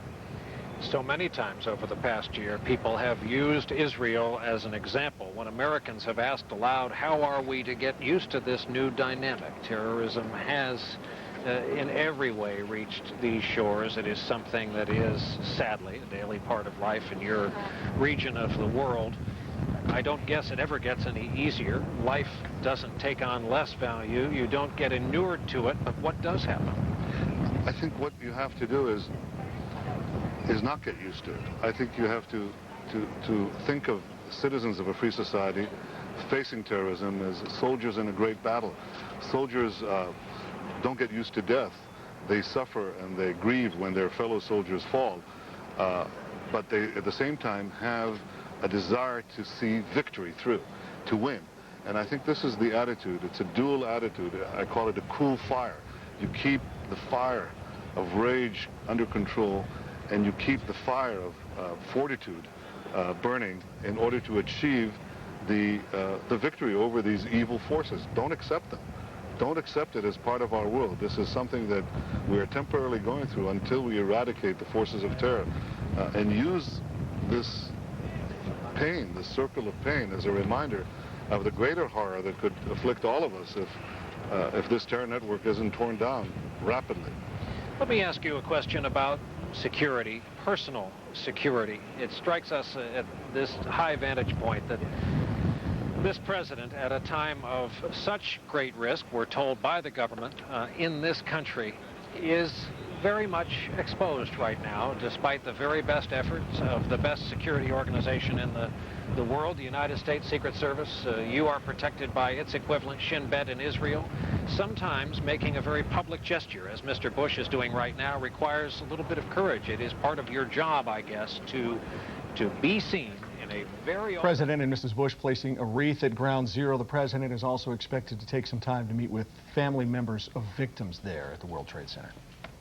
Well, no doubt you remember where you were when the planes hit the World Trade Center, when the Twin Towers fell, when you realized America was under attack. You can't forget the pain, but can you remember the good that happened? Action 10's Teresa Woodard reminds us of what happened in Knoxville on and right after 9/11/01. News starts now. Good morning, and thanks for joining us on Action 10 News today. I'm Michelle Silva. And I'm Brett Dark. It is 5:26 on this Tuesday morning. Hope you're... Lenore City resident Van Shaver is on a mission to keep beer sales far away from liquor stores near churches, a controversy in Lenore City. That's what led the news at 5:30 in the morning, September 11th, 2001. A couple hours later, terror struck. Planes touched down and never went back up. Downtown stopped. The federal courthouse evacuated. Police went on patrol. We're activating what we've been practicing to do for many, many years, and it's just that it's a sad day when you have to do it. All of Oak Ridge's federal workers went home. Really made me nervous, you know, working at the nuclear weapons complex, and I'm really glad that they made the decision to, you know, shut it down, let's get the employees home, because nobody can focus right now. We watched TV in horror. I don't even know what to say. Some of us panicked. My wife called me up and said gas prices are probably going up to maybe $3, $4 a gallon tomorrow, so if I need any gas, I better get it tonight. We asked tough questions. Why would somebody be ignorant enough to do this, and what would we have done to them to make them want to do it to us? We couldn't find answers. We pray for the missing and the dead and for their loved ones. So we started to pray. I feel safe here, but God only knows what's going to happen next. We filled churches. We went to temple. We held interfaith services.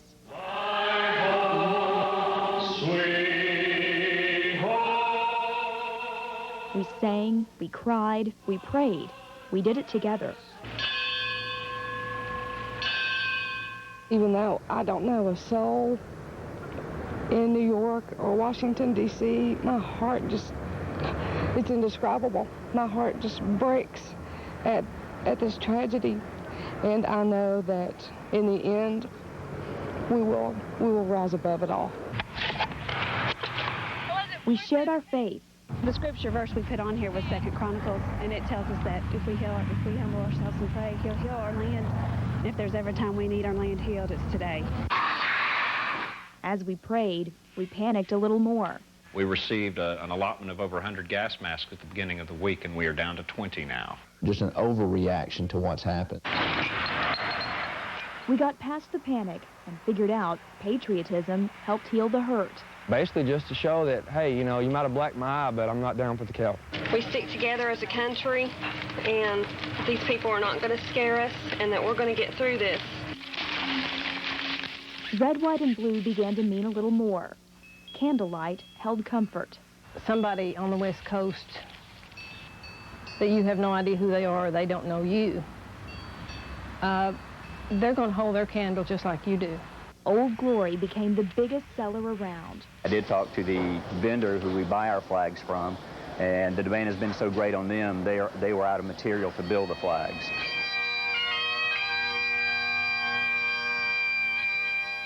Firefighters became the biggest heroes. I'm just proud to be an American firefighter.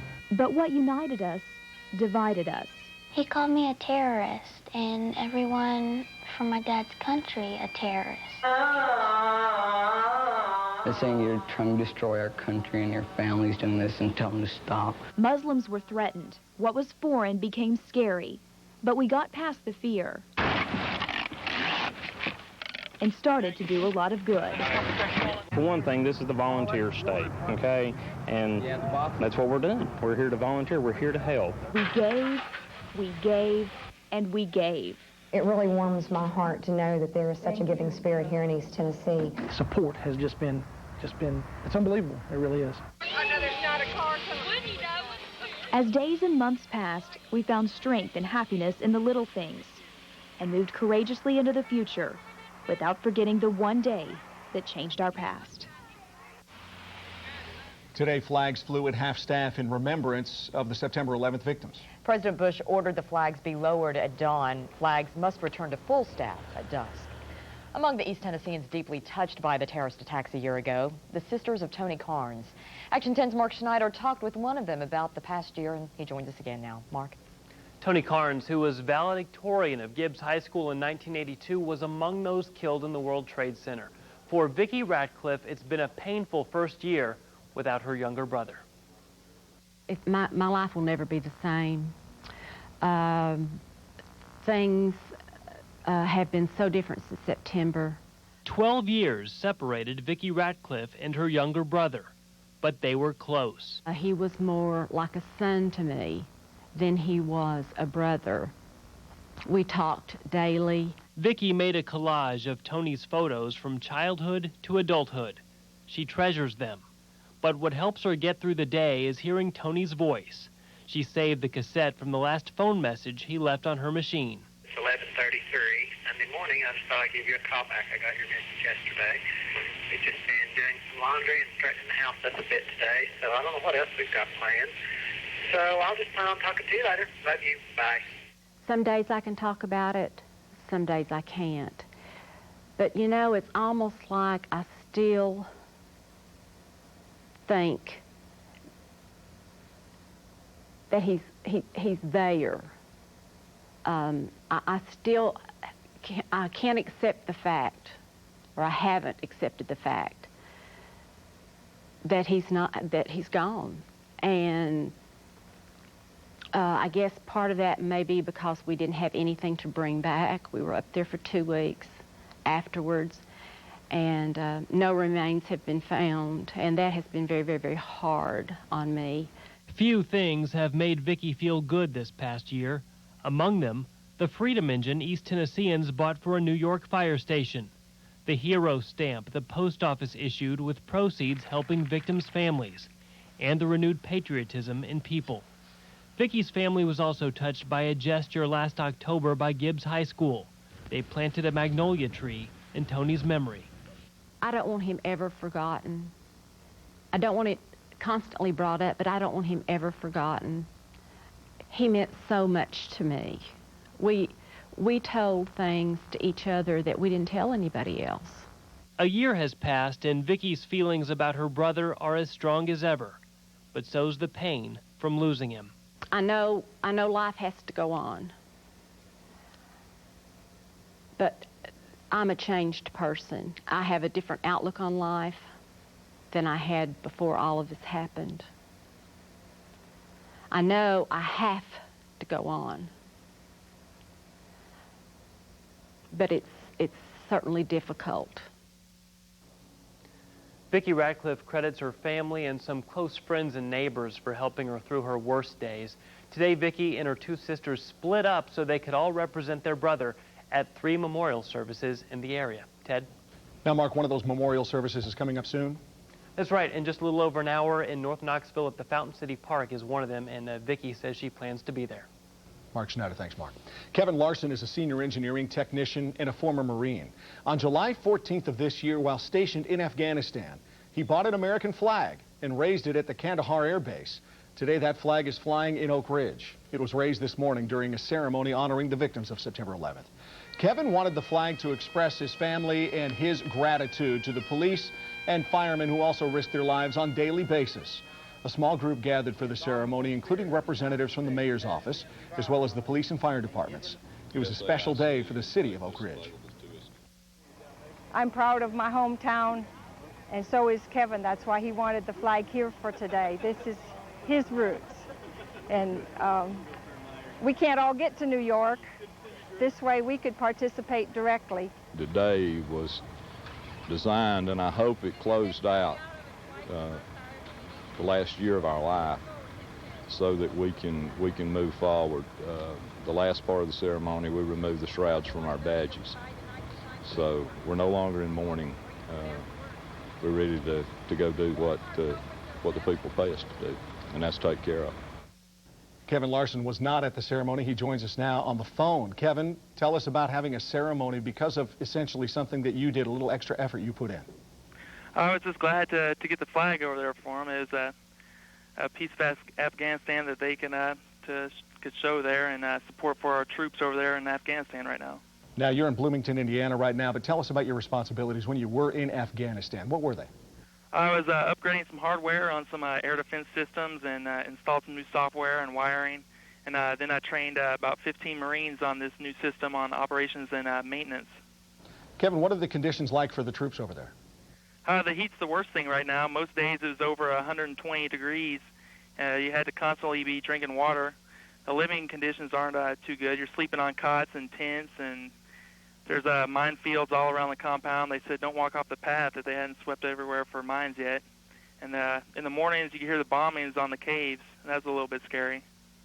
Kevin, we've been covering locally essentially what 9/11 means here in East Tennessee for an hour and 20 minutes now. In the last hour, we had a retired general who said he thinks Osama bin Laden is dead. He says he just kind of has a gut feeling. You were over there.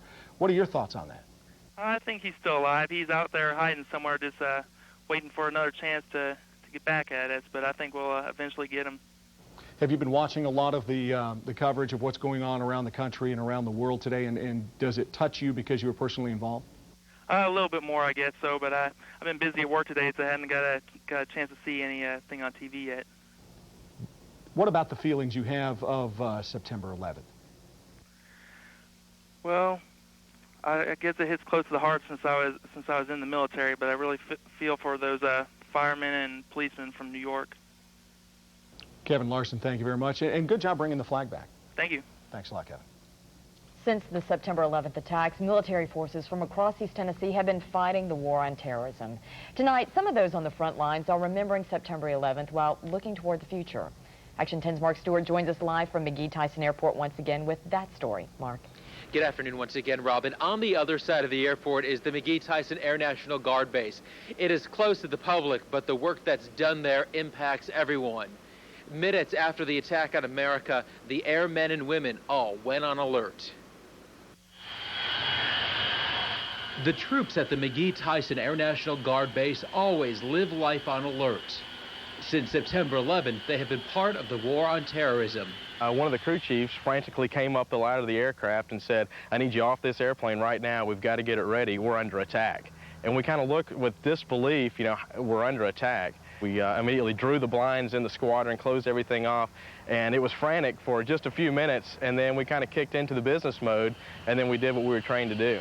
The base is home to a large fleet of in-flight refuelers. Many of the pilots here have been helping with homeland security. I was one of 5 crews that were activated during this past year, and we've been deployed to various locations across the United States, providing homeland security, flying tanker missions in support of the Fighter Combat Air Patrol across the United States over major U.S. cities. Some of the assignments have taken troops overseas. We went to Qatar, and we are a communication squadron, and we actually went in and did a base buildup, providing communications for Flying Wing. The people at the base say they value freedom even more since September 11th. For many, this battle comes from personal experiences. And I personally knew one of the flight attendants on Flight 93. So there hasn't been a day in this past year that I haven't reflected on the relationship that I had with that person, to think back that we flew together a few times, but that she had small children, her husband's a pilot for U.S. Air, and to think what this last year must be like for them, that mommy went to work one morning and then she didn't come home. Having children and just seeing that happen just puts that sense of knowing that, this is why I'm in the Guards. This is to protect my country, to when called upon, we'll deploy and make sacrifices. We're there, we're protecting and patrolling the skies and trying to keep everyone safe. The world has changed, and everyone in the military knows it. Robin, back to you. All right, Mark, thank you very much. We all know too well what happened a year ago and what has happened since. It's the future, though, that no one's really sure of. Ken Schwal spent some time today with 3 wartime veterans who have some definite fears about what's to come. This Blount County monument honors some great and glorious moments in our nation's past, but these veterans are more concerned about the future. Ken Russell was a teenager when he parachuted behind enemy lines on D-Day. Leroy Rogers fought the elements and the communists in Korea. And Dick Malden was a Navy fighter pilot in Vietnam.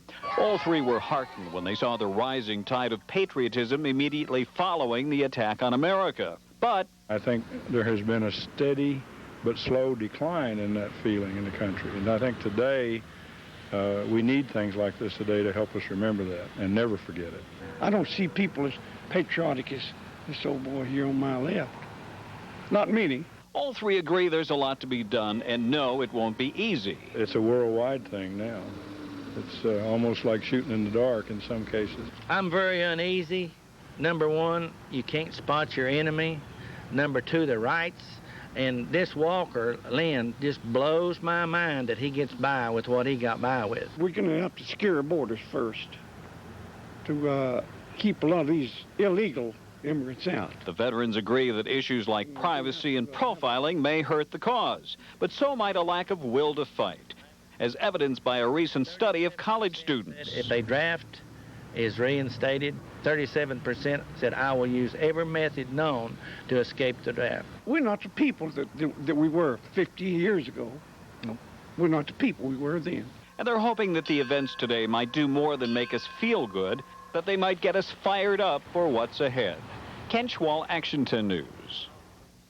There are over 60 projects going on in conjunction with the United Way's Day of Caring this September 11th.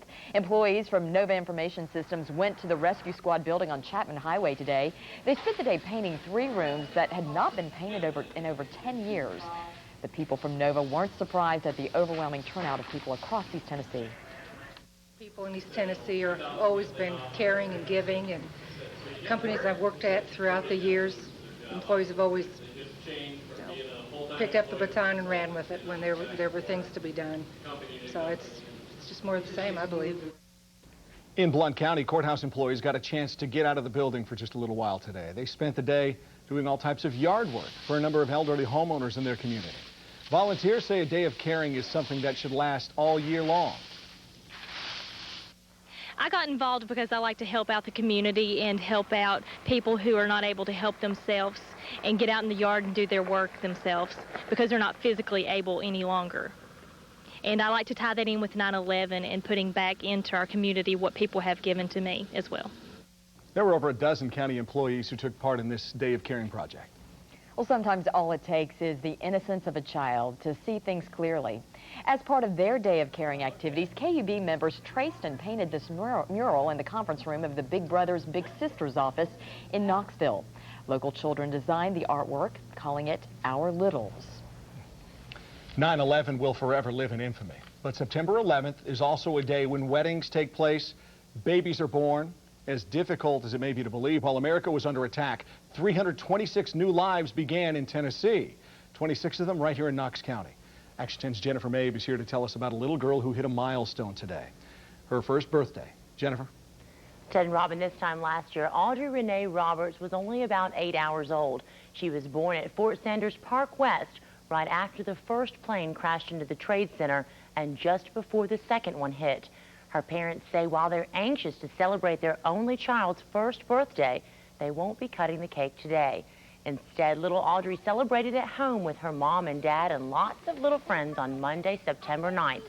Her parents say while they're determined not to let terrorists keep them from living their lives, they didn't feel right celebrating today while so many people are still grieving. They say while they never would have chosen this day as Audrey's birthday, her birth in the midst of tragedy does bring hope to everyone who meets her. It just brings a smile to everybody's face, and she's such an encouragement and such a blessing that something good came out of that day. She's special, not just to us, but to so many people by what she stands for and what she represents. Now, the Roberts picked the name Audrey Renee more than 5 years ago while they were first engaged. They didn't know until after her birth, though, that her name means noble strength reborn. And they say they really do believe she is a true gift from God. Robin? All right. Jennifer, thank you. Even the smallest of East Tennesseans are showing their commitment to America today. This was the scene off Broadway in North Knoxville as children waved the Stars and Stripes in support of our nation. The 200-plus kids ranging from preschool to 8th grade are students at First Lutheran Church and School. They went out to the sidewalk and waved flags at cars passing by in a show of patriotism shortly after the 9/11 attacks, and they decided to do the same thing on this one-year anniversary. September 11th marked new challenges for every parent and school teacher in the nation.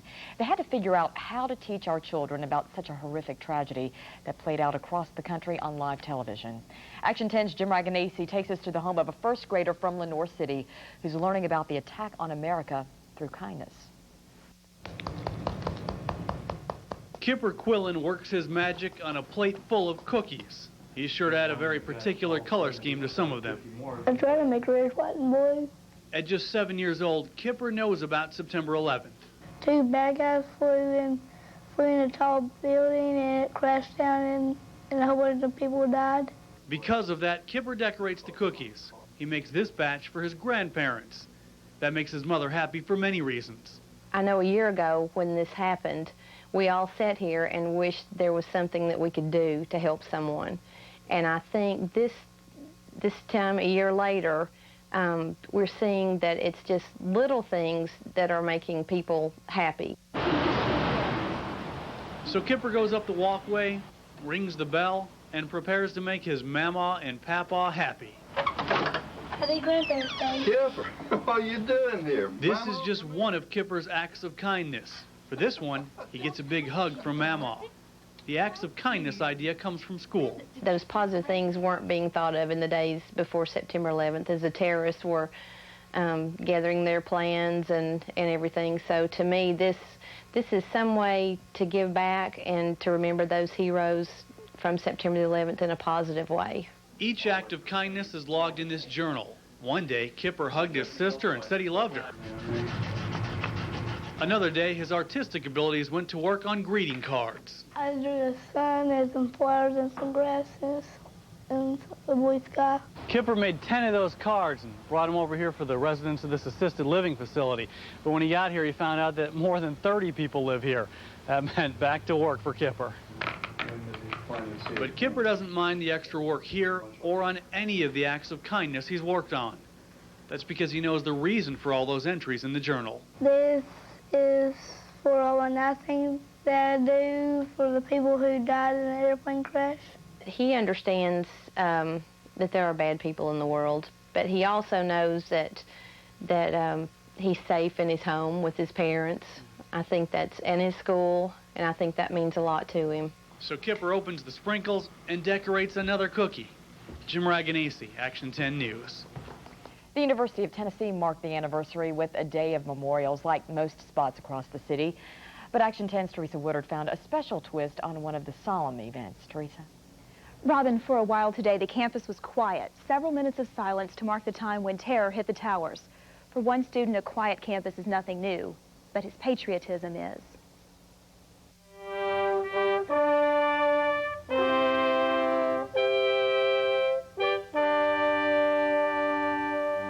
They were called to the singing.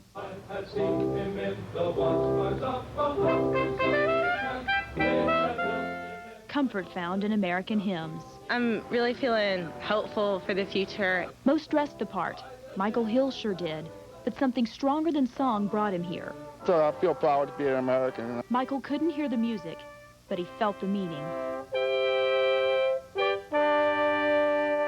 I would live, breathe, and die as an American. So I'm just happy to show my pride. Students crowded on the lawn. Workers sat on the back of their trucks. She knelt on the concrete in honor of those who died. He held his eyes tightly shut during a moment of silence. All in reverence to a day, 1 year ago, a moment in time forever marked. Things flash back in your mind, but you got to carry you through. It means a lot to be American. I'm even more proud to be American than I was a year ago.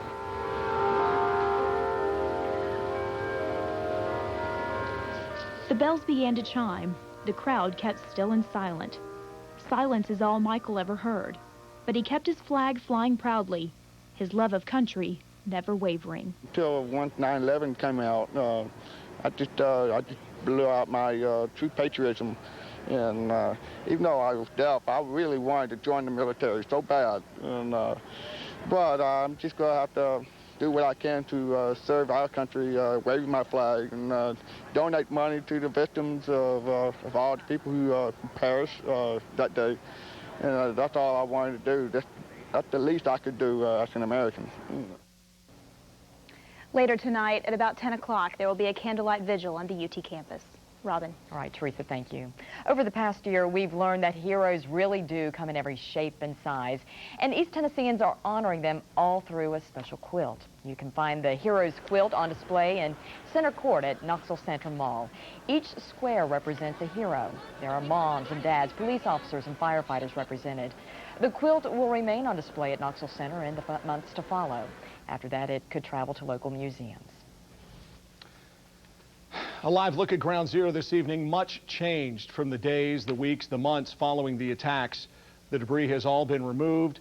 Some of it is actually in East Tennessee. 3 of the steel beams from Ground Zero have made their way to East Tennessee. That's thanks to some hard work from Oak Ridge High School students. The memorial was dedicated this afternoon on the front lawn at Oak Ridge High School. The students hope the beams will be a constant reminder of all those who lost their lives on September 11th. The community is proud to have the memorial.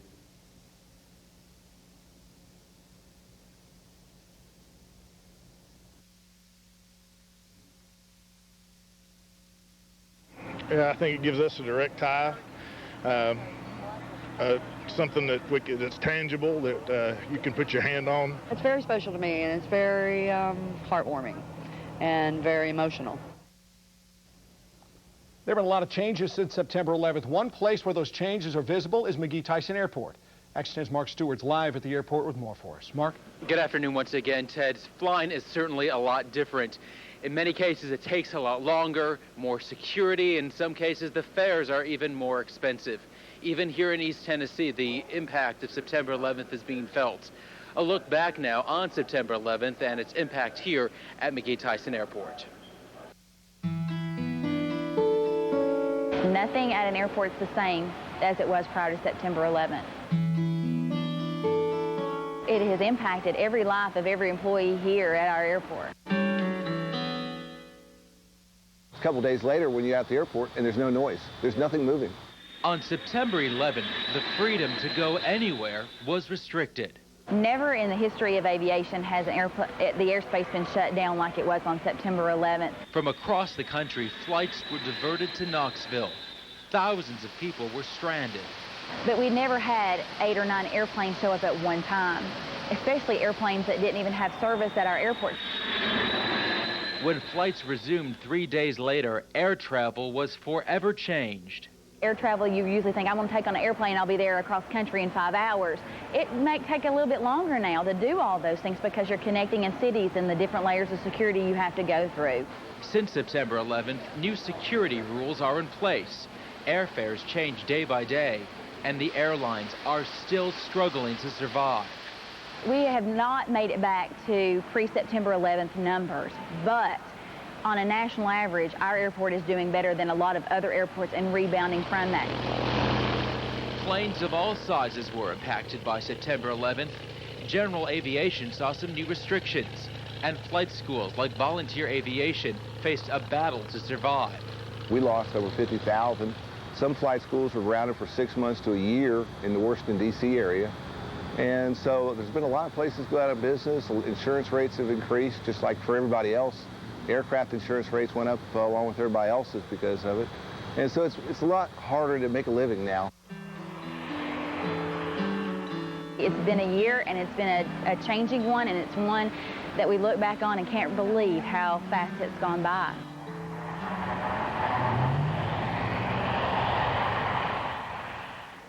One year to the day of September 11th. Air travel here today is very light. Very few people taking flights today, not only here in East Tennessee, but we've talked to passengers who've been through other airports, and they say it's very quiet as well in other cities. Now, Mark, they weren't surprised, I don't imagine, that the air traffic is light. In fact, they were expecting some cancellations of flights because of light travel today. So far, Ted, only one flight to Knoxville has been canceled. At some of the bigger airports, certainly more cancellations there. Planes are running today, but I was just watching people get on board one plane, and maybe on board a whole 35-seater plane, 6 people got on board, so significantly less. And the airlines are trying to cut fares this weekend. They want people to feel confident in the system. All right. Mark, thank you very much. There are countless heartbreaking stories that come out of September 11th, but there are some that give hope as well. USA Today's Mike Walter joins us from our nation's capital with one such story. Mike. Good evening, Robin. Good evening, Ted. Darren Walters actually had checked in for his second day at work here at the Pentagon on September 11th, 2001. He was working for the consulting firm Booz Allen Hamilton. Now, Darren Walters will tell you he believes in miracles. In fact, he'll tell you he is one. One decision he made on that morning of September 11th, 2001 saved his life. You ready? All right. To Aaron Walters, it's a simple game of catch, but to his dad, it's much more than that. All right, let me pass it to Faith. Darren Walters makes a big deal out of the little things in life. You should be thankful for the little things. The fact that you can get up and still go to work in the morning. The fact that you have a family to come home to. A little thing, a cup of coffee saved Darren Walters' life. This is where the jet hit that day, and that's exactly where Walters was standing minutes before, when he grabbed a cup of coffee and joined friends in a nearby courtyard. Yeah, I survived that day. There were so many times, so many different scenarios that could normally played out, like walking through those hallways where the plane hit at. If it had hit a few minutes earlier, it would have been a few minutes late. A year later, these pictures remind him of the what-ifs and whys. That would be one of the things when I get to heaven, probably one of the first questions I ask God, why? And to this day, I still don't know. I look at it that there's some things that he's not finished with me yet. There's still some things here that I need to do. Like cherish the little things. So Walters doesn't take his days for granted. He takes them as gifts. I remember a few days afterwards going in and looking at my kids and seeing my kids and being thankful to be able to sit there and see them in bed. And knowing that if it wasn't for the grace of God, that I wouldn't have the opportunity. After September 11th, a lot of people put a new premium on time with family and the little things in life. With Darren Walters, those are still very, very important. He spent today with his family, and he was thinking an awful lot about 3 co-workers who couldn't be with their family. Those colleagues died here a year ago, among the 184 people who perished during that terrorist attack. Ted and Robin? All right. Mike, thank you very much for joining us live. The normally busy downtown lunch crowd stopped for a few minutes today to mark the moment, the time America changed. Under God, indivisible, with liberty and justice for all. The Pledge of Allegiance was part of this lunch hour memorial put together by Knoxville's West Point Society. A couple hundred people came together on the plaza of the First Tennessee Bank building to sing and share a moment of silence. The ceremony wasn't just about honoring those killed last September 11th, but also to honor the men and women protecting our country. Here's a look at a couple memorial events here in East Tennessee tonight. At 6 o'clock in Market Square, the 200-member Crown College Choir will present a patriotic performance, beginning an evening of remembrance there. Fountain City will also take time to remember the victims. Our Bill Williams is the keynote speaker. Robin will be there as MC tonight. The man known as the Singing Cop will make an appearance here in Knoxville. Daniel Rodriguez is a member of the NYPD with a very special talent. He's lent his outstanding voice to the Today Show and to several memorial services for his fallen brothers. On September 27th, he will perform with the Knoxville Symphony Orchestra. Tennessee is, of course, the volunteer state, and in the days following September 11th, that became remarkably clear as East Tennesseans stopped their everyday lives and got to work helping victims. Russell Bivin joins us now live from Fire Station 11 to introduce us to some of those people. Robin, you're about to meet 7 people who took their know-how and compassion to Ground Zero and the Pentagon. For some of them who went to New York, they had never even been before. But when the roll was called, they were present.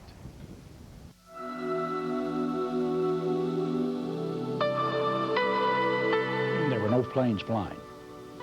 So we had no choice but to rent vans all over the southeast and drive to New York City. I guess going up, it just seemed to get worse and worse because we'd get reports called into us. The numbers of dead seemed to be increasing hourly as we went up. I mean, you didn't know what to expect. It was my first time in New York.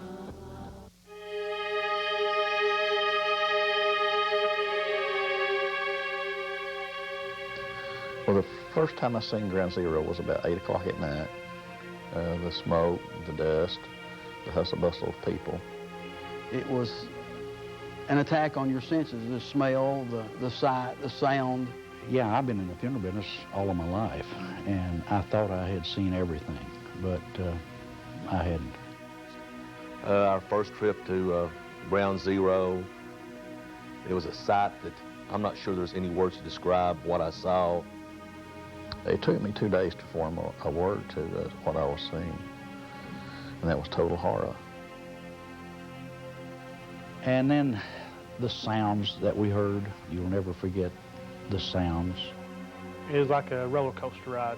First, we got up there, I mean, I felt anger because you could still see the smoke. Anxiety and a depression that I saw on the faces of the family members. You saw so much evil when you were in Ground Zero, but there was so much good that you could get your eyes on that, and that helped you handle it. I don't think I've ever asked for a transfer or any job change, assignment, or any deployment I've ever been on, but after 2 weeks at Ground Zero, I actually had to go and say, please move me. He overheated the first day, and they had a full vet hospital right there, right outside Ground Zero, and they took care of him. The sights that we saw, we will never, ever forget. They're in our minds.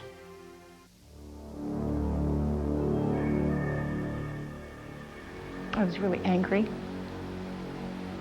that they had ruined this wonderful adventure of flying. The outline of the plane was still there. I mean, the angle of the wings.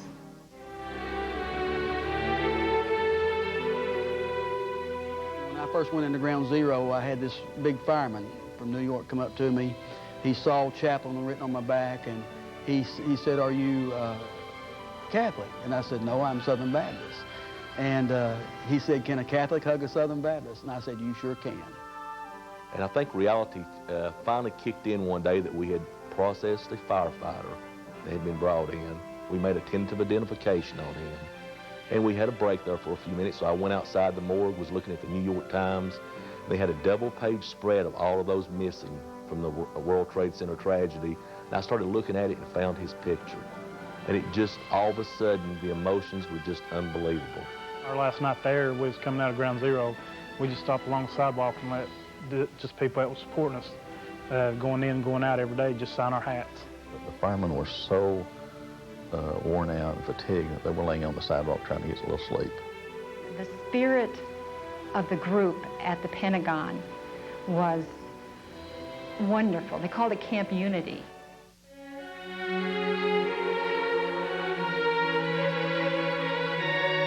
The people in New York and the fire department of New York could not comprehend that what we did was just a gesture of good faith. They would stop our car, believe it or not, and say thank you. People would just perk up, just to know that that we were there, that there was help there.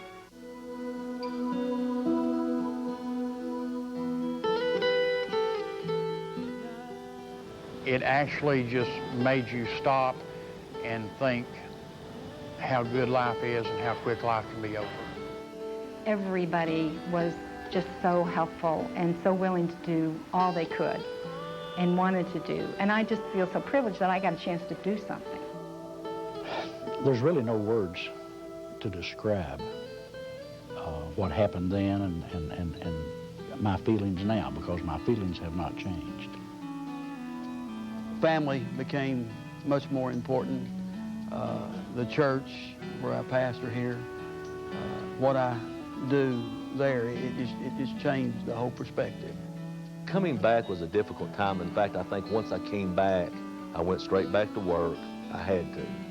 But I still had time to think about what I'd seen, what I had done in New York, and had some bumps along the road.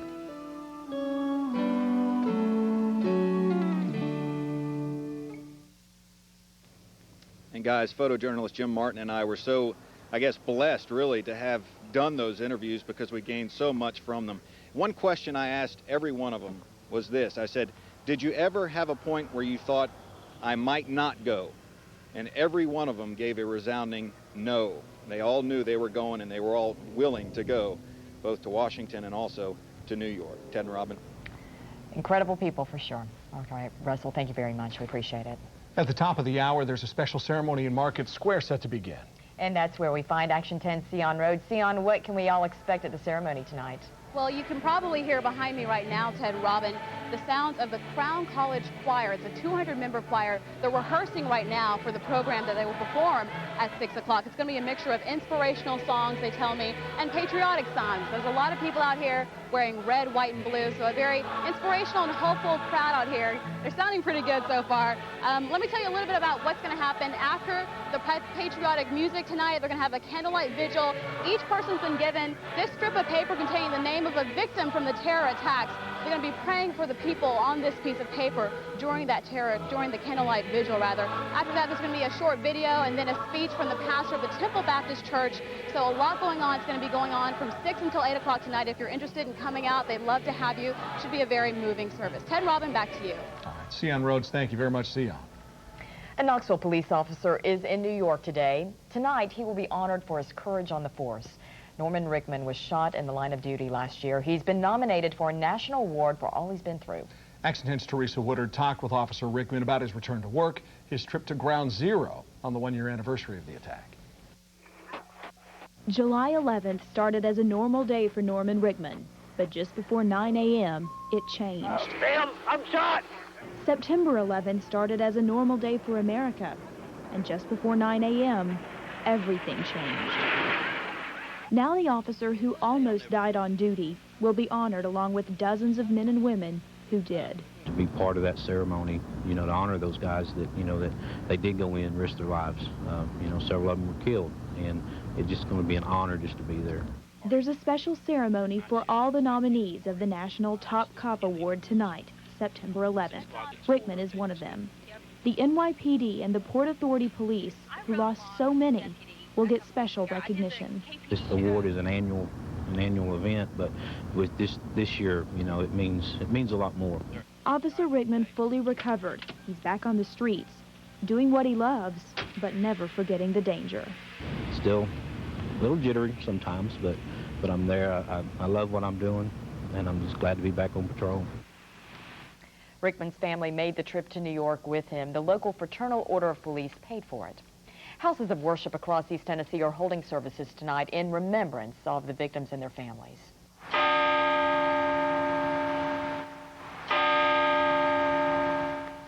Second Presbyterian Church in Knoxville kept the doors to its sanctuary open all day for people to come in, reflect, and to pray. There was a time for silent prayer along with readings from the Bible and historic speeches like the Gettysburg Address. Joy Cox came to the church wearing a scarf with an image of the Twin Towers. She says while she didn't know anyone who died in the terrorist attacks, she feels connected to those who did lose loved ones. It's part of us, and while I didn't lose anyone, part of my world died. Part of my world has changed, my children's world, and the future of the country. And it's important as much as I can to try to embrace the grief of those who are part of me while not part of this geographical part of the country. Second Presbyterian Church will hold a service of remembrance and unity tonight at 7:30. A live look now at a skyline forever changed a year ago today when the Trade Center crumbled. Among the bent steel and pulverized cement, dozens of destroyed rescue vehicles. But as photojournalist John Pratt shows us, thousands of hearts from East Tennessee did their part to replace one of those lost trucks. Both crews got on the apparatus and went to the World Trade Center. There's 12 firefighters, officers, and a chief officer. None of them came home. And we said, what can we do? We must do something. We must do something. This is some money for a new fire truck. I'm sorry that your fire truck got smushed. Love, Conceived and organized this wonderful effort to aid in the recovery of this horrific It tragedy. isn't much, but I'm a retired school teacher, and it's the best I can do. Thanking you for doing this. Hope you get what you need. My prayers are with you all. And so we did what we were very good at doing. We gave. And we gave and we gave. I just feel like we need to do something to help. Because I knew that the people down in New York didn't have enough money to buy a fire engine. It feels really special that we're helping someone and that it's going to please someone, and it just makes you feel really good inside. Even though we live away from New York, it's still a part of us.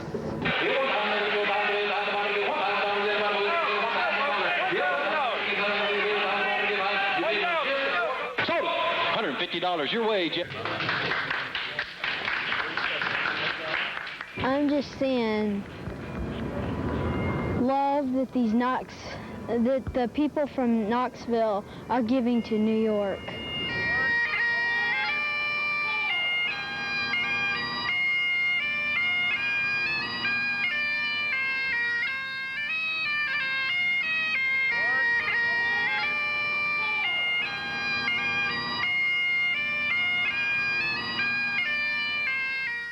We are gathered together today to dedicate this fire engine, to remember those who have given their lives for the cause.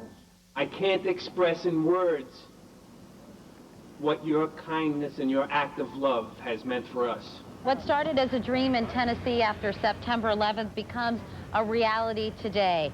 The people of Knoxville raised close to $1 million for New York City. We showed up this morning and we were walking down the road here, and I saw the fire truck and I was like, that's the truck that we bought.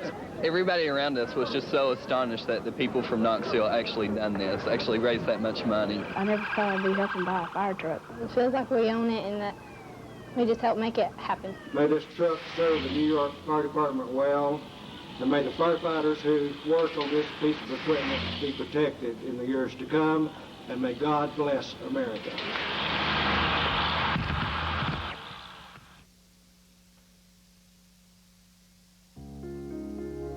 In remembrance of September 11, 2001, this is a special edition of Action 10 News.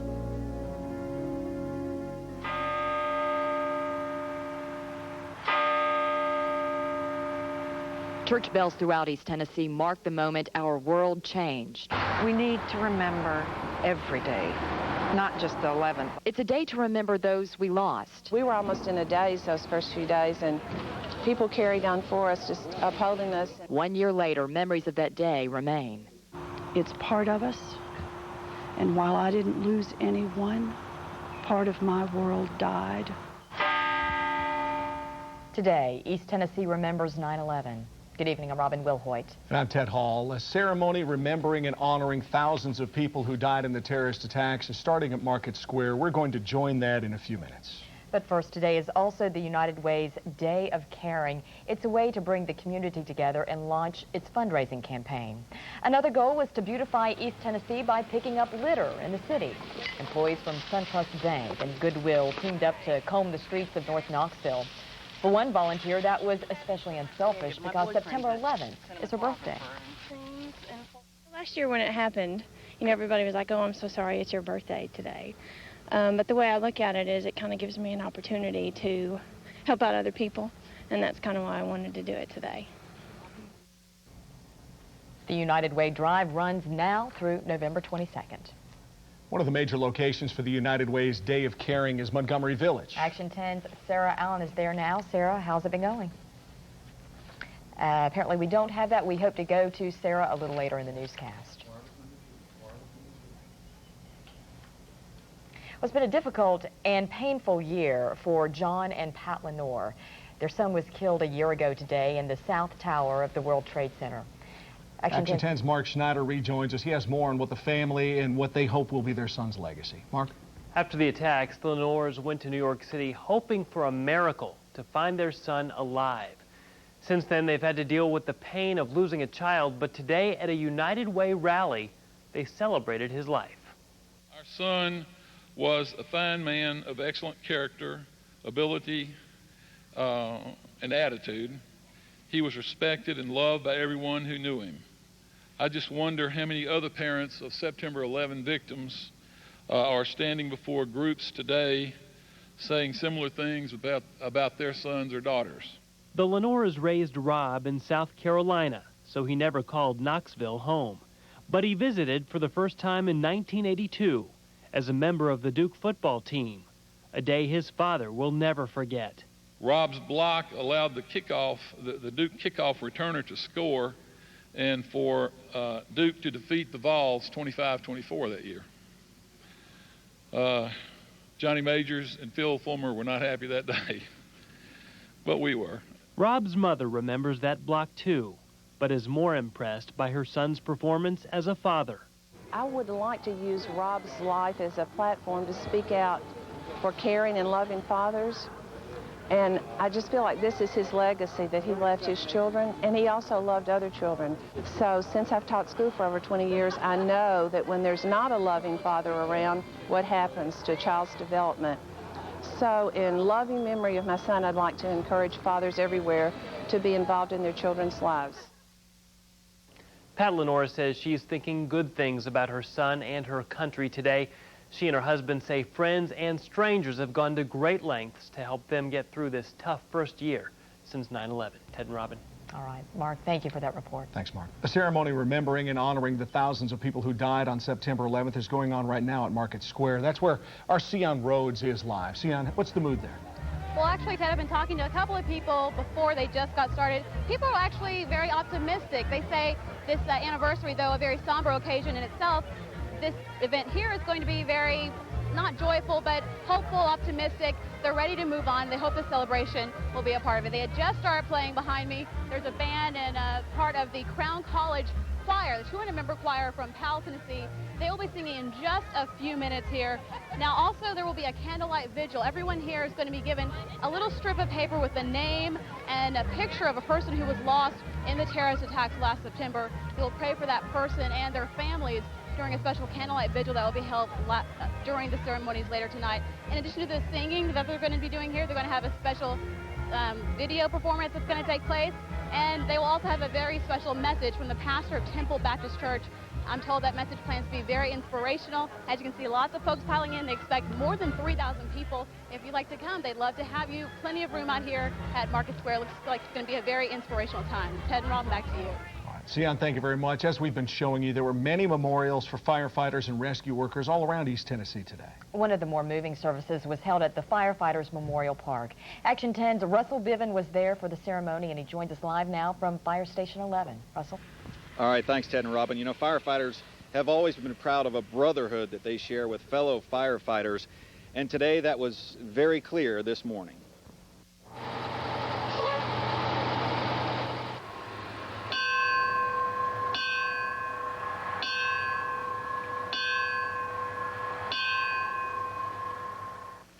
At 10:05 this morning, the same time the first tower collapsed 1 year ago, the Knoxville Fire Department paid their respects to fallen brothers and sisters of New York.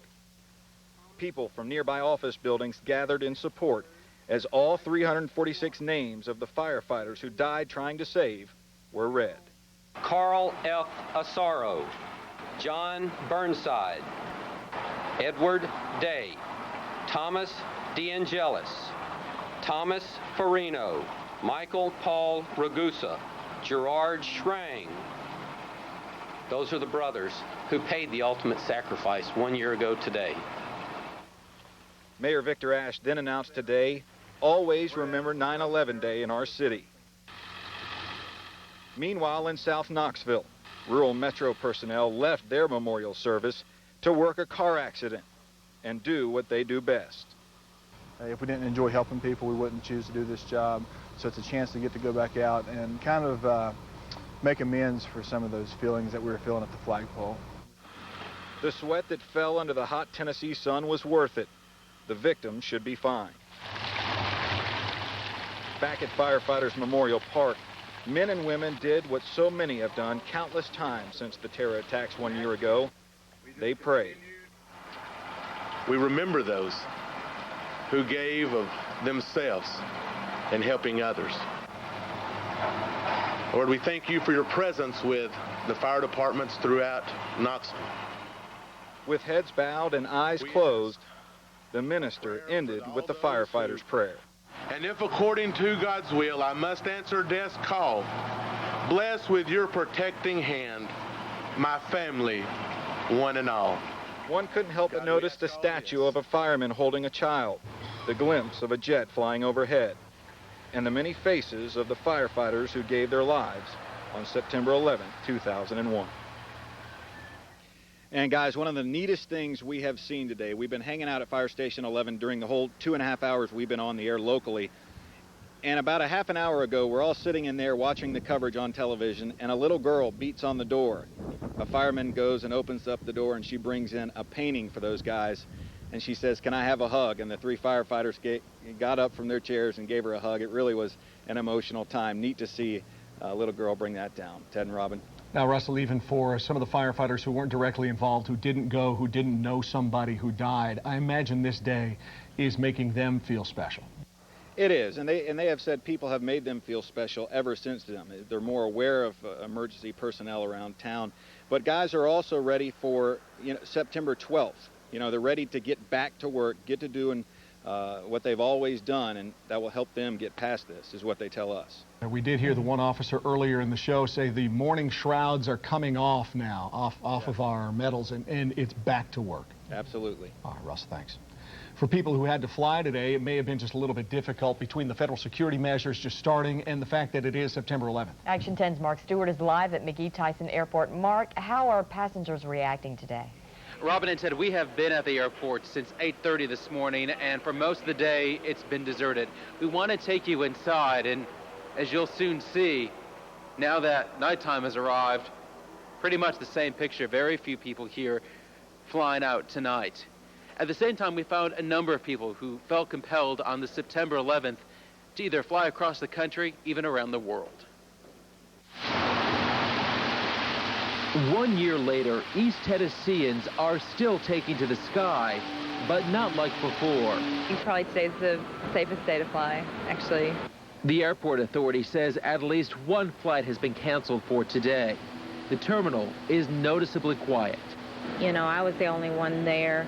I'm not the only, usually I'm not the only car. When you pull up, there's people outside. There's nobody outside here at all. And, you know, here there's people saying goodbye to people, and there's nobody. I mean, there really isn't. You know, I thought a little bit about last year and all that, but I really didn't faze me much. Peace lilies line the fountains inside. Airport employees are wearing special memorial pins and patriotic clothing.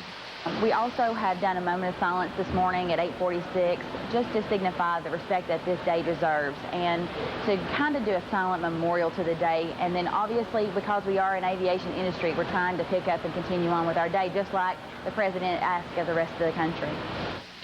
It's been a tough year for the airport. Traffic is down and flights have been reduced. Still, passengers flying on this September 11th hope the public will support the airlines. You've got to support the travel industry. You've got to support the area businesses. You know, it's like September 11th last year when it happened. The one woman said the best thing I could do is go out shopping and buy. It's been a very emotional day at the airport. United Airlines, for example, has been handing out these pins to passengers, red, white, and blue pins. The airline industry obviously hit very hard by the events of September 11th, and it's a fear and a concern that airline employees take with them every day. Again, pretty quiet today, and the feeling is that the low passenger counts will continue through the weekend, Ted and Robin. So they anticipate kind of a quiet day again tomorrow and so on. Absolutely, and airlines are trying to slash fares. One airline in a different part of the country is even giving away free seats. The airlines want to convince people that it's a safe way to travel, and at the same time they also want to protect the economy too. All right, Mark, thanks a lot. Well, the airport is not the only place seeing security changes. In Oak Ridge, the Bethel Valley Road, which used to take you directly to the National Lab, is no longer open to traffic. Now you have to pass through a guard shack, and you need to have a valid reason to be going to ORNL. Emergency crews from around the region united today and formed a parade down Kingston Pike to the convention center. The Knoxville Fire Department, Rural Metro, Carnes, and Seymour Volunteer Fire Departments, and Lifestar were just some of those crews.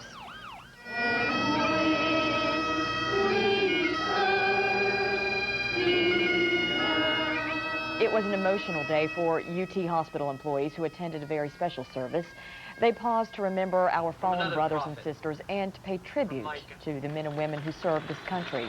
The crowd sang patriotic songs and heard words of inspiration from spiritual leaders who urged them not to forget the dead. The ceremony also included a flyover by an Air National Guard refueling tanker. A big effort today is the United Way's Day of Caring, and one of the major locations for that is Montgomery Village. And that's where Action 10 Sarah Allen joins us now. Sarah, lots of activity going on there today, right? All right, well, these are some of the kids that are benefiting from the Day of Caring here at Montgomery Village there he goes, Child Development Center. This entire structure behind us, including 3 or 4 others, were built today by volunteers from First Tennessee Bank who spent their entire day giving back to their community in honor of September 11th. Let's show you what happened.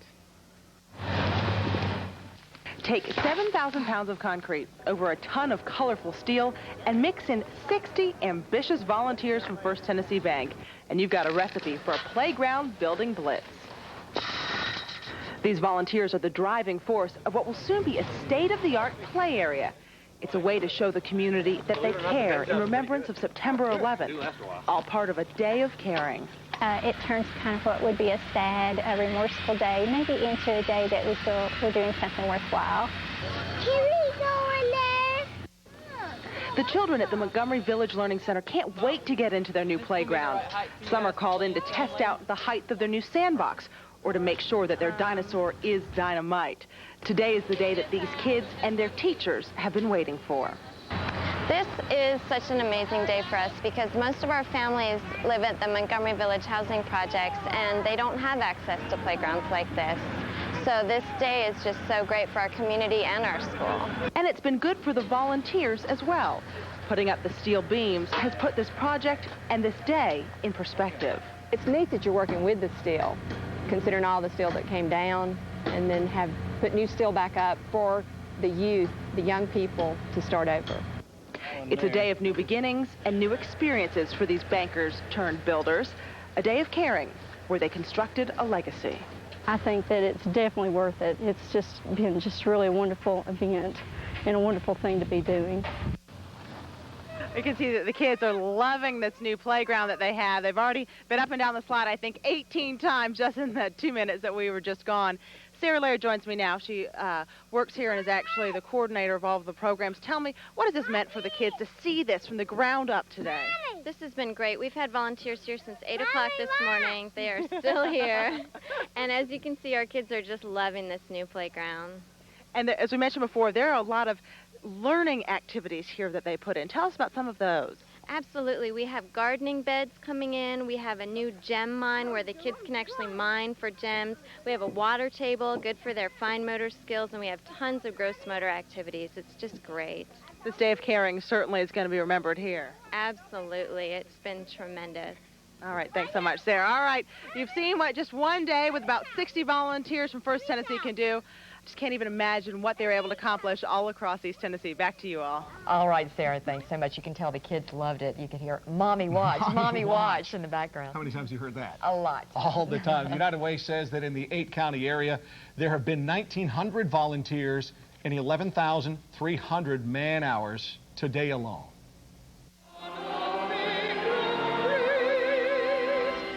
At First Presbyterian Church in downtown Knoxville, the congregation stood together in song this morning and later in silence to commemorate the anniversary of September 11th. That same church opened their doors to followers of all faiths today, holding an interfaith ceremony. Leaders from the Christian, Jewish, and Muslim communities in Knoxville sat side by side behind the pulpit and addressed a diverse congregation. We chose, rather than having the service alone, is to be here to show the unity and to show our commitment that we can all pray together and we can live together peacefully. As we come together,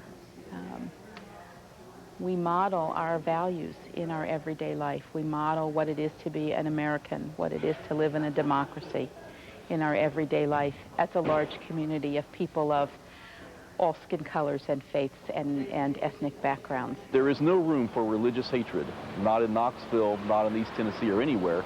Then a service like this is a tangible demonstration of that. Last year, many in the Muslim community were targeted or threatened after the attacks, and they hope this year will be different and praise the faith community of Knoxville for its support. The attack on America is hard for anyone to understand, so imagine just how difficult it must be to help 6- and 7-year-olds understand September 11th. That's the challenge every first-grade teacher in the country faces. Lenore City Elementary teacher Tammy Fedor finally realized she couldn't take the whole class to New York to help people there. Instead, she decided her students could do nice things for people right here in honor and in memory of the victims of September 11th. It's my country, the United States, and it means so much to me.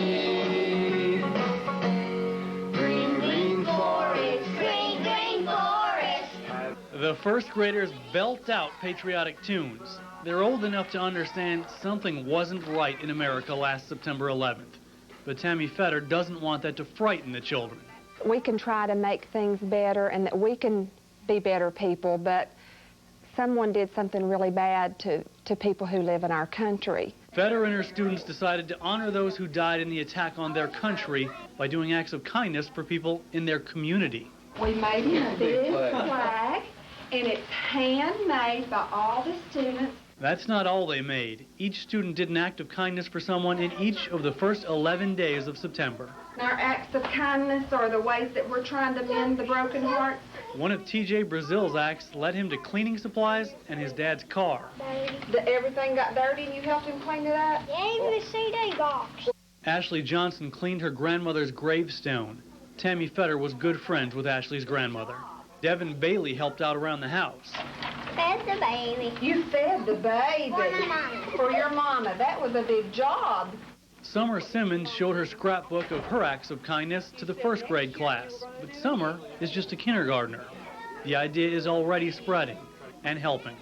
It's just such a sensitive subject, and I just felt like this was a wonderful opportunity to express how we could turn it into something positive. And just each year as that you know, and it will also give her an opportunity to never forget. It's America! America to me! The Simmons plan to add to that scrapbook for years to come. The idea is to make the community, then the region, then even the nation better, one small act of kindness at a time. Part of the World Trade Center now has a prominent place in Oak Ridge. A few months after the September 11th attacks, the students at Oak Ridge High School wanted to do something that would make a lasting impression. With the help of the U.S. Army Corps of Engineers, they were given 3 steel beams from the World Trade Center to make a memorial. Today they unveiled it, and Seth Andrews has that story.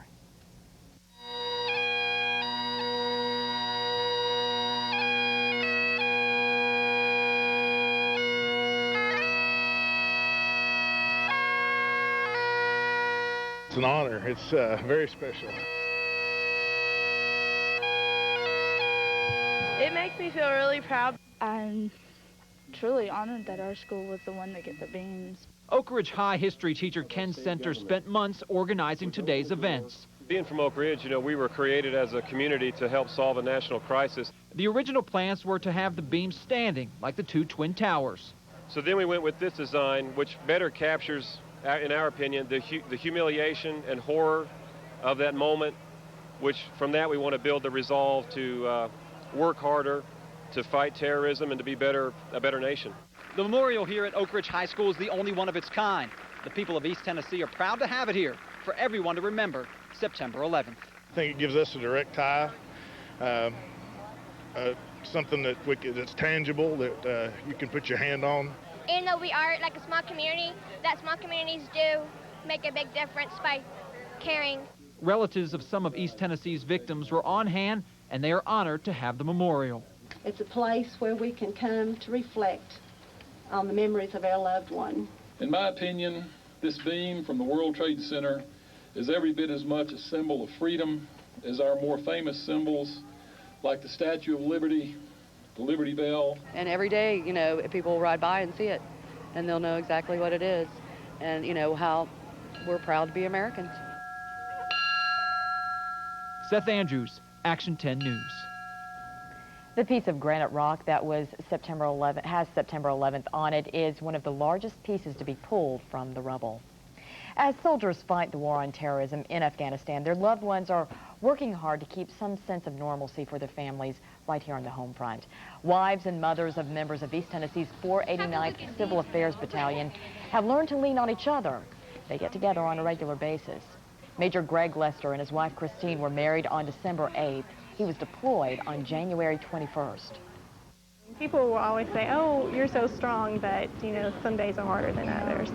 But all that matters is he comes home safe. Christine is hoping her husband will be home in time for their one-year anniversary. Sandy Amburn is another wife who's waiting for her husband, Lieutenant Colonel Don Amburn, to return from Afghanistan. He's with the 489th Civil Affairs Battalion. We spoke with him by phone a short time ago and asked him what message he had for his family and for East Tennessee. Love and miss them, and I think one of the things I would like to say to them and to your viewing audience is thank God every day that you are an American, because this is the second war-torn country that I've been to, and without a doubt, we are living in the greatest country in the world. Lieutenant Colonel Amburn told us he has no idea when he'll be able to come home. During the war on terrorism, an East Tennessee soldier made the ultimate sacrifice for our country. Master Sergeant Jefferson Donald Davis died in Afghanistan last December when a U.S. bomb dropped too close to him. Davis was from a small community near Elizabethton. He is survived by a wife and 3 children. I guess hot is not the proper way to describe it, although it was still plenty warm out there, but a lot better than yesterday. Yeah, after a week of temperatures in the 90s, finally only 88 degrees today. Hope you had a great September 11th. East Tennessee remembers today, certainly. We thank God for our freedom. A great price was paid for that freedom, and our thoughts and prayers are with the families those lost September 11th. Certainly hope you've had a good Wednesday and a good September 11th today. At least we've made it through a year now. It's gone by fairly quickly. We do have Hurricane Gustav. Winds up to 92 miles per hour now, as we'll see in just a second. New York City right here, fortunately mostly clear skies, but winds have been gusting between 40 and 50 miles per hour The reason Gustav passing off by to the north and east. Again, winds right now 92 miles per hour, should continue to move away from the sea, away from the U.S. mainland, I should say, out to sea, and affect the Canadian Maritimes over the next couple of days. But moving out to sea, but a strong hurricane right now, but no threat to the U.S. mainland, just some gusty winds in the northeast. Right now, we're looking at lots of sunshine, mostly clear skies. There's the cold front that has gone through. Lower humidity. Many areas will be in the 50s tonight as we break it down with our zone cast. Very comfortable tonight and tomorrow morning for your Thursday. That's good news. 54 tonight on the plateau. 78 tomorrow, mostly sunny. It will be cooler, very pleasant here in the valley. Now, around 58 degrees for the low tonight, 84 for the high tomorrow. Mostly sunny and very pleasant indeed. Again, not quite as hot. We'll continue to see temperatures in the 80s the rest of the week. 49 in the mountains, most areas, partly cloudy and cooler tomorrow with a high only around 78 degrees. All right, a little bit more cloud cover later tomorrow and again on Friday. And notice our futurecast hinting right here, indicating a slight chance for showers. I think most areas will still be dry, but there is an important change later this weekend. A stronger cold front will approach later in the weekend and give us our best chance for showers and thunderstorms that we've seen in some time. Highs tomorrow only in the low to mid 80s, some 70s off to our east, and low to mid 80s on Friday. Here's your weekly planner. Look at Sunday. Wow. That's what we need. We are in a moderate to severe drought across East Tennessee. A decent chance for rain and thunderstorms. Even into Monday, there's still a chance. And notice those high temperatures for a change now, only in the 80s. The next couple of nights, very pleasant. Ted and Robin. All right. Thanks a lot, Todd. Todd, thank you very much. We're also going to take a moment to remember sports and how the sports world last year stopped. It did. It literally just stopped as of September the 11th. On September the 10th, 2001, the game that week with Florida was the game in the college football world. But, of course, everything changed the morning of September the 11th. Where were you when you found out what had happened? Actually, was in my office, and my secretary came in and said there's been an accident at the time, which is what everybody thought it was, and, and the plane had hit the World Trade Center and stuck my nose into an office that had a television set on, and looked at it, and I just thought, you know, what a tragedy, not knowing, you know, like most people didn't, that it was a act of terrorism. This is our generation's the equivalent of the JFK assassination for our parents. Everybody remembers where they were at and what they were doing. And I was at my apartment, and somebody called, and I turned on the TV, and I was like, oh my goodness, I never thought this could really happen, something like this. So hopefully our kids their generation won't have to experience something like we have and our parents did. The guys that they indeed will be playing Saturday at 3:30 in Gainesville against Florida. Now, it was a crazy week after the attacks. The Southeastern Conference immediately decided to go on with the games. By Thursday, things had changed. They decided to make the change after yesterday deciding to play the games this weekend. So many phone callers expressed disapproval of that. When did you realize that this football game that was so important at the time may not happen? Well, really, the thought crossed my mind immediately, you know, that this was, I thought we'd probably go to war. I actually had an aunt who was supposed to fly 2 days before that, so it was kind of, you know, freaky for me and my family, since my family travels so much from California to here, so it was a pretty hectic time. At that time, nobody wanted to go watch a football game, or nobody wanted to play in a football game, and I'm sure nobody wanted to coach in a football game. What happened a year ago changed everybody in our country forever. And yes, the perspective on football was altered as well.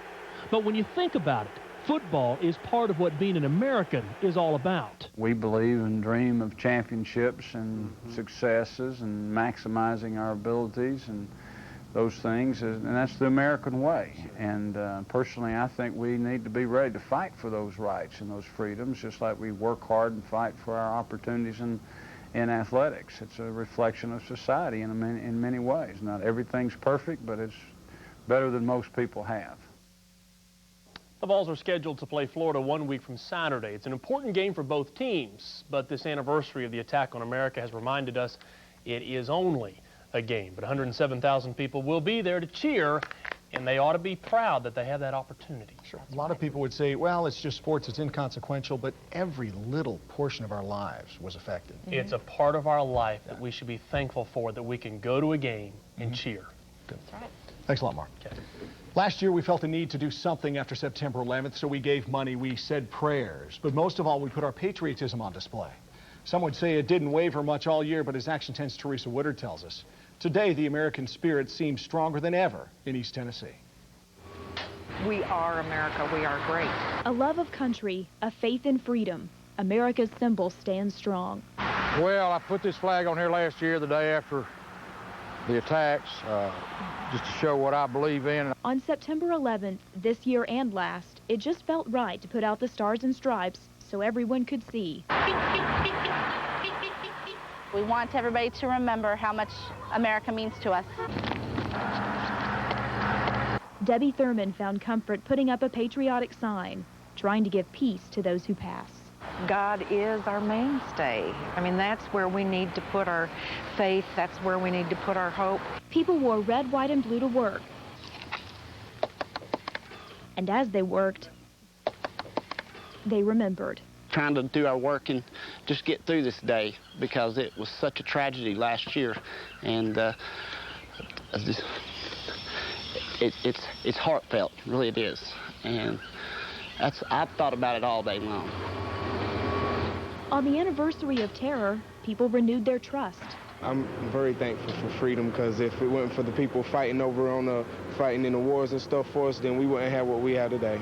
America nowadays, most people seem to be, getting together, talking and uniting, and so it's really nice. A day of reverence, a day of resolve, a time to remember the past and pledge allegiance to the future. It's hard to keep going, but we have to keep going. I mean, that's the only choice we have. If we don't go and keep on going, they win. And they'll not win as long as I'm drawing a breath. You remember last year the stores sold out of American flags? Most stores say they still have some in stock now, but there has been a run on the last couple of days. If you are interested in attending a ceremony, one is going on right now on Market Square with the Crown College Choir. During the memorial, 3,007 people will be present to represent each of the victims. And right now at 6:30, almost at 6:30, Fountain City remembers September 11th with a special service sponsored by Fountain City Ministries.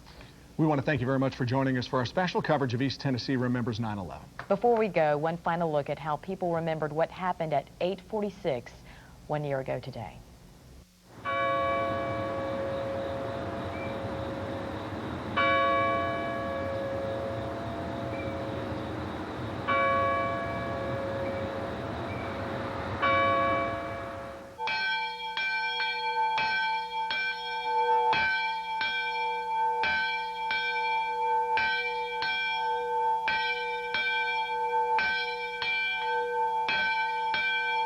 Let us pause.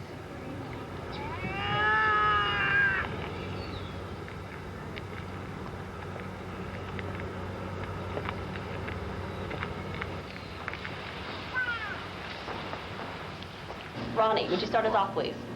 To the flag of the United States